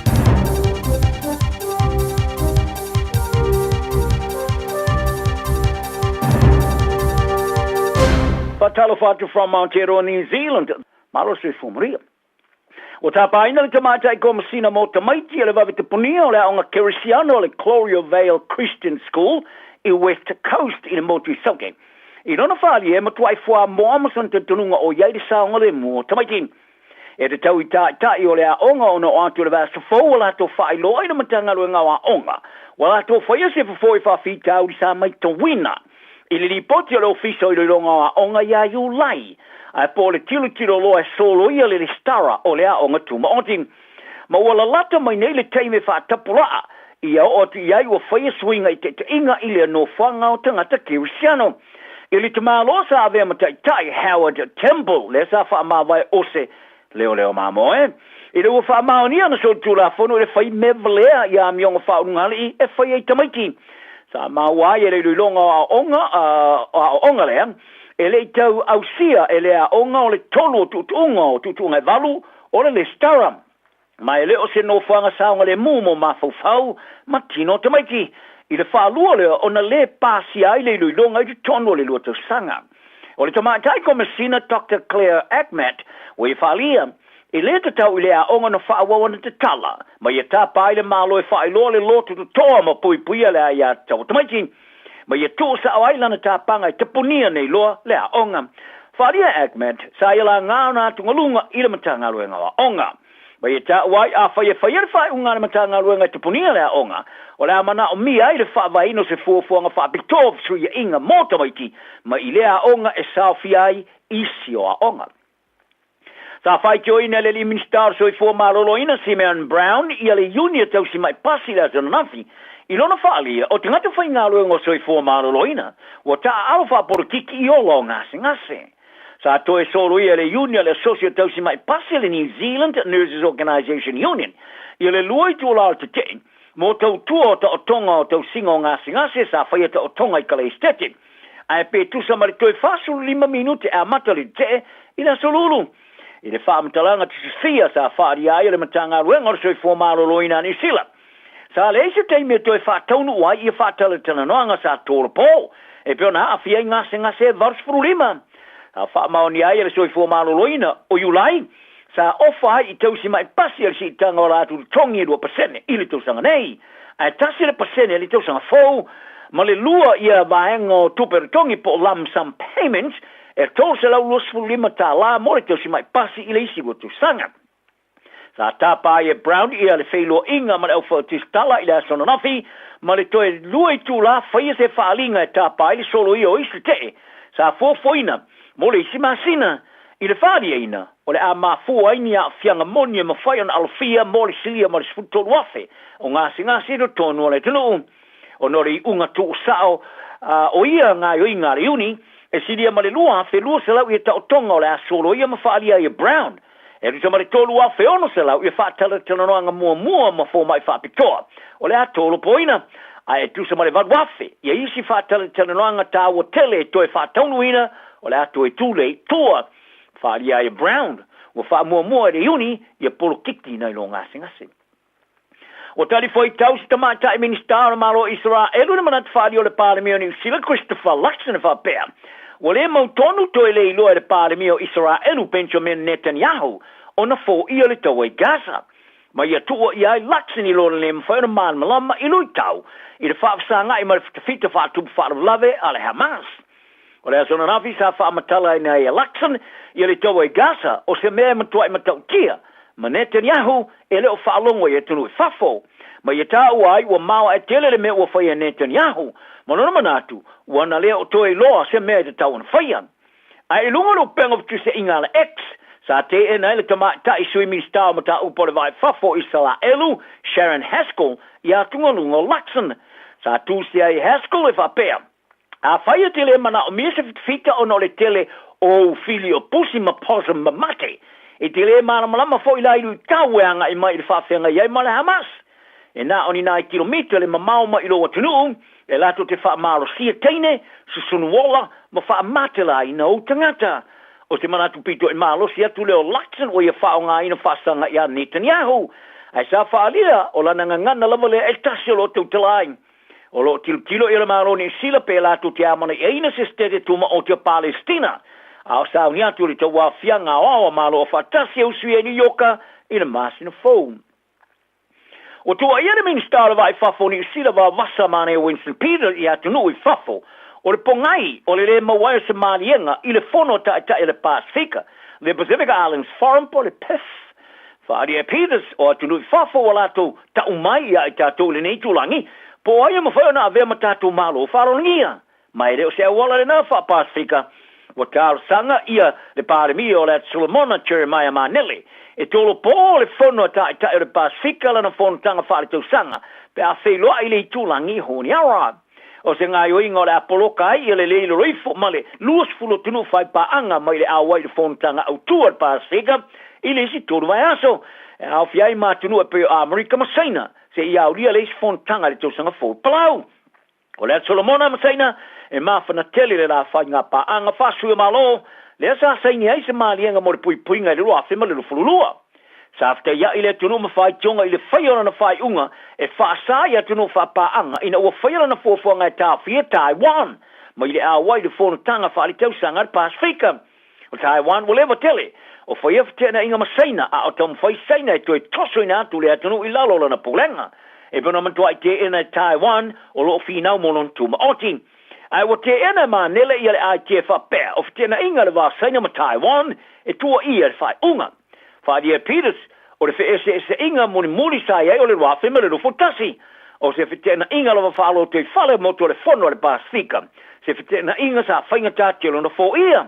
Au temine o tino mai fafo o mafua I lea vai waina o yenei se mea I pitu sili atu lea o na leanga.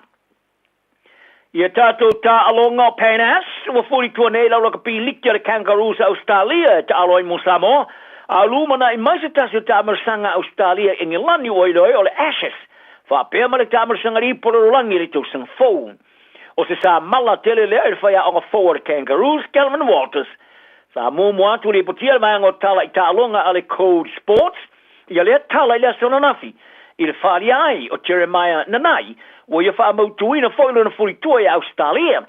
E peona sa ta alo ai le luafe ma le lufulua. Ona le liu atu le ta alo mo sa moe le tausanga o mawai. E wha ta alo fai taulia sa ta alo ai has mo le kangaroos. E peona sa ave ai matamata alo I luma wha moe moina.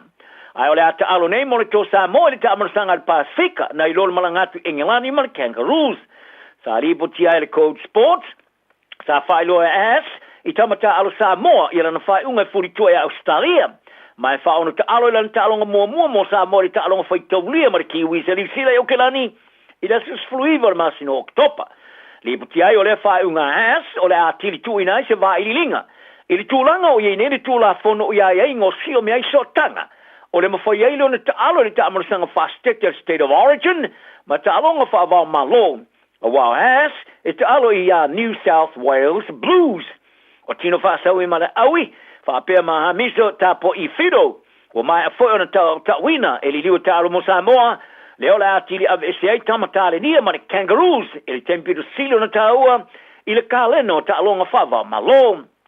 Sa alonga I Walters, I le Code, sa talanoa I nei tamai tō tolu a e na te lei tō mawhai wha malo sia la tue ta alomo Australia.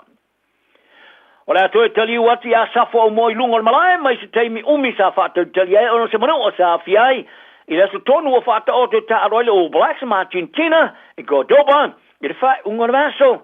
O le ahuka malo se o Blacks o whiriwhiria le no fōra au whale leo o le aua Wellingtone I le ta amarsanga au whai tu malo le NPC ani sila I le tālonga mau tako le malai pōri rua Parky Wellington e le su sā. O le luai tālonga le au moa, te lo mea na safalo na ngā vai, I teimo tona ninga, a alumanai, le tālonga le Harrogans ma le Brumbies, e luai aweanga I atu I tālonga o su ngā Champini, o le supalaga pi Pasifika. O le amanoa, sa va ai ere mesia au moa mai le seriso tālonga whai tauria mawharani ai ulai, ma lea mawhai o nā o fiai na whiwhinga o le au o le All Blacks, mo le tāmarasanga o le Rugby Championship. Ai wanga ia tunei ia le ora ka pia tama ta ia le Black Ferns a New Zealand mo le amateino le lato fato sina mo le pui o le Champino le Pololangi I le ta amarsanga mo le Pololangi Engilani le vas fou o le au tour fato sina le Black Ferns o le loto toa Be Brave Sa vai te mai na le fai on Alan Bunting ia le auto. I le taimi le lato wha mawenga i le aonga whale o na lua le Manurewa Intermediate School i au kena ni saute, le asona rafi. O se vainga mata ina i ai le fia tele ma le sangi ana o tamaiti, i le whelo e atu le au ai le tu wa ese. O le sila, o lo pulu whatasi ma e alani a pani ma se pani e le pulu sila na talo momoa, e whitau iai ma se pani e le asonga fua le sfurulimo na masina ni o kusa.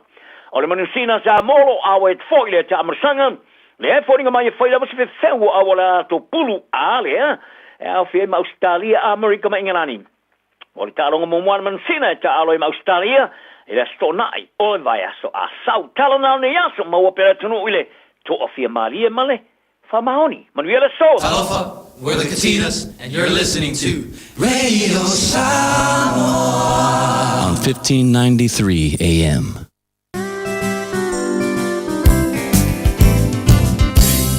Bing, bing a bang, bing, bing a bang, bing. Oh, bing a bang, bing, bing a bang, bing. Oh, tato frato, bing a bang, bing, bing a bing a bing a bing a. Oh, le ufficiale ma fa, bing a bang, bing, possimo le.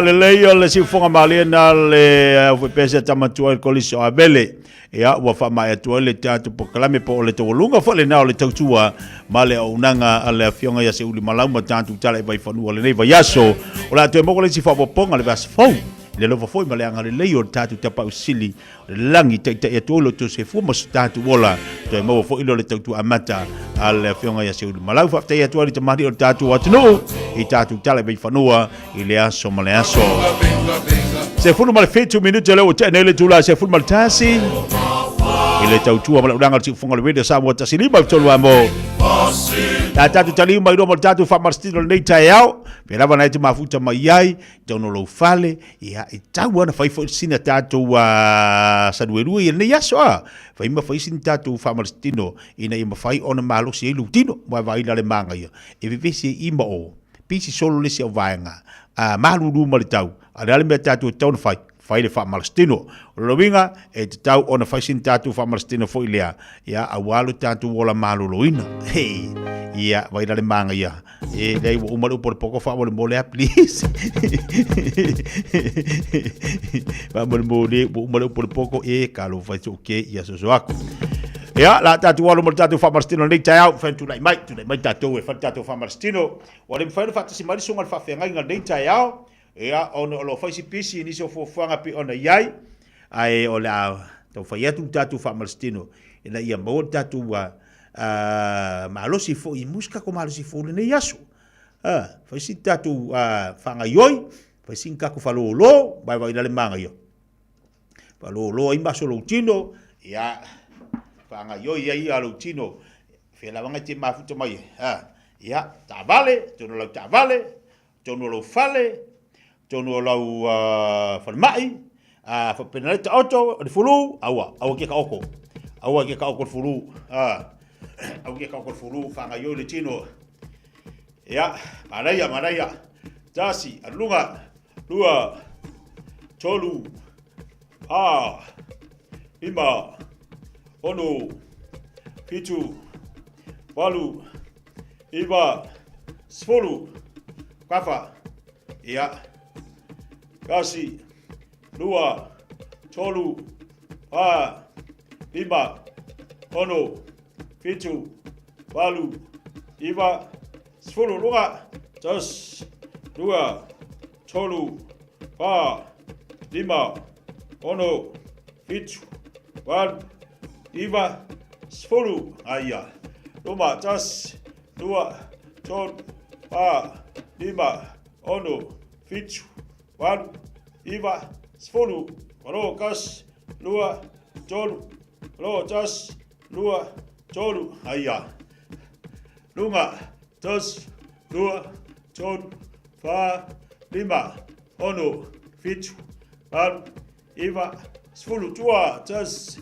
lua tolu lima ono fitu walu iva sfulu lunga tas lua tolu lima ono fitu walu iva sfulu tafa tas lua tolu lima ono fitu walu iva sfulu lunga tas lua tolu lima ono fitu walu iva sfulu tas lua tolu lima ono fitu walu iva sfulu lunga tas lua fai maria tolu lima ono fitu walu iva sfulu tawau tas lua tolu lima ono fitu walu iva sfulu luma tas tolu lima ono fitu walu iva sfulu luma tas lua tolu lima ono fitu walu iva sfulu heia ya ai fasi do wa koe kau maka ia kayau tas lua tolu lima ono fitu walu iva sfulu tas lua tolu lima ono fitu walu iva sfulu tafa tas lua tolu lima ono fitu walu iva sfulu tafa tas lua tolu lima ono fitu walu iwa, sfuru, heia. Maia.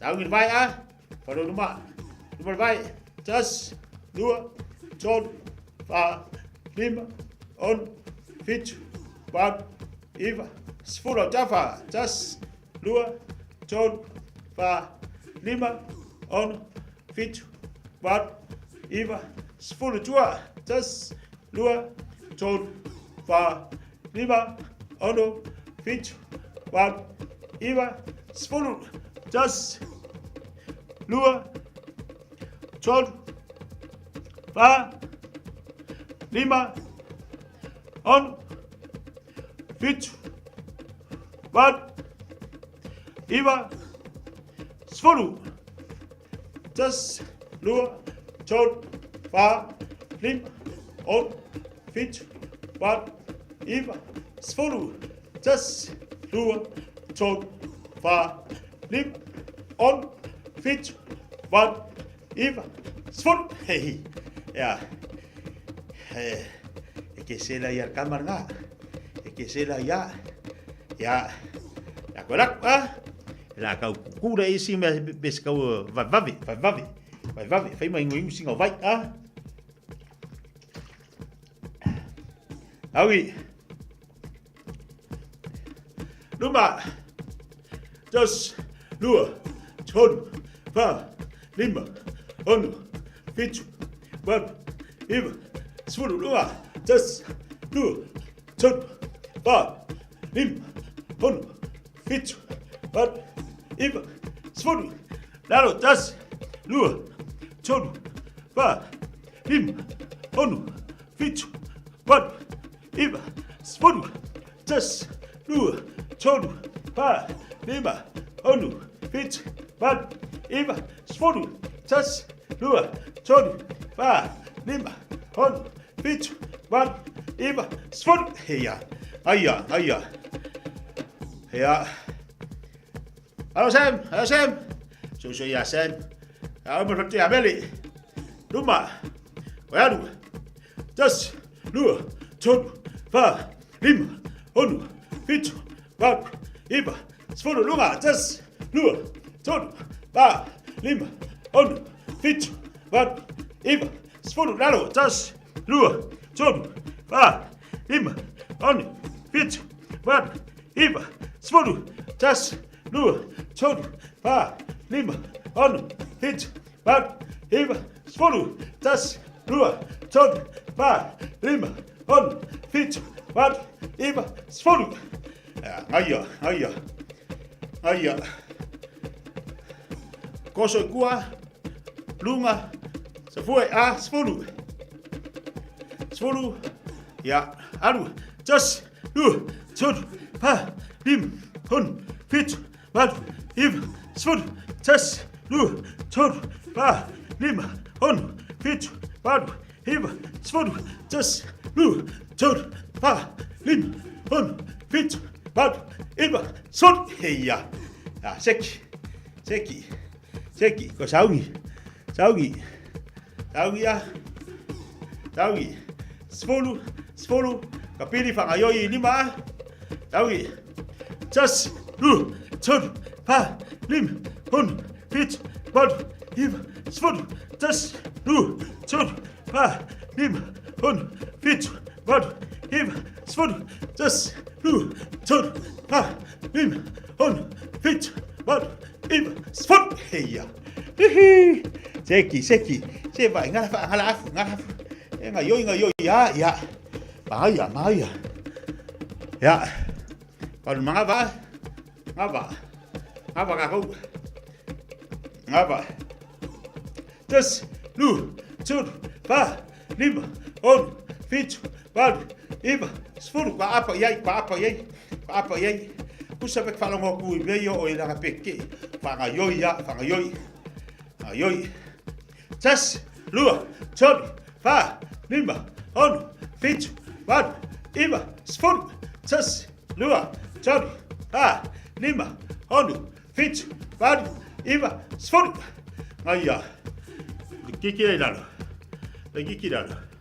Au tafa sfuru a, tas, lua, tur, pa, lima, honu, fitu, vadu, iva, sfuru, tas, lua, tolu, pa, lima, honu, fitu, vadu, iva, sfuru, tas, lua, tolu, pa, lima, honu, fitu, vadu, iva, sfuru. Aya, nga yoi,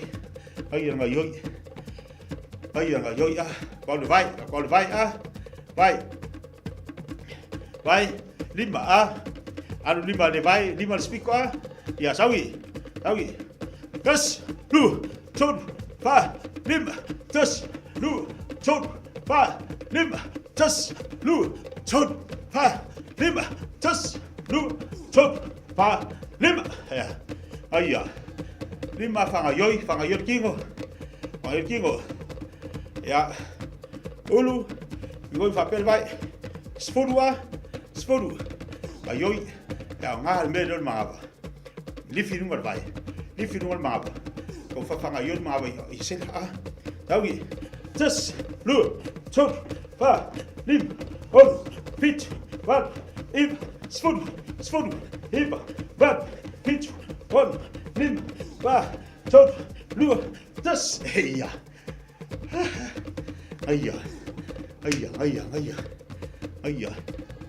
Ya nga.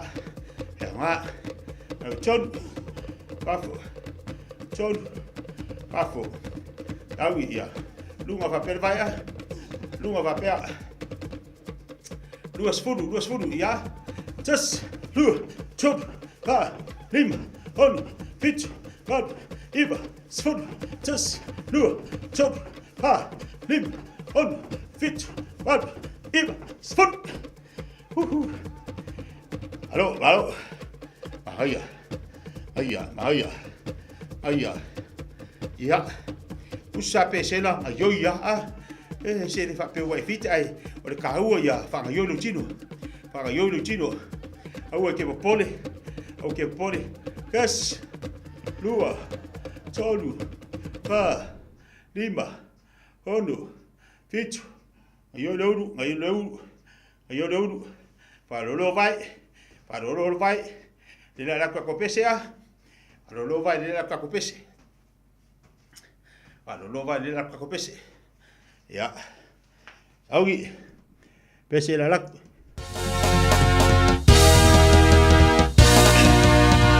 Aya.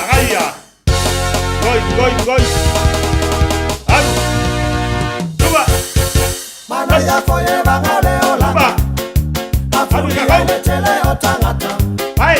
Tele lo aseme a wolo fatata ibulbulia no toyo mai fale. Aya. Ayo tiro. Tuba. Anu. Ola ualaga. Yo gata si uma otangata. Anu.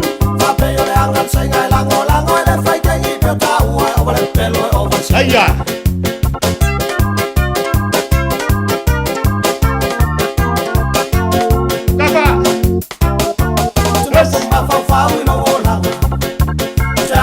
America po samba. Ayay. Tau si dal file bu po samba tele ola tau lo lama. Aya. Hello. Tuba. Yes. Ale fai tau lo stau langa. Soy a to te lupiam to ayava. Hello. Tele lo pele ti wa e ba war fa tanga ale la ba wa e o ba mala.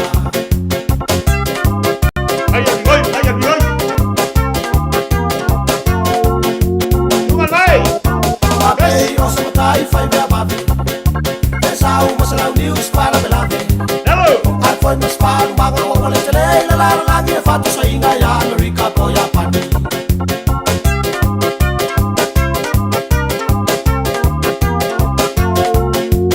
Hello. O tele au fa me ati Pilipine. So mani el fata watu ma watu be. Yes. To sia yo la fa na o lo ainga o lo tolua o la o ile fie ma ya ile tua. Yo la fana wala ai ngoro tolua wala oi fa ya wala fa ai no bisu ibali me ya seki Saudis kakopese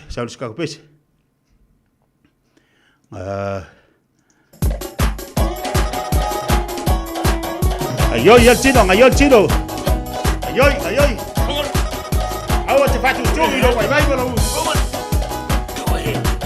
Hello. Vamos. Lua. Aya.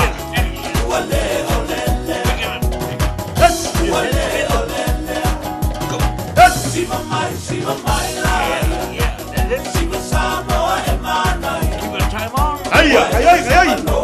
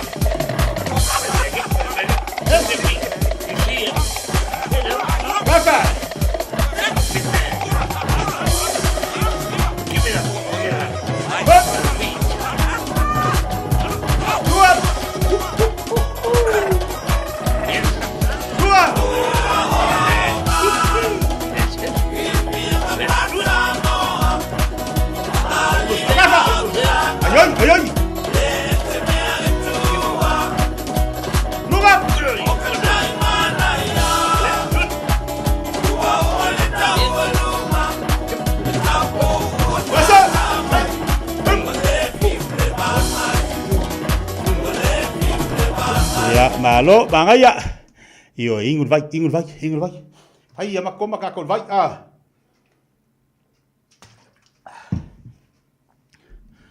Vai ya vai singa vai. Vai ya vai ingul vai. Or tau fo ingul vai. Ya, mau hari si malus.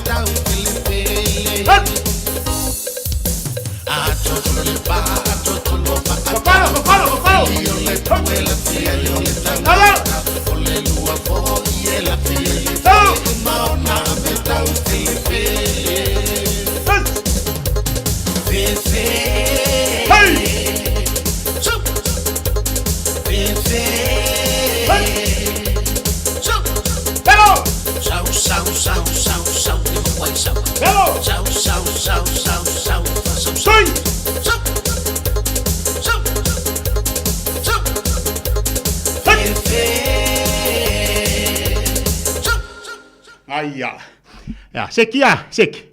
Ya, aku ori sela ia ala bigoi. La kulesi. Lasi nga.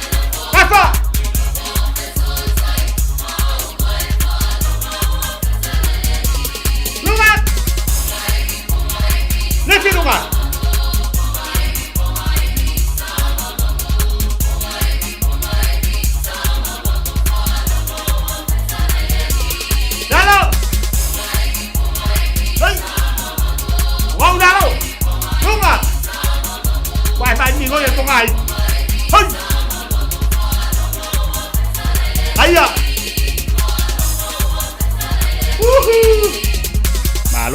Malu. Lo. Kasih.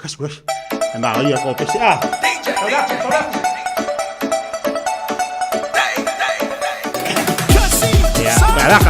kuamaka.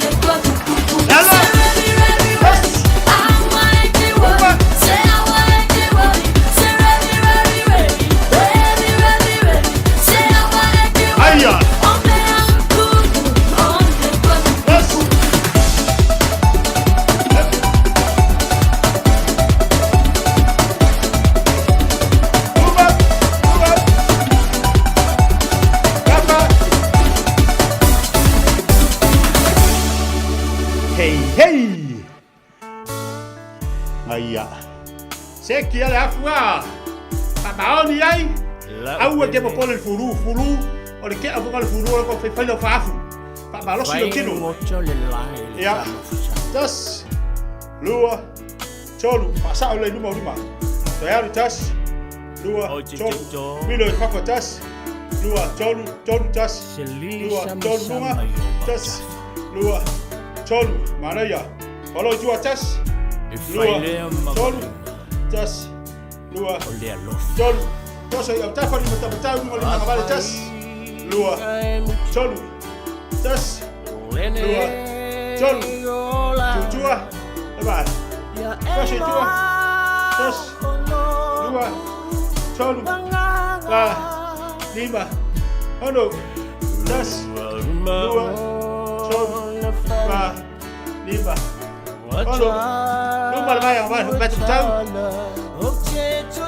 Tas. Lua. Cholu. Ba. Lima. Lua tas. Lua. Cholu. Ba. Lima. Luma tas. Lua. Cholu. Ba. Lima. Tas. Lua. Cholu. Ba. Lima. Kalau yang tafa tas. Lua. Cholu. Ba. Lima. Kembali tas. Lua. Cholu. Ba. Lima. Ya, lalu tas 2 ton lima kita kembali tas 2 ton lima dua tas 2 ton lima lalu tas 2 ton lima Milo Aya Seki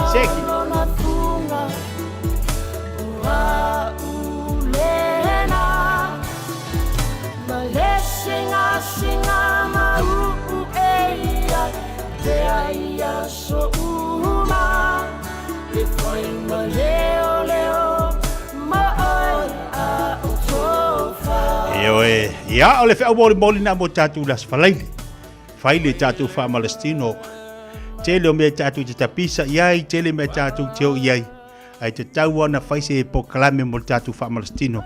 E lu tau mo fa Palestino au e pe o le aso mo le aso. Tatu ia e faia si pisi. A olo pisi lena. E te tangwa o ia faile abanoa. E ma faia e ona e alu. E faile fa Palestino. O le tau longo lal po kalame fifia mai. Ia mau so i fua malolo ina le lei. Fai lau fa Palestino terminei. O matu e pepesi al furu. Pepesi al furu. Ai te lo lau ia we. Au te fa tu wai. Au te fa tu wai le furu. Fai lau fa Palestino. A fa peiso fa ta vale. Fai ingalo exercise. Yoi, ale kilo ke fongi vai ni pese tango fai lau sumpa. Kaunga fai se a tu ia de mafufa. Na e tonu le tala le fai atu. Aua tatu te whape e langa wa furua maruru le ia tili ai.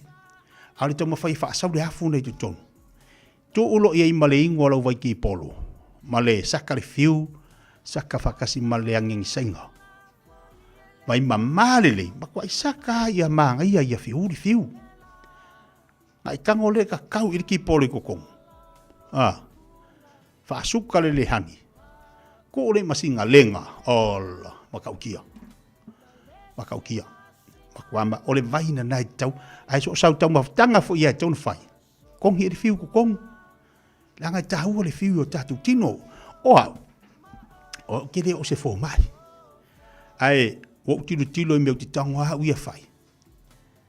O ti tango ha uia fa tino. O tilo le wa ngai atia. Ai mai sele furu. O sau ma uskaria koi kiki se kula wale fa fonga la tunu sau le koi kiki a vi merungari ni maka uki ole fua le maruru uskari ai tele ino fua fai de kolengi alu savali alu le chim fai le exercise fa afu de tino sakar ki polo sakar marangeng sainga vai mamalele ya kamalanga nga popo vai de wa ki de nga sau de maruru uskari a wa ki de fiki de merewe ole fa mal sauna mo tanto fa temo tatu fa Palestino nei taiao te wolunga tu ali tatu pokalame nei va yaso o te longo pe al pokalame titia ma ua tatu wola maluluina al tatu tino tu na fo tatu me ai o lewa o mai le tau malulu le tatu te tau malulu ia wanga o le telo me ai tu lo fa fonga tatu watunu ai fai ma fai se nga ruenga ia to e tatu mal tatu pokalame pe mai aniso tatu tala ai mai se tatu free market tatu telefoni tolu fitu taslima tolu fitu taslima tolu tatu telefoni fa inte tala tu mo malo tatu watunu wa tatu olo tu na mai. Does someone in your house sound like this? Or like this? Does the wheezing and coughing stop them getting out and living a normal life? They need to take the cough test. Go to coughtest.co.nz. Take the cough test and show it to the doctor. coughtest.co.nz. It's free. Prescription medicine. Medicines have risks and benefits. GlaxoSmithKline, New Zealand Limited, Auckland. Ang whaialo esa ilina lau papalelei maananga tā mō whale Samoa, New Zealand, po le Pasifika, o le Woodmart i Penrose wa whainatila nei tautua ini tautau ngōwhie, ma wale finance whaapitoa se fululua masina ele aisa interest, peha o vai le 5 awhita la le whatau. E ka le sia, ma wale 5% toi whaafo i mōlenga renga le tua, su mai le 5 fitutasi Great South Road, Penrose, Viva la au ia Chris Ulberg, ile numera o luatasi, lua whaono, 5 fitu. Woodmart, laupa angai lau papalelei. Talofa Samoa. O Atish Narayan, o le Licensed Immigration Advisor mo le Auckland South Immigration Consultants. E visosoani mo so se tuai ngā visa e malanga mai e New Zealand po Australia. Telefoni mai nei loa i le o valu o tasio no valu whawhitulua. Po le olua tasi o no valu whitulua tolu o. Whafonga mai atina matama ita i tutoa, ma malolosi o le Pasifika, wa la tau lavea ina lalangi. Whaftai moa o tau ngaluenga lelei uma, wa whaia mo a inga, matangata lautele. Ae pe tai, tu salava pe tutoa ma malolosi tina matama ita. E la tau te mo mia lava, una whaia la tau siaki whafoma. A whai ua lima i le onos fuluiva tausanga le matua o lo soifua. Whaatonu nei loa so ua wanoa siaki fua ai o susu, mo le siaki ina, pe ua afia i le kānesa o susu. I le pressed, screen, Aotearoa. Wala awane i le numera. Oval se lau, lua fitu o, lua o. Awa, o le whaia o le siaki mawhaata o susu i le aso. E lawea ina ai o tōu moa tai au. 24 hours a day, 7 days a week, Radio Samoa streaming live on www.radiosamoa.co.nz. Leo tala tu tatu leina tolu fitu tasilima tolu fitu tasilima tolu tatu telefoni lunga tatu filima keti. Tatu olo tu na mai mo fa fonga tatu wa tunu ya o le wa no atu tatu telefoni wani olo na te finangalo mai lunga tatu pokalame ya le wa no atu tatu leina mo oi mai sa olo ya mo lunga o tatu wa fa tawinga o ile lunga o tatu olo tu na Papkawa ingalo olo Samoa ya tunu mama elai tatu wonu tatu leina talofa la soga palo se bo dia o mataya se vacuum ia le ke se vacuum le okay lava e fa se furukala o le dryer we me cheni ke mi sole malu ye le fa se furukala fo le ya koko e ma check si nga me ke ninge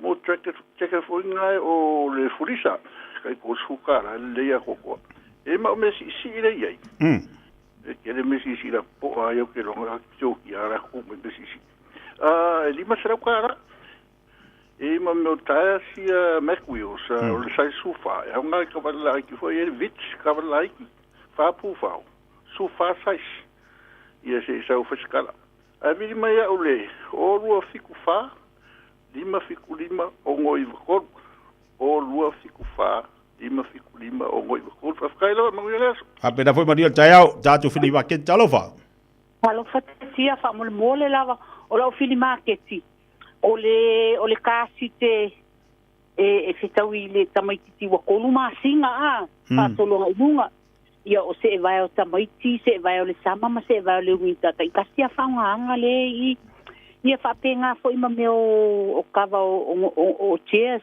kava o fo ia o tau se vai e fa tau ta ilimata la le pea a le kasi e ono se fulu o mea o kava o no fua e lua lima se fulu le pea ia o mea umana le fatau e mana o mea le fatau e ngai kanga ka o foinga le o tanga ta tele toi fuanga nei vai taimi a tia sa o le fapa o tua nei tangata le o te e te fori fa margina ia o le o lua tasi o valu valu lua fa tai lava tia lo waso tai mo fo tai au le tatu telefoni ava no pea tolu fitu tasiliba tolu fitu tasiliba tolu ava no tatu le number tatu fli maketi sa no mai talo fa malo se fua ola u fli makeki ola u ka vale ole hanta lua fe mal fiku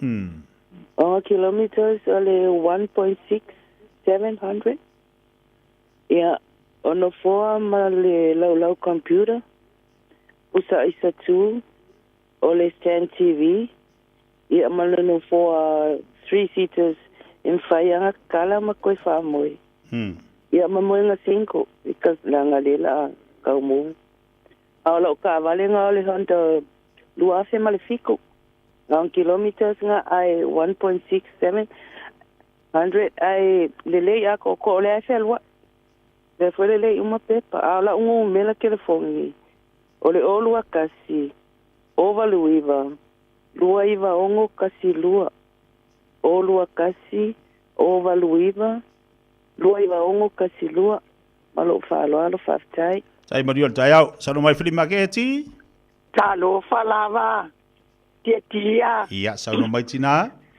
Sa mole tia. Se ka ko sia mawa kwa le kinga mai anga iang fua. Sa mole. Ole ale sa. Lua lima fulu po. Lua sa lau lima fulu po le. Lua ka la lima fulu. Ia pe dua kala lima. Ia pe dua kala lima le yelko fua. Tina, au mai le tā telefoni. Au mai le tā telefoni le whafonga mai si tina le. Ai mwhai ona bila tuai. Ia whafkaya mai tia. O lua tasi. Ia. Lua tolu lua. Ia. Valu fa o. O lua tasi, lua tolu lua walu fa o. Ia. Le lei, ia whafonga mai tina le na mai i ono foa. Whafso tai mai lo tā telefoni o lua tasi. Lua tolu lua. Walu fa o. Ia, te lua whafonga mai tina atu no te uwala watu. Faftai tele lava tia manuelo wato. Pena foi tina manuelo vayaso. Pena. Sai foi ia. Talo fa tatu laina. Ia, ona sawa i leo le i. Ia, 12 minutes. O ia leva ngwa, mo le nga mingu ke ye. E wala mai e po isi si fia mo sana uloa. O isi si fia tu inatu sana uloa mo tatou. Mo tayao, awani ngalo tatu sumpa le faliaso tayao. Tayao fa tatu sumpa masani. Ma yor sumpa do fanga yo. Ke lo me mari ki nga maruru wa le tau pati atu o le leila nga wa ke fa ku mo mo malili talofa ia sano mai te fa mo bole o la o dressing te pole i poise se manga o ai ia ona saule va vai a fua o le ngumela o le o lua kasi o valuiva kolu fa fikulima ya o belanga e o dressing depo maria o le ave fua ngai le lei fa e malingo fua o mile i o sitilung e ave fua foi o seki e fedo wolofa e kra ka mawai o ke fokinga e vili mo ya o manga ya anga failo se makala po a fesa o eva ia le lei fa tai langa le tama mawatu ya okay ya fa se fua sai foi ya Tatu walau talofa. Ia, malo se fua sana mai. Ia. Ola isa na yo lo. Usawa ola la o mo wala isa ko ya mo wa ku. Teno ku. Mala la ye pa le na ko mo la pa. Puru ka yo pila. Pa ko ngane ku sa la ko ko ya.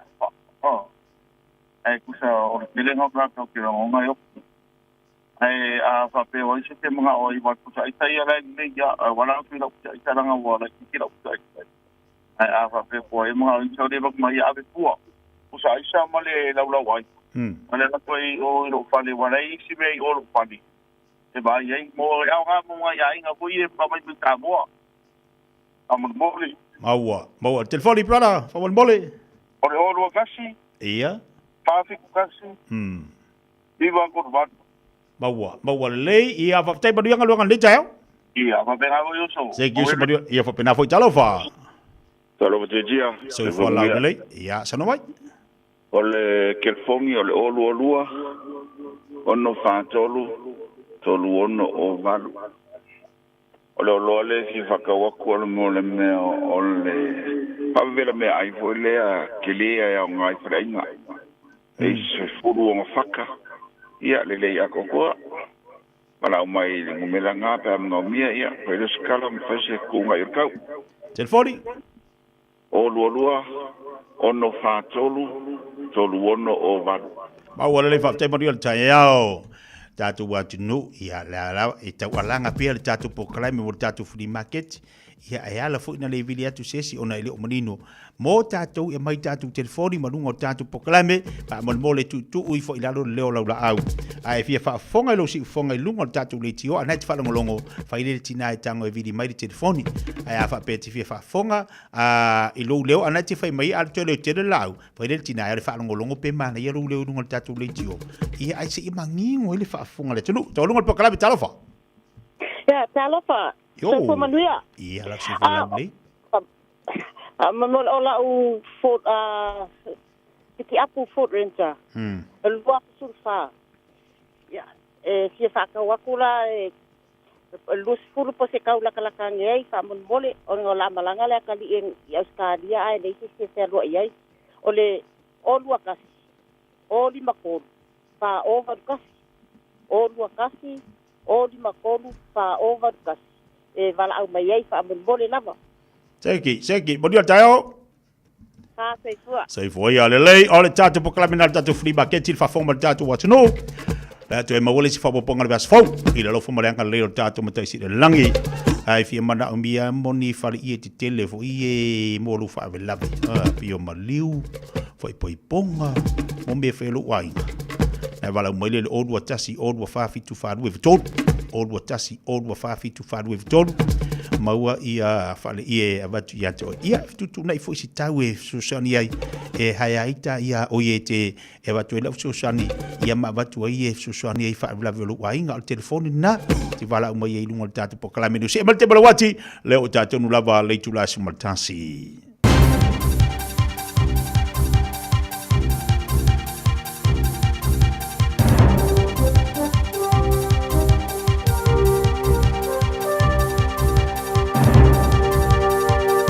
In this update, calls for the government to take bold steps in sharing information to help our efforts to tackle organised crime. A ministerial advisory group focused on the issue raises concerns agencies aren't communicating enough between each other, our Pacific neighbours and the private sector.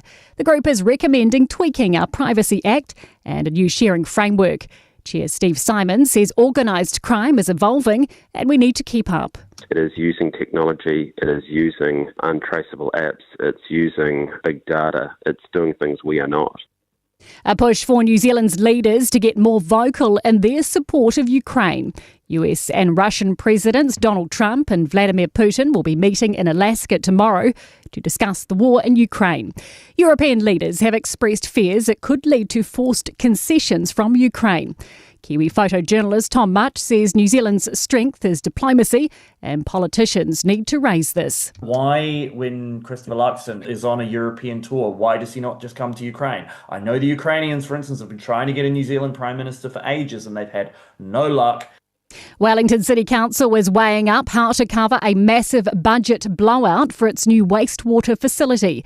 The sludge minimisation plan was originally expected to cost about $200 million.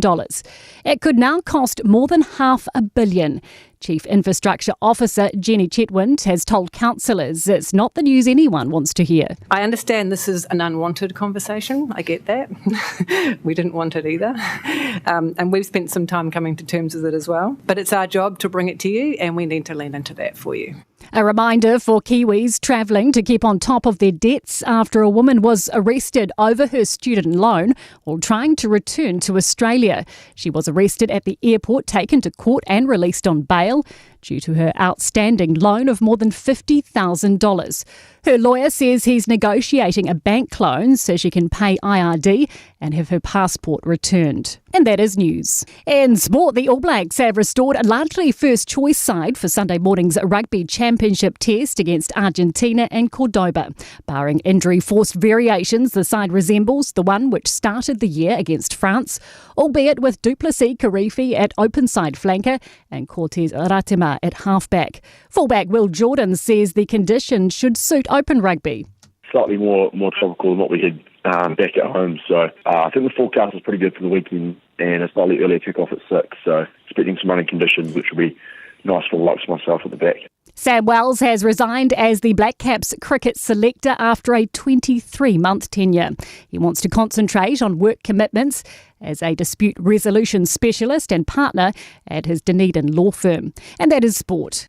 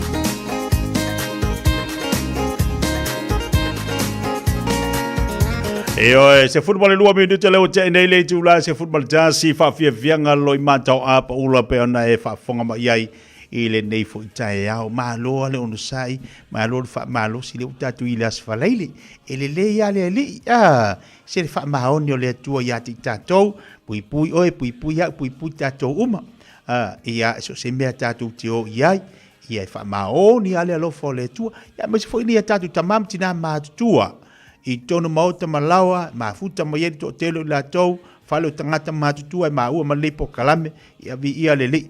Whaatai ia o leo wha awau tatu po kalame pe o nei le tai au nei, o tau wana nafi ia satu fesili, mai fo inisio o tau wana nafi. Po le ale mafu anga o le tatu po kalame, o wha apea, o ale nkako kalangore le iai, o nei whato amu mai lava noa o le tatu fo mai Amerika Samoa. Ia whaero le tatu whasoa, ona na tatu tatano e nga ia uonga mako kalango inga ile mako pikongu i otara o la tu pa anga ia tu di mela to ia tatu faso amale to fire lu mbang ia ai tu matu tau na fmetitia o le ale mo wole se kako pokala me fa malu wa o le ale kai minga ngaka ile fa ngolongo ka ko lekio le na fa ia tu te mila ala tala te na manava o nei le tu la smaltas tatu tari ai mo mai se avanoa e ale to fa ia pa mo tatu le nei tau le ala mo le avanoa ia o faisi pisi o le to fa ia lo moenga to fa ia pa tu langa o lana i foi tua pala na danga tono a mixa mo ai wa fatiri alu lava mai ia ona to fa lava ia mo se tatu po kala meta o mo leva yaso ia o le nganga fia le o fa fonga tatu atunu fa ta lo fa tua ia te to mam tida o le o se mai sa lo moenga nei tau to fa ia pa o Dr. Royal Sange mai amu Samoa i lungo tatu wa filo inga mo tatu fa so pe masani ai fa ta lo fa tu lo moenga nei tau malanga fia malanga fa lolo fa ta lo fa tu tatu poklame ia fa tai o mo le vono ia e te suma ia to fa o tatu poklame mo nei va yesu fa malo se fu ai lau sunga tia ia fa pe fo il tatu o tunu ia me se tapa anga masani ia fa tai le tua wa uli mal de tai ia pe ona mali fo lau sau no anga tomo ia o le asfarile le na ia te utou New Zealand, Australia, ma Samoa. Ia o le stofi i nei Amerika Samoa. Ia muia utou, le utou o le aso farile amutai, ia le fai ungal vai aso. Ia o le avanoa e malolo ai. Ia e atonu fo i o se avanoa monisi e maua le avanoa e vai no fanga i masani ai fai ungal vai aso. Ia ma mau fo ia wale fa fifi ai o la tu tangata pe ona masani ai e faftai ia mo fole fa o wino ta plokala mal ni taao tuli lo al tatu wa tunu ulau fa soa ona le matango fie fo ona vai o lo fai ona e so so ani mo tatu wa tunu pe na fa ilo atu ni le taao ia matu filo i mana inicio to ina na filo matu pitonu ia ma fsiri mai titi ala le mo tu plokala me ma mixamo fatu ia o lea ta pena mo nei ona o le musa avanoa o le aso nafi o foi tatu a le musa avanoa le si aso wa atofaina ia ona talu sanga lea pe mo faina musa avanoa ia o to fa ia pa ia ele mo faina von tu o tatu wa tunu fa tai o le to mo le avanoa nei ta o amal tau na ia te o Amerika Samoa pa ia e ia la vale afianga o tau i Amerika Samoa ona le tau malulu i New Zealand, Australia.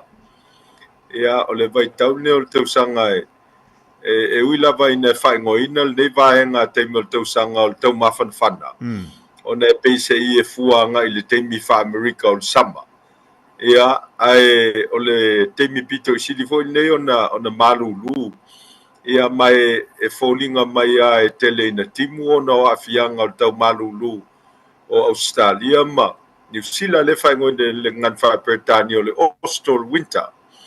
Ia mai e fesuisi e lava le tau tietia. Ia o masani fo ia le tonu o lo alalam papa au le moto fifia. Ia te tau lava ona ngā io i e tusa o le tau. Ia o a fo ia tāpenanga e masani ai. Ia e te alu lava maavel wha malu se tulo.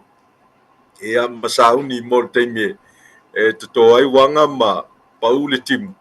Ia la ia el tapenanga talafengai ia le simia ia o Amerika Samoa sta mai motu ia faigofia lava ona faamalu a le agaʻi le tavale po le sa ia pe agaʻi foʻi lou mota ma lou laoa ia mai e faigofia lava ia feuiaʻiga i nei ona e laʻititi ia le motu nei le falasefulu faapea foʻi ia le motasa malo faafetai ia faagasolo-lita e ao ua maitauina pa tulaga o loʻi ai le pepesi o le faamaʻi o le tenki fiva i tono o le tatou atunuu i Samoa polu ma savaʻi a le ase tagatagaʻi foʻi a laususuga po o lautofā i totonu a lava i o Amerika Samoa o atie le faamaʻi ia tiatia vaena le faafoga le atunuu o le asoanafi ma talatu anafi sa feiloai ai ia le matou task force ia po le komiti lea e gafa ma le iloiloina o faamaʻi pipisi pe atulai mai tonu o le teuteu i Amerika Samoa ia o i latou ia aofia ai ia fomaʻi o le matagaluega o le soifua malōlōina ia faapea foʻi ia taʻitaʻi o le maota gasegase i fagalu po le LPJ Medical Center ia faatasi ai ma le vaega o aʻoga ia o le vaega o le puipuiga o le saoga le mulautele ia faapea foʻi le matou vaega o le letise ma le suavai ma le lapisi lafoaʻi vaena le faafoga le atunuu ia faatasi e maisi o matagaluega e pei o le matou vaega o le ofisa o matauputau Samoa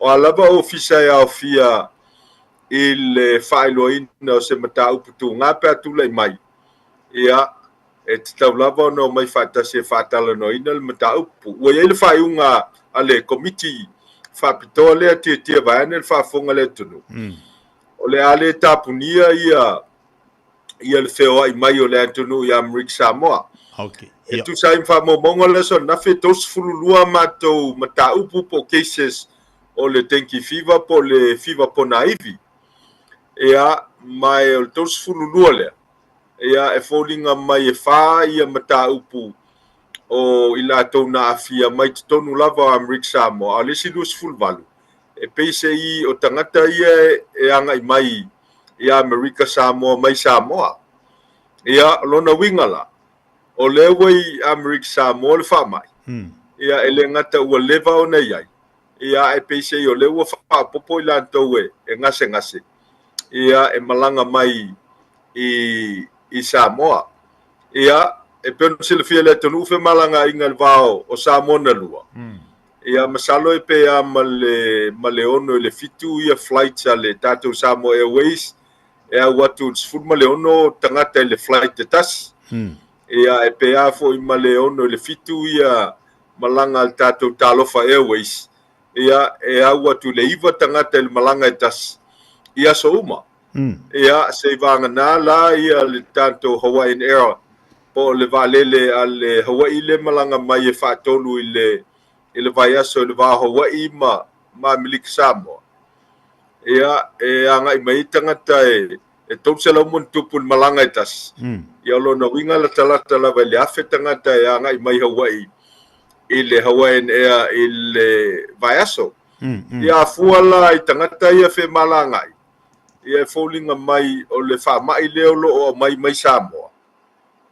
pe afua i faamoumauga le tatou komiti faafoe ia mai o inā e faamaonia ai ia le afiaga lei Samoa ua silia ma le fitu afe ia tagata ua afia i le fiva ponaivi po o le tenki fiva ia mai o loo lelei lava le puipuina o le faamaʻi ia e nei o matou foʻi alii ma tamaitaʻi fomaʻi ia mese o i latou loo galulua i le vaega o le soifua malōlōina faatasi ma le maota gasegase ia mautinoa e leise soifua e afia ma e leise soifua se tagata tiatia malia ae le faafogaga ua afia nei i Amerika Samoa ia se vagana ia faamoumauga o loo faailoa mai e le tatou vaega o le soifua malōlōina e Samoa ia pe lava ua toʻaono le toʻafitu ia soifua ua maumau ia ona o le faamaʻi o le fiva ponaivi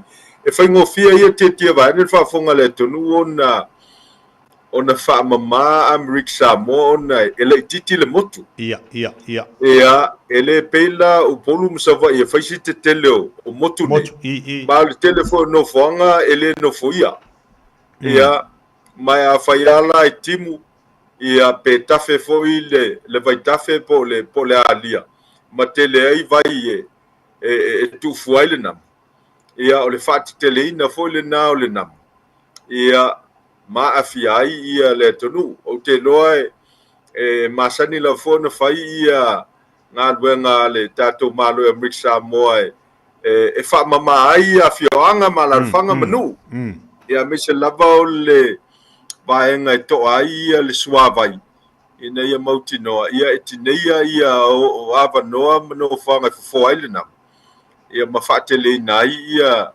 ia le faamaʻi ia ma e faafetai foʻi le vaega o le soifo malōlōina e maise o tatou maotagasegase i sa mona lua ia e le gata o polu masavai ia e faapea foʻi tuila manua e latou galuega o loo tou fitaituga i ai ia i le mautinoaga o loo lelei ona faatino le galuega i maota malawa ma afioaga ma lalofaga ia me se foi tonu lava o le vaenga o soifua malōlōina ia i latou o loo afaina ma manaʻomia ia togafitiga ia ina ia una i maumau se soifua seisi lolu moiga pau a faapea nei te ua alu ua faatuputupu la ia le tulaga o le faamaʻi i totonu lava i Amerika Samoa ai nei teʻi foʻi ua iai se soifua e maʻimau ai e isi si fuafuaga le tou pito a tou malo ia mo se lockdown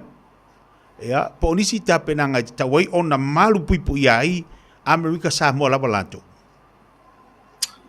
ia e moni lelei le fesilitia au te iloa lava e iai lava ia mo tulafono foʻi lea o malo taitasi pe Amerika Samoa e ausia lo se fainumera o le atunuu e aafia se faamaʻi ia mai ai ni tagata maliliu ia te lē le avanoa auā e ese tuaiga lockdown ia ai lockdown foi e tapuni ai ia leina tuaʻo e lē mafai ona toe ona toe feoaʻi le atunuu i sa mona lua maisi atunuu i fafo ia ai ai foi tuaiga lockdown ia saina toe feoaʻi ni tagata i totonu lava o se nuu po o se motu ia mai mafai ona tupu le mea lenā ia pe a fai o ni tulaga tuga ia e peisei lava la o le faamamafa ia o le puipuiga ia mataituina nofoaga o loo toʻa ai le suavai ia ma faamamā uma ia vaega na tulou le faafoga le atunuu ia ae afai o le tulaga lenā ia tatau foi na tapena finagalo le atunuu ia i mea faapena o lockdown ma o lesi tagata tiatia e peia musu foi lele ae taofia ia le sona fealuaʻi ia ma o ai ni lagona le fiafia i le atunuu ma taʻitaʻi o loo taumafaia ia polokalama faapenei ae ala ona fai ia saoga lemu le atunuu ma soifua manuia i so stemi la sesega o le faamaʻi le ia te outou o le dengue fever ma le misela ma isi faamaʻi sai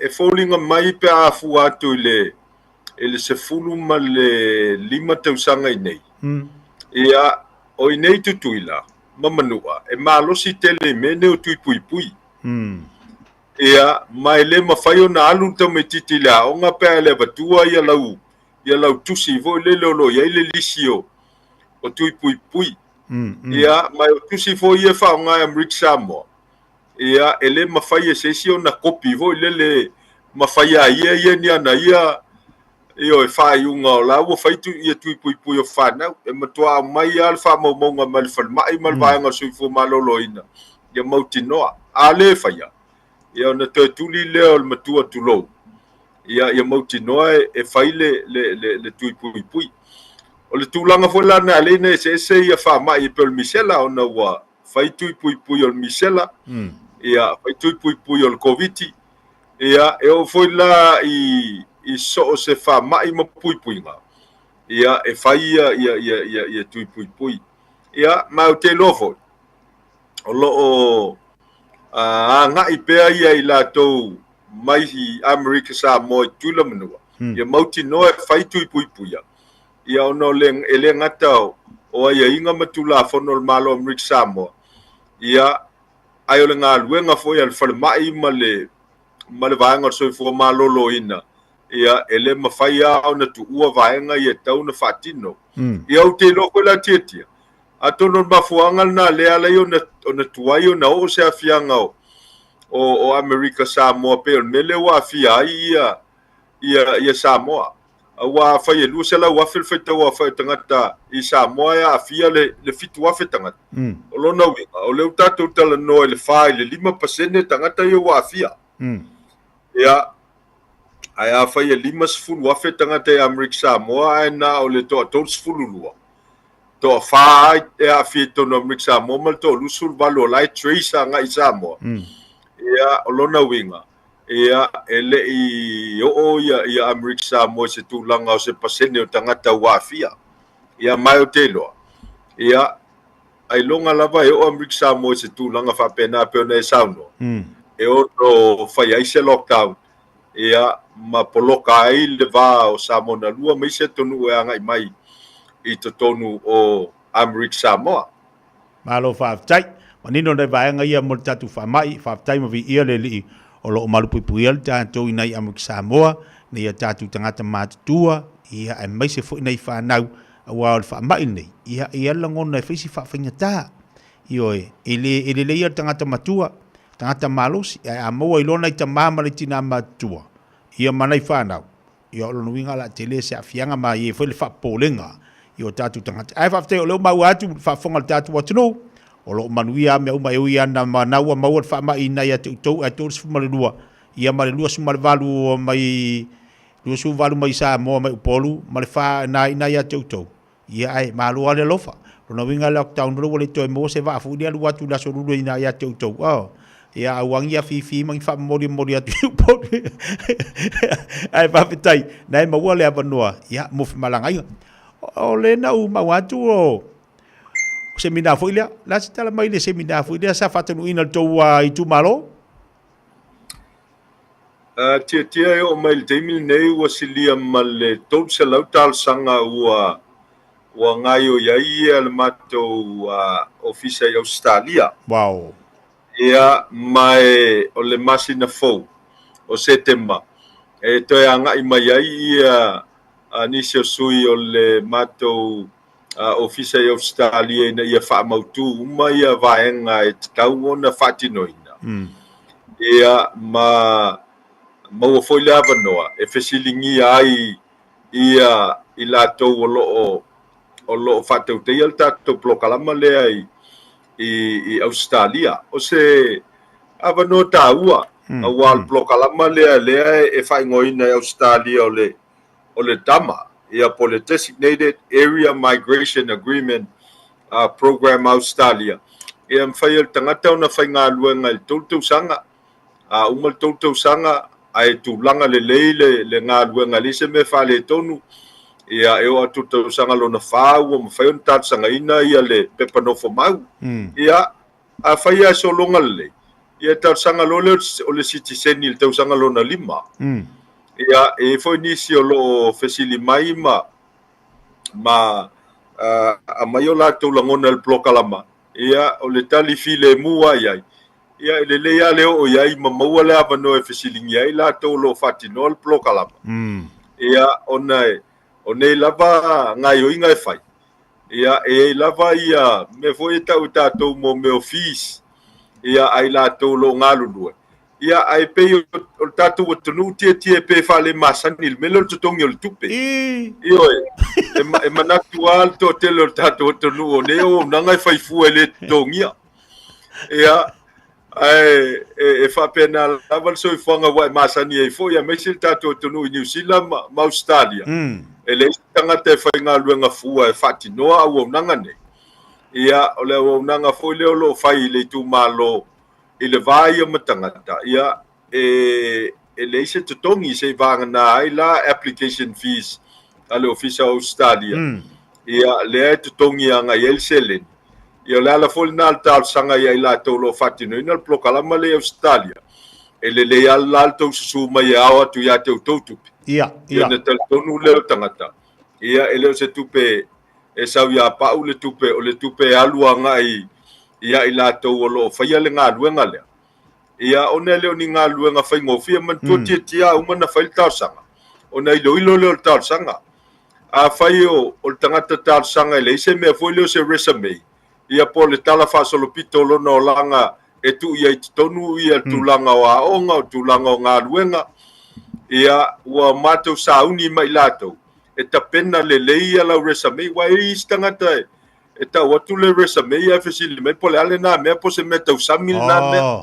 va pe sia solo masingo me io ia ai failo ia I maleanga maula lo le ai o le resume ia o le tala e fa tau ia te oi ia male soifoanga onga male soifoanga ngalue e fa atali tonu ai la to lo fa il plokalama ma fai mo fie ai ona sa ili ngaluenga e foi tangata tia pe on ta uale te mi wa sola ia a fesilingia ngaluenga e anga va ai fa mai so se ngaluenga ia e tali fo ia e le se ngaluenga ila lo le lale ne ta uso se ngaluenga io e tau lava ona mate tuina ia le ngaluenga pe o ngaluenga sa fai le fale ia tu lo fa fonga mai ia o vaenga lo yelo wanga va ia o mela na tu sia lalo a fai lava e foi leles e tele fai ngaluenga ai sa e valina le fale o tou ainga io e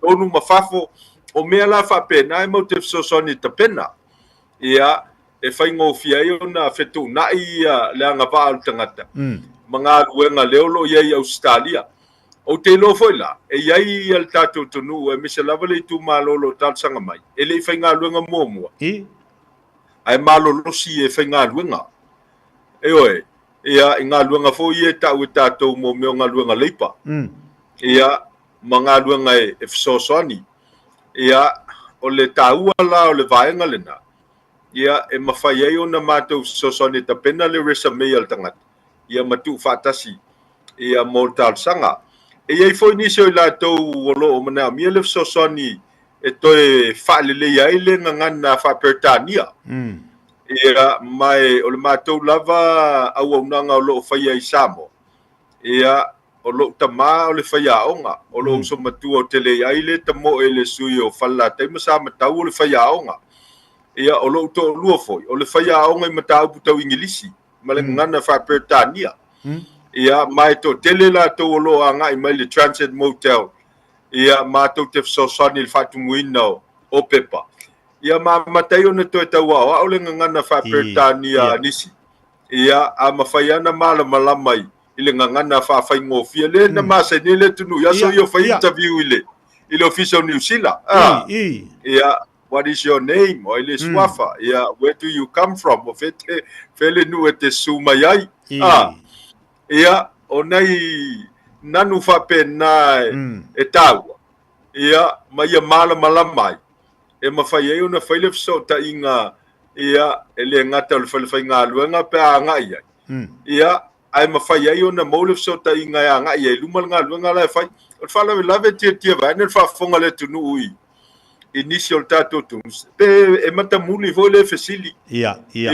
e mata muli fo ye e a ole nan ai to telefo I fa na o nisi ele leile nanu no o ngala o nga ia le se me ia o leile le nanua alo tua ia mata na fa masani le ngana fa pertania wa ola na fa tumuina pepa manga I Australia ia aola ia sina mala manga ititi e mafai ai ona mawala nga luenga mfai nga luenga ia mafala utele au ia nga luenga ma le tapenanga ina ia mawal pepa no fomau ia ma ia mawal sitseni ni Australia o le ftau foi mai Australia tia ia o no fonga le Melbourne o le matuato o tele au o fale fai ngā luenga o lo mana mia ni tangata fai ngā luenga ia ai e tā ua fole tā whasoa a maua le ngā luenga fai le ngā luenga wha maoni le ngā luenga ioi ai leo le mela e fai fo inisi o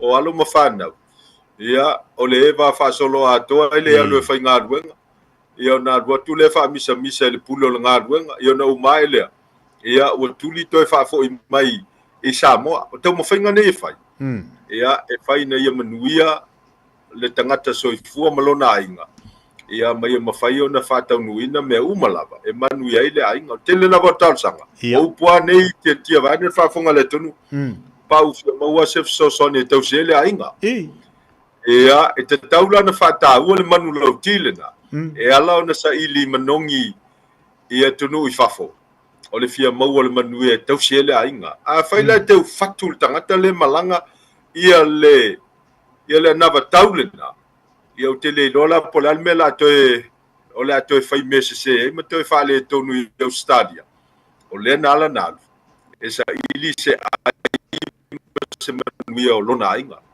malo fa tel fonga pau ma tango fie fa so mo le tai au fa fonga ma tu wa tunu ma tango fie foi ia tu langa pe ona fola ile fala atu tangata I Samoa ia e mezi fo ia nisi o lo fia mo so sani lo tu nanga na ia Samoa ia o le na ta pena walfinga malanga fo ile fa tu ile tu mo tasi anga tu ia tu ia la se tu langa fo ta pena auto na le o ma wo le o tu finga malanga le tu fo ia a vanga fa fai e moni leile facility tia ia ua finangalo le fionga le te fono le lau le male to fa pe fo le inga le fa tu le tu sa mo tas ono le tu langa le pui nga o le fa mai o le fiva pona ivi ia o le fa tau nui nai o le finga malanga le tia o le finangalo te fono mal tatu ainga ia alo ia America sa mo le fa la wiloa mama wele ava no e fa fetai alo ia el tapo inga tuila manua ia ai me se foi o ilato uma mai I Samoa o lo alalam papa au ya America Samoa lo fainga duenga ia mafsoson ya tu tama inga o Samoa ia petai wa le fatanuina ia ele fa pela wa le fatanuina le fatanuina ile o le fofanga o lo ye nei ia a uma le fa mo le tunu le solus flui va o kuso ala le na fainga palota ia po le alabal tunu ngol palota ia e fatanuina lava le malanga mai al vaanga fa fai I se teimi e finangalo ye le tua ia matala fe ngai ma le soifua o tangata ma me tupul tato sio manga ina ia ave le fa mo el soifuanga sanga le mu tato tangata ia ai fa mule ina se finangalo o le tato vaenga fa fai ia e fia fa mawina fa ftai taplo kalama e le atonu ia suama le vai fanua fo mai tulangi tu au malataua ia saole msale o mo mal la union sa lua ma le afio mapu ia fa pe foi al paia ile afio le la na tasi afio fatui ia mes foi to o le motsa ia mo le langlongoina o le tapenanga safai nei ia e ala I lautou foai e tu sai o le sailinga seleni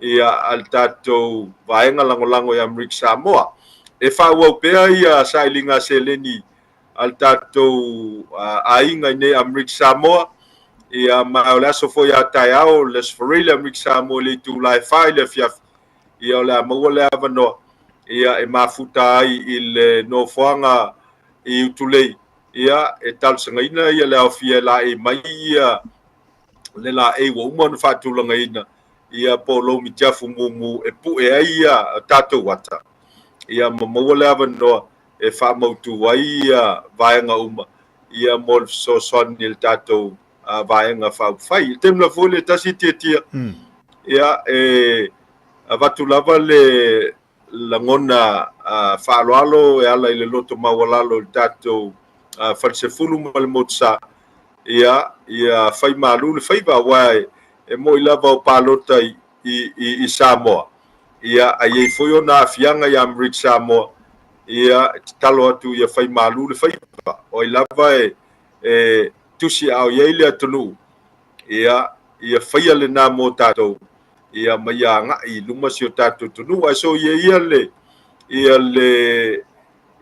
tātou ese I matau putau whaporkiki ia awai uma porkiki ia toi fo ia tangata ia whaafsanga I malto lua man whanau vai ane whaafonga le tunu ia ma whaafsanga I mainga ia ai leanga le alua toi whaafsanga ia wale toi saol popula listanga te listanga taluai upu sona lafo ia ma afia I langono tangata ia manunu al to au pe upu le tunu ia ai manuia ia le whamoemoe tia le tunu o le vaso fau masalo leo te whalonga tu le komiti tele ai New Zealand e tau te whailoa ia I lo ofisa a leo le aso tofi o le sfarele oi sore ka I le ia leo no whatulanga e le to whai ia le velo fono al pati to manisi o le komiti ia le la tau mai ia le radio Samoa e whailoa iai I le aso tofi o le vai aso le fiafia masalo lao o lau sunga tietia ia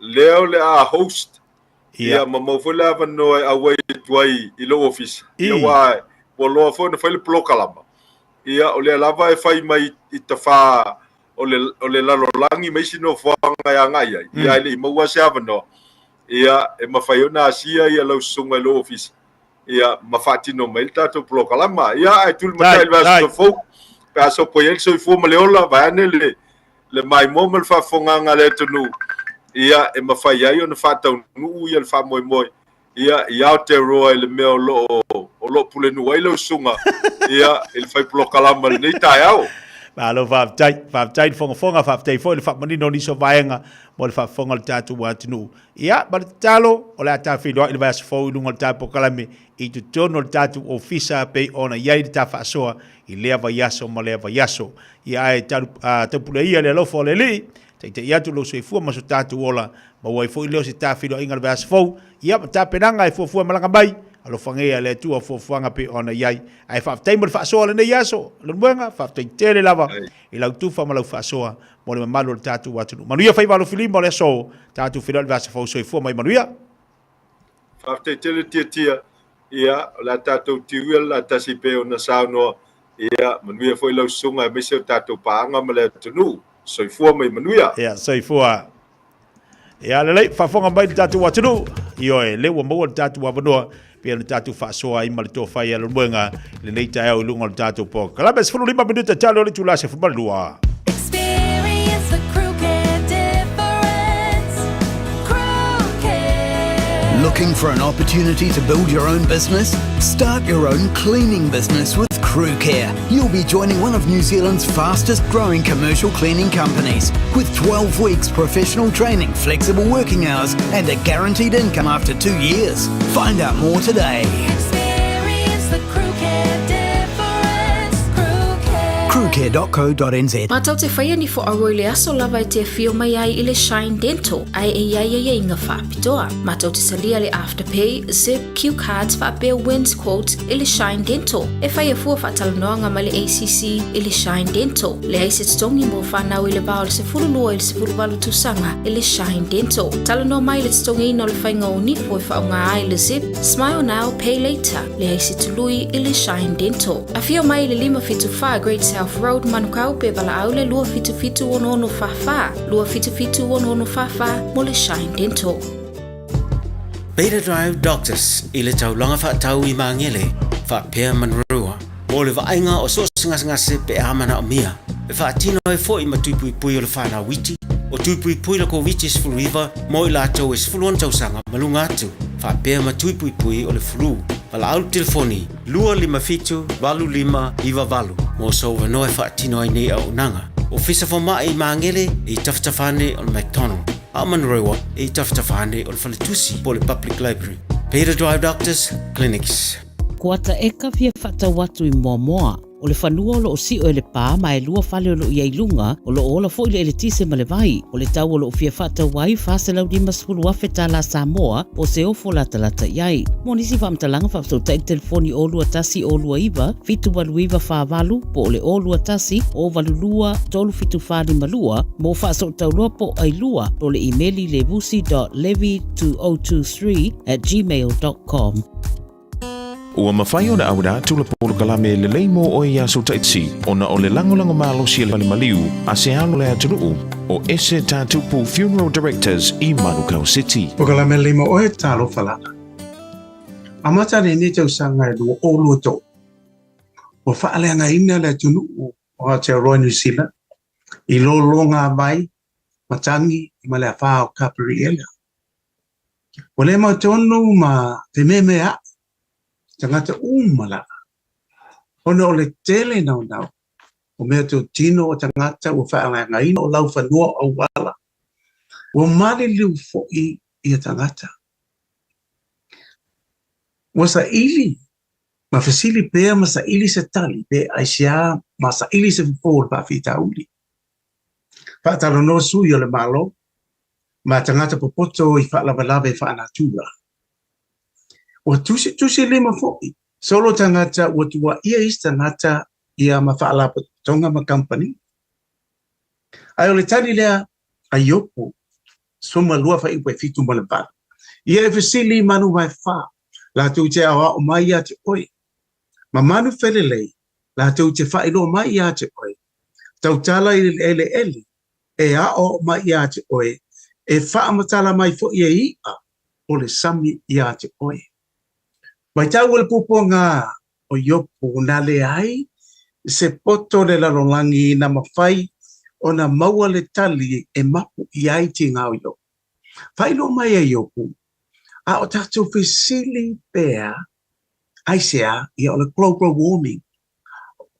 A whemai o le iloa e manu mai wha, o manu where lei o i o le samu, le mafu anga o whaalawe whaanatu. Na whai e le tua le larolangi, ma mea o iai. Na sila atu fo i le atua, ua matua ato toa malelei, ma fia iai. Ai pangalea, ua whaalea ngaina e tangata le lalolangi. O le watangi maui le lalolangi, le la uele ele, ona ua le tausia le lei, e ona tangata. Ia le lei, ona tātou teu mawhai le lei a tātou la pisi, ia ma teu ma alofa i lau whanua na whaia le tua mo tātou. Wa manatua ele lei mo. O le ese tātupu Funeral Directors o se whale maliu Samoa o le tali foilea o taimi whengata o na o le malanga al maliu maleoti. E mawhai foi o na lātou awina atu ma awina mai tino maliu o e pele mai so o se atu nua lalolangi. Wala auno le ese tātupu Funeral Directors i le lua no lua tolu fitu o. Lua no lua tolu fitu o. Pea fiu ane ele se fulu male balu Norman Spencer Drive in Manukau City. Whaafonga mai atina matama ita i tutoa, ma malolosi o le Pasifika, ua lātou lawea ina lalangi. Whaftai moa o tau ngaluenga lelei uma, ua whaia mo a inga, ma tangata lautele. A e peitai, tu sa lava pe tutoa ma malolosi tina matama ita. E lātou te mo mia lava, una whaia lātou siaki whafoma. A whai ua fast full 5, I le onos fuluiva tausanga le matua o lo soifua. Whaatonu nei loa so ua wanoa siaki fua ai o susu, mo le siaki ina, pe ua afia I le kānesa o susu. I le pressed, screen, Aotearoa, wala awane I le numera, oval se lau, lua fitu o, lua o. Awa, o le whaia o le siaki mawhaata o susu I le aso, e lavea ina ai o tou, Moa Taiao. Talofa Samoa, o Ateshna Ryan, o le Licensed Immigration Advisor mo le Auckland South Immigration Consultants. E visosoani mo so se tu ai ngā visa e malanga mai e New Zealand po Australia. Telefoni mai nei loa I le o valu o, tasi o no valu wha fitulua. Po le olua tasi o no valu fitulua tolu o. Mo tupe wha moli Samoa mana tua lo le Pacific Easy. O lo wha awau pea le tātou wha matoa e nao le 5 tala te tongi pea e wha ngā ina le Pacific Easy app. E wha tino ai au tupe wha moli mai lau telefoni wha mehai. O lo awanoa fo le tātou direct transfer. Ti posi mai ai au tupe le tātou account. Ma wha moli eina fasili lunga o telefoni. Ma wha tino la foino lau tupe ai ka wha matoa. Mo le tongi no pili o le vai. Mo li te ngā tupe so se whale tupe Samoa. Pe le tongi nino no ngā tupe le nupi wha. Samoa House Corporation po le Samoa Land. Ma so se au au nanga Samoa o lo mawhai na whaatino uma e le tātou au nanga le Easy Pay maratua e lata le fitu se fulua tātou la la wa whaasopoli ai New Zealand whapea o tātou ofisa e tolu o Tara o Tāhuhu Mamangele e whaonga Pacific Easy app po le direct transfer e whaasawa ilo teimi ai sili atu na whaasawa inau tupe wa taunga tāle penisini mo nise whamtalanga pala au le o varselau o tasi odo po numero masani au kilani o le lua fitu ono fitu iwa fitu wha ma le lua fitu ono fitu iwa varu wha Pacific Easy o lau anga mo tupe wha mo moli Samoa.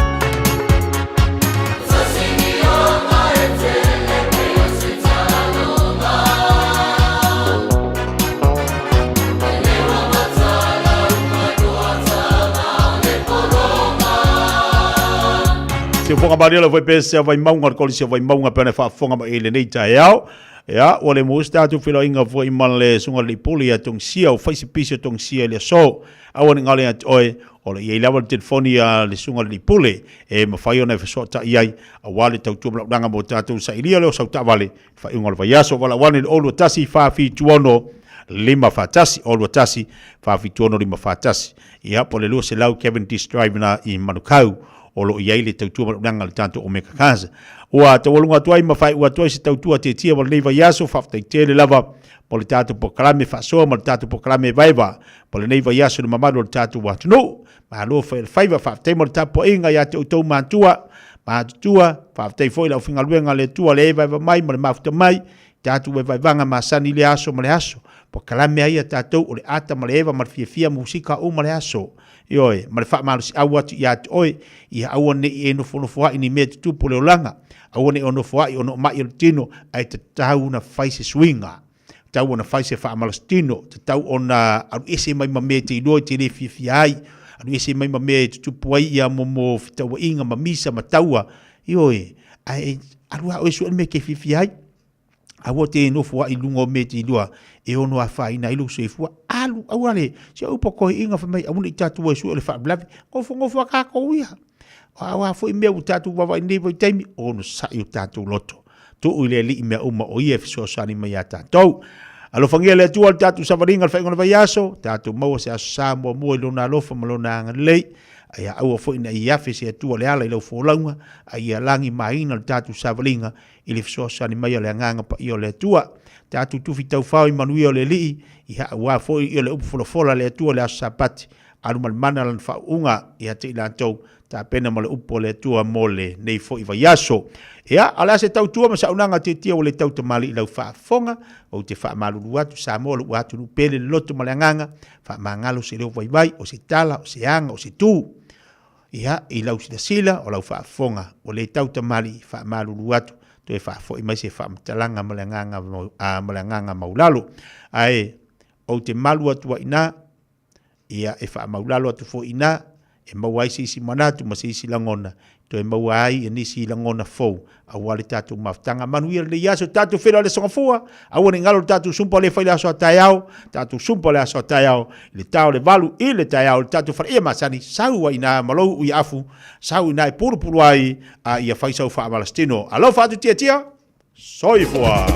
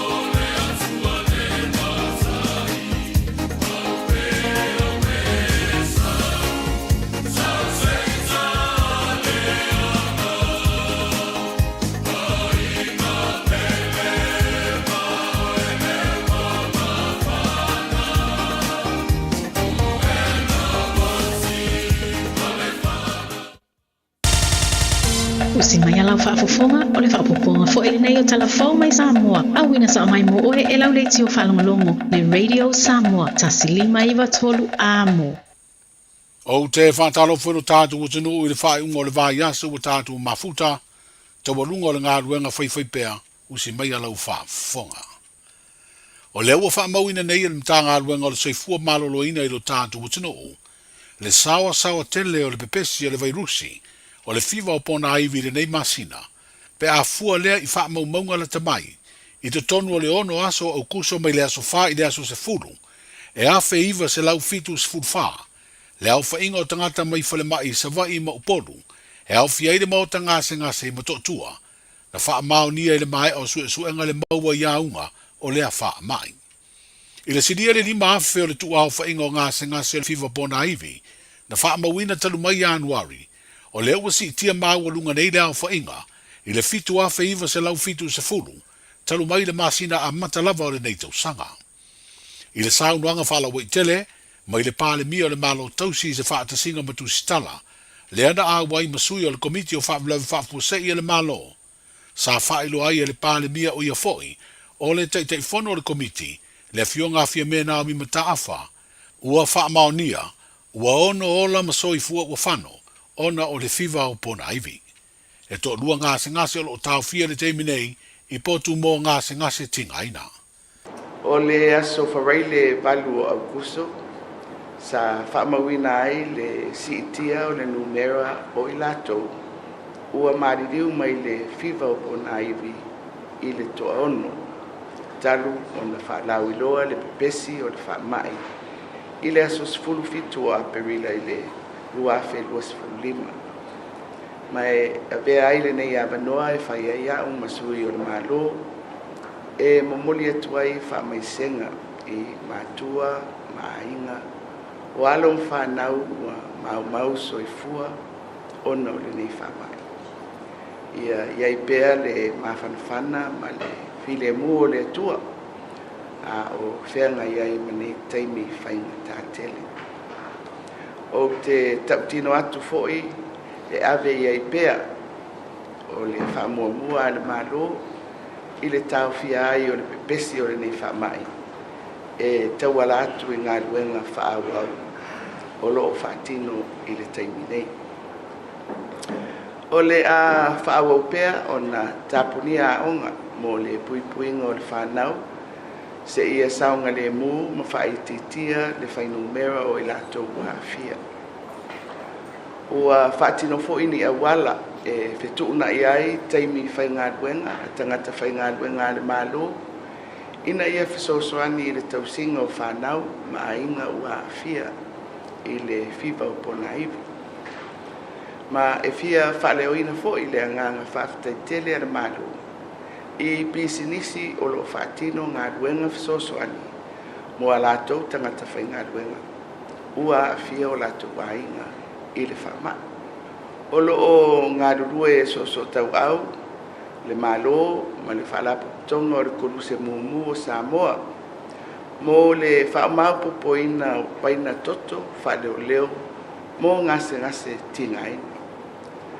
Talu ona amata renei por kalame. E tusa ma le selau lima sifulu unite le au whainga. O le toto o loo mawhai ona ofo fuaina mai i vai aso taitasi. Ma o loo atangi ai le langolango sua a le mamalu o le atunu. Ma e mamoli atu ai le whaaftai a le malo i le talisapaya o le nei wha moe moe tāua. Mo le whaasauina ola. Se vaenga o le saunwanga whala o i tele mai le tamai te ipāle mi o le malo tausi o ia foi o le te whono o le komiti o whaafulawe whaafusei le fionga fia me na o mi mata awha. I ngā ruenga lo whenga i nei ma le mata ngā ruenga o le soifua malo loina wa whaailoa le sui whaatunu sili le li mai le fionga tangaloa Dr. Robert Thompson wa taunu unisi o nanga wha soifua malo loina mai New Zealand. O le kulanga le awhenga ruenga, o le kemingei o lo ngā whakia lava i le awhenga ruenga i le vaenga lea. O lea wai ngei le forward team a le malo New Zealand, le vaenga fo lea le New Zealand MAT, po le New Zealand Medical Response Team, le whanga solo i a mako whiukanga inga, ma whakakalangoanga. O le wharaua whakaakia le la popoka lame e mawhai o ngā suswangi mai ai i New Zealand. Le team le New Zealand ia ka po, le kulanga o suswangi i fo mai e mwhainga au mai, ia whapea i ngi kausiso i fua e mwhainga au mai. E ngā ruem suswangi ka po whainga runga ro i keninge. Ia mawe foila kongor ka po whainga runga e kau malo ruai. So le lau ka kia le fufuanga lea e kikilo ai pole mai aso fo ia pe afa pe afa mauia ia whakakanuanga lo whanga solo i le kenye. Le sui whātun silo mtanga alwenga le soifua malo loina le fionga tangaloa Dr. Robert Thompson. Wa whailoa alo ia nei le mau po ponga o iei le mawutanga a se vaenga to tele o sui tau vātu to tasi wa ngā lulue whaatasi i tā penanga o le pāno ta tele, ai mai se lava i le teimi e mai ai le whai ngā whiriwhiringa le atunu wao, i se whai ngā malo fau o le atulai mai. E se furu lima sui tau vātu to tasi na awai le whaalawi lo ino lea mawutanga, ai le o se vaenga whaupu whai. O nisio i lātou, o le teimi mua le nei wa tau vai whai ngā pālota le atunu, e sa ili ai sui usufono o le pāle mene. O nisi foi, sa tau vā mua whaatu to tasi, a o nisi sa tau wā i fua nisi o pati wha upu whain, e pei o le tautua Samoa ma le vaenga e puipuia i a te tau o tangata, pei tai ele i manuia. O isi sui tau wātu to tasi i lea mawhutanga, sa avea ma whaipule o le pāle mene i paia inga ua tuana ai, ma sa avea i masui o le vaenga wha upu whain, e puipuia i a te tau o tangata, e pei o le fionga i a salava i midi le lua, na tau aveina le tofi minsta le kāpeneta, ma le fionga i a valu mateia nafo itoa tala i manuketi, sa avea masui fufonga fitalai. Sa o awai i le whainga malo i le paia inga lona sifuru ma le ono. Lua afe sifuru ono se ia o i le lua afe lua sifuru ma tasi. Ma whaia inai ma malolo ai le pāti sa o nofo ai le nofoa o le palemene o le sui fonfutalai. Ai man malo le pāti o tau avea nei le whainga malo o Samoa. Wa utou whafafonga le paia o Samoa e mai se si o utu malo. Le nganga mau o lunga lea. Sa o au wai i whainga pāti ma whainga wha uwhai. O ina na manino ai lau wai. Wali lifai i mata uku tau whainga uwhai. Au a ngalo le atu luma o na tangata tai to tasi. Leo o utou sila sila mai ai. Wa o filfili ai le vaenga le nei. Le vaenga tu to tasi ngalu lue fatasi e fa leo to fina ngalu. E tau to tono o palemene o Samoa o to fina ngalu wale ati na ina o a inga te tasi. A inga i le tau o loa. E ia o lava ia inga o le tu malo. Me lea, lo tu malo e. Nganga i maunga numele lua o te ofo ina lo wola. O lo malosi. E tau whai ai o tau fonga i tūlanga uma o tau na whaatino o tātou tu malo. La fia nge yaso msamo pokopoko. Waku loko whafonganga o se lui ngā maleo ke kakalo ku kwana usara ke vanga mai whare ale sa sa masivo. A mai sa vangoa ke alwa i whaisa upu ilu mo Samoa. Kakai onko sarapi ngaki kawawenga ngar kakong fo ia kausanga keni. Fia whaisa sa o lea fai mai le polo malus. Wala promisi fo lenga fai ya tamali langi. A veso ko mo ko savani. Fiwa wa pero kaukua. Ya ke ke ko ngan ke kala. Arka ko kala mo fakingo. Sa fai la unga i parlemene le valu lima no ile upung saulo hu. Samoa ka ko fausi Samoa fo. Ia ke ninguém. Samoa ka ko fausi Samoa fia. O whira ngalo sui tau wātu do tasi sa a vema whai pula le palemene, ini paia inga ua mawae sa langolango atu i le pāti wha upu whai, e pui pui a ia te tau tangata, le fionga salava i midi le lua, ma le fionga i a valu ma tei a nafo i toa tala i manu keti.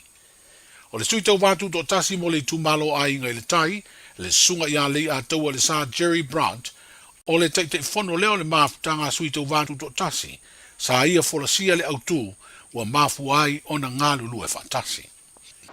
O le so, o mātou tutu fatasi, e le o mātou o se vaenga wha upufai. But, as a united group of independent candidates committed to one fundamental principle, representing you, the people, with honesty, Mariam Yutonu, integrity, Famaoni, and the courage to voice your concerns. Maleloto toa, e wha le o ina pe fina wa ina, o mana onga, o le upu, o mana onga, mohi ana i le palemene. Ua umi ona tau mia o tātou leo to tono al palemene ona o whainga, whawaenga, whai, party agendas and political aims. Our mission, Momua, ia tautua ina ma le whamaoni ma le alofa o mātou i tū mālo. To serve as true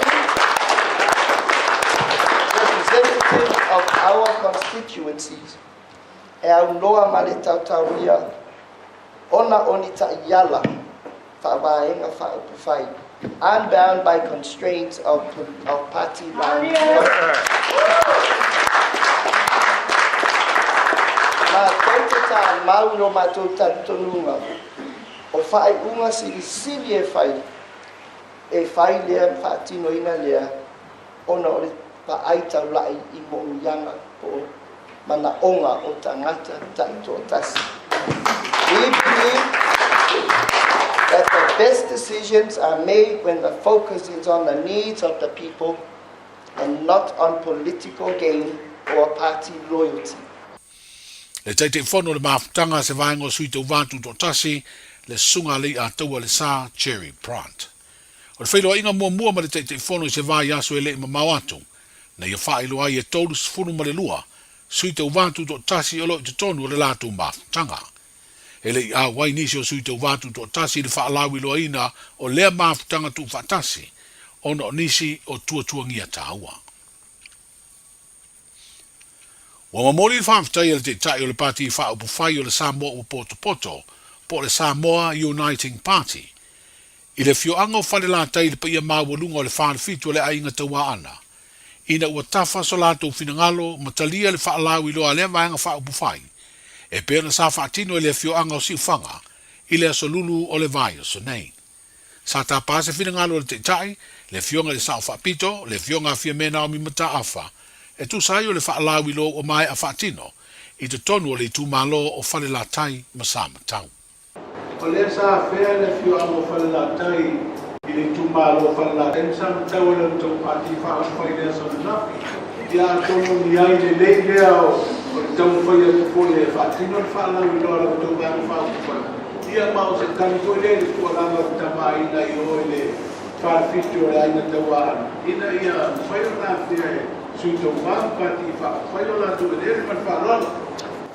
Ia, ioi, mai o le tafa lava o le finangalo le whaafitu, pa ia whaio la inga tau ana, mai mau te langona lava le angang whaafitai. Awa ana whapea e whaawau lava ia le tapu o le whioanga. Matou te le savalia fo ona ua tatala le avanua. Ia, ua matou fiafia e savalia ia le tumalo. Ia, ma ave foi le matou lango i le matou sui i le whionga ia whaapaa. Ia le. Le whionga fia mena o mi mata afa, o le te tai o le vaenga whaupu whai o le Samoa ua poto. O le aso tōna i o le nei vai asa o atai au lea i Samoa, o le a veo se aso e ngā lulu e umai tangata uma o nuu mawhio anga e whaatino le ngā luenga, o le wha mamaina leo lau ma maota ma le whanua, ina ia pui e le tātu utinu umai le wha mai fiva o pona iwi, e peo na pēsi ai Samoa, ma nisi o motu o le Pasifika. Wa ave ai nei le tu alalo le te tai o le malo i le pāne mia i le pūlenga mamalu, a li ma whai pule o nuu mawhio anga, ina ia ngā lulue mo le wha mamaina o le tunu atoa. Wa tau fia le tu mau le ngā luenga o le whanaina leo no fuanga, o lo no fo ma tu ufua ai namu, ai sei whai mua le ngā luenga wha mamai le ave ese leo le la pisi ma ota, wha perso se la au e pei o le whala teu whanua, le e fia tele namu e no fuai. O le lua vai aso umavae, sa whaatino ai fo i lea ngā luenga i lea tunu atoa. Manuia le whai ungo le vai aso, Talofa lava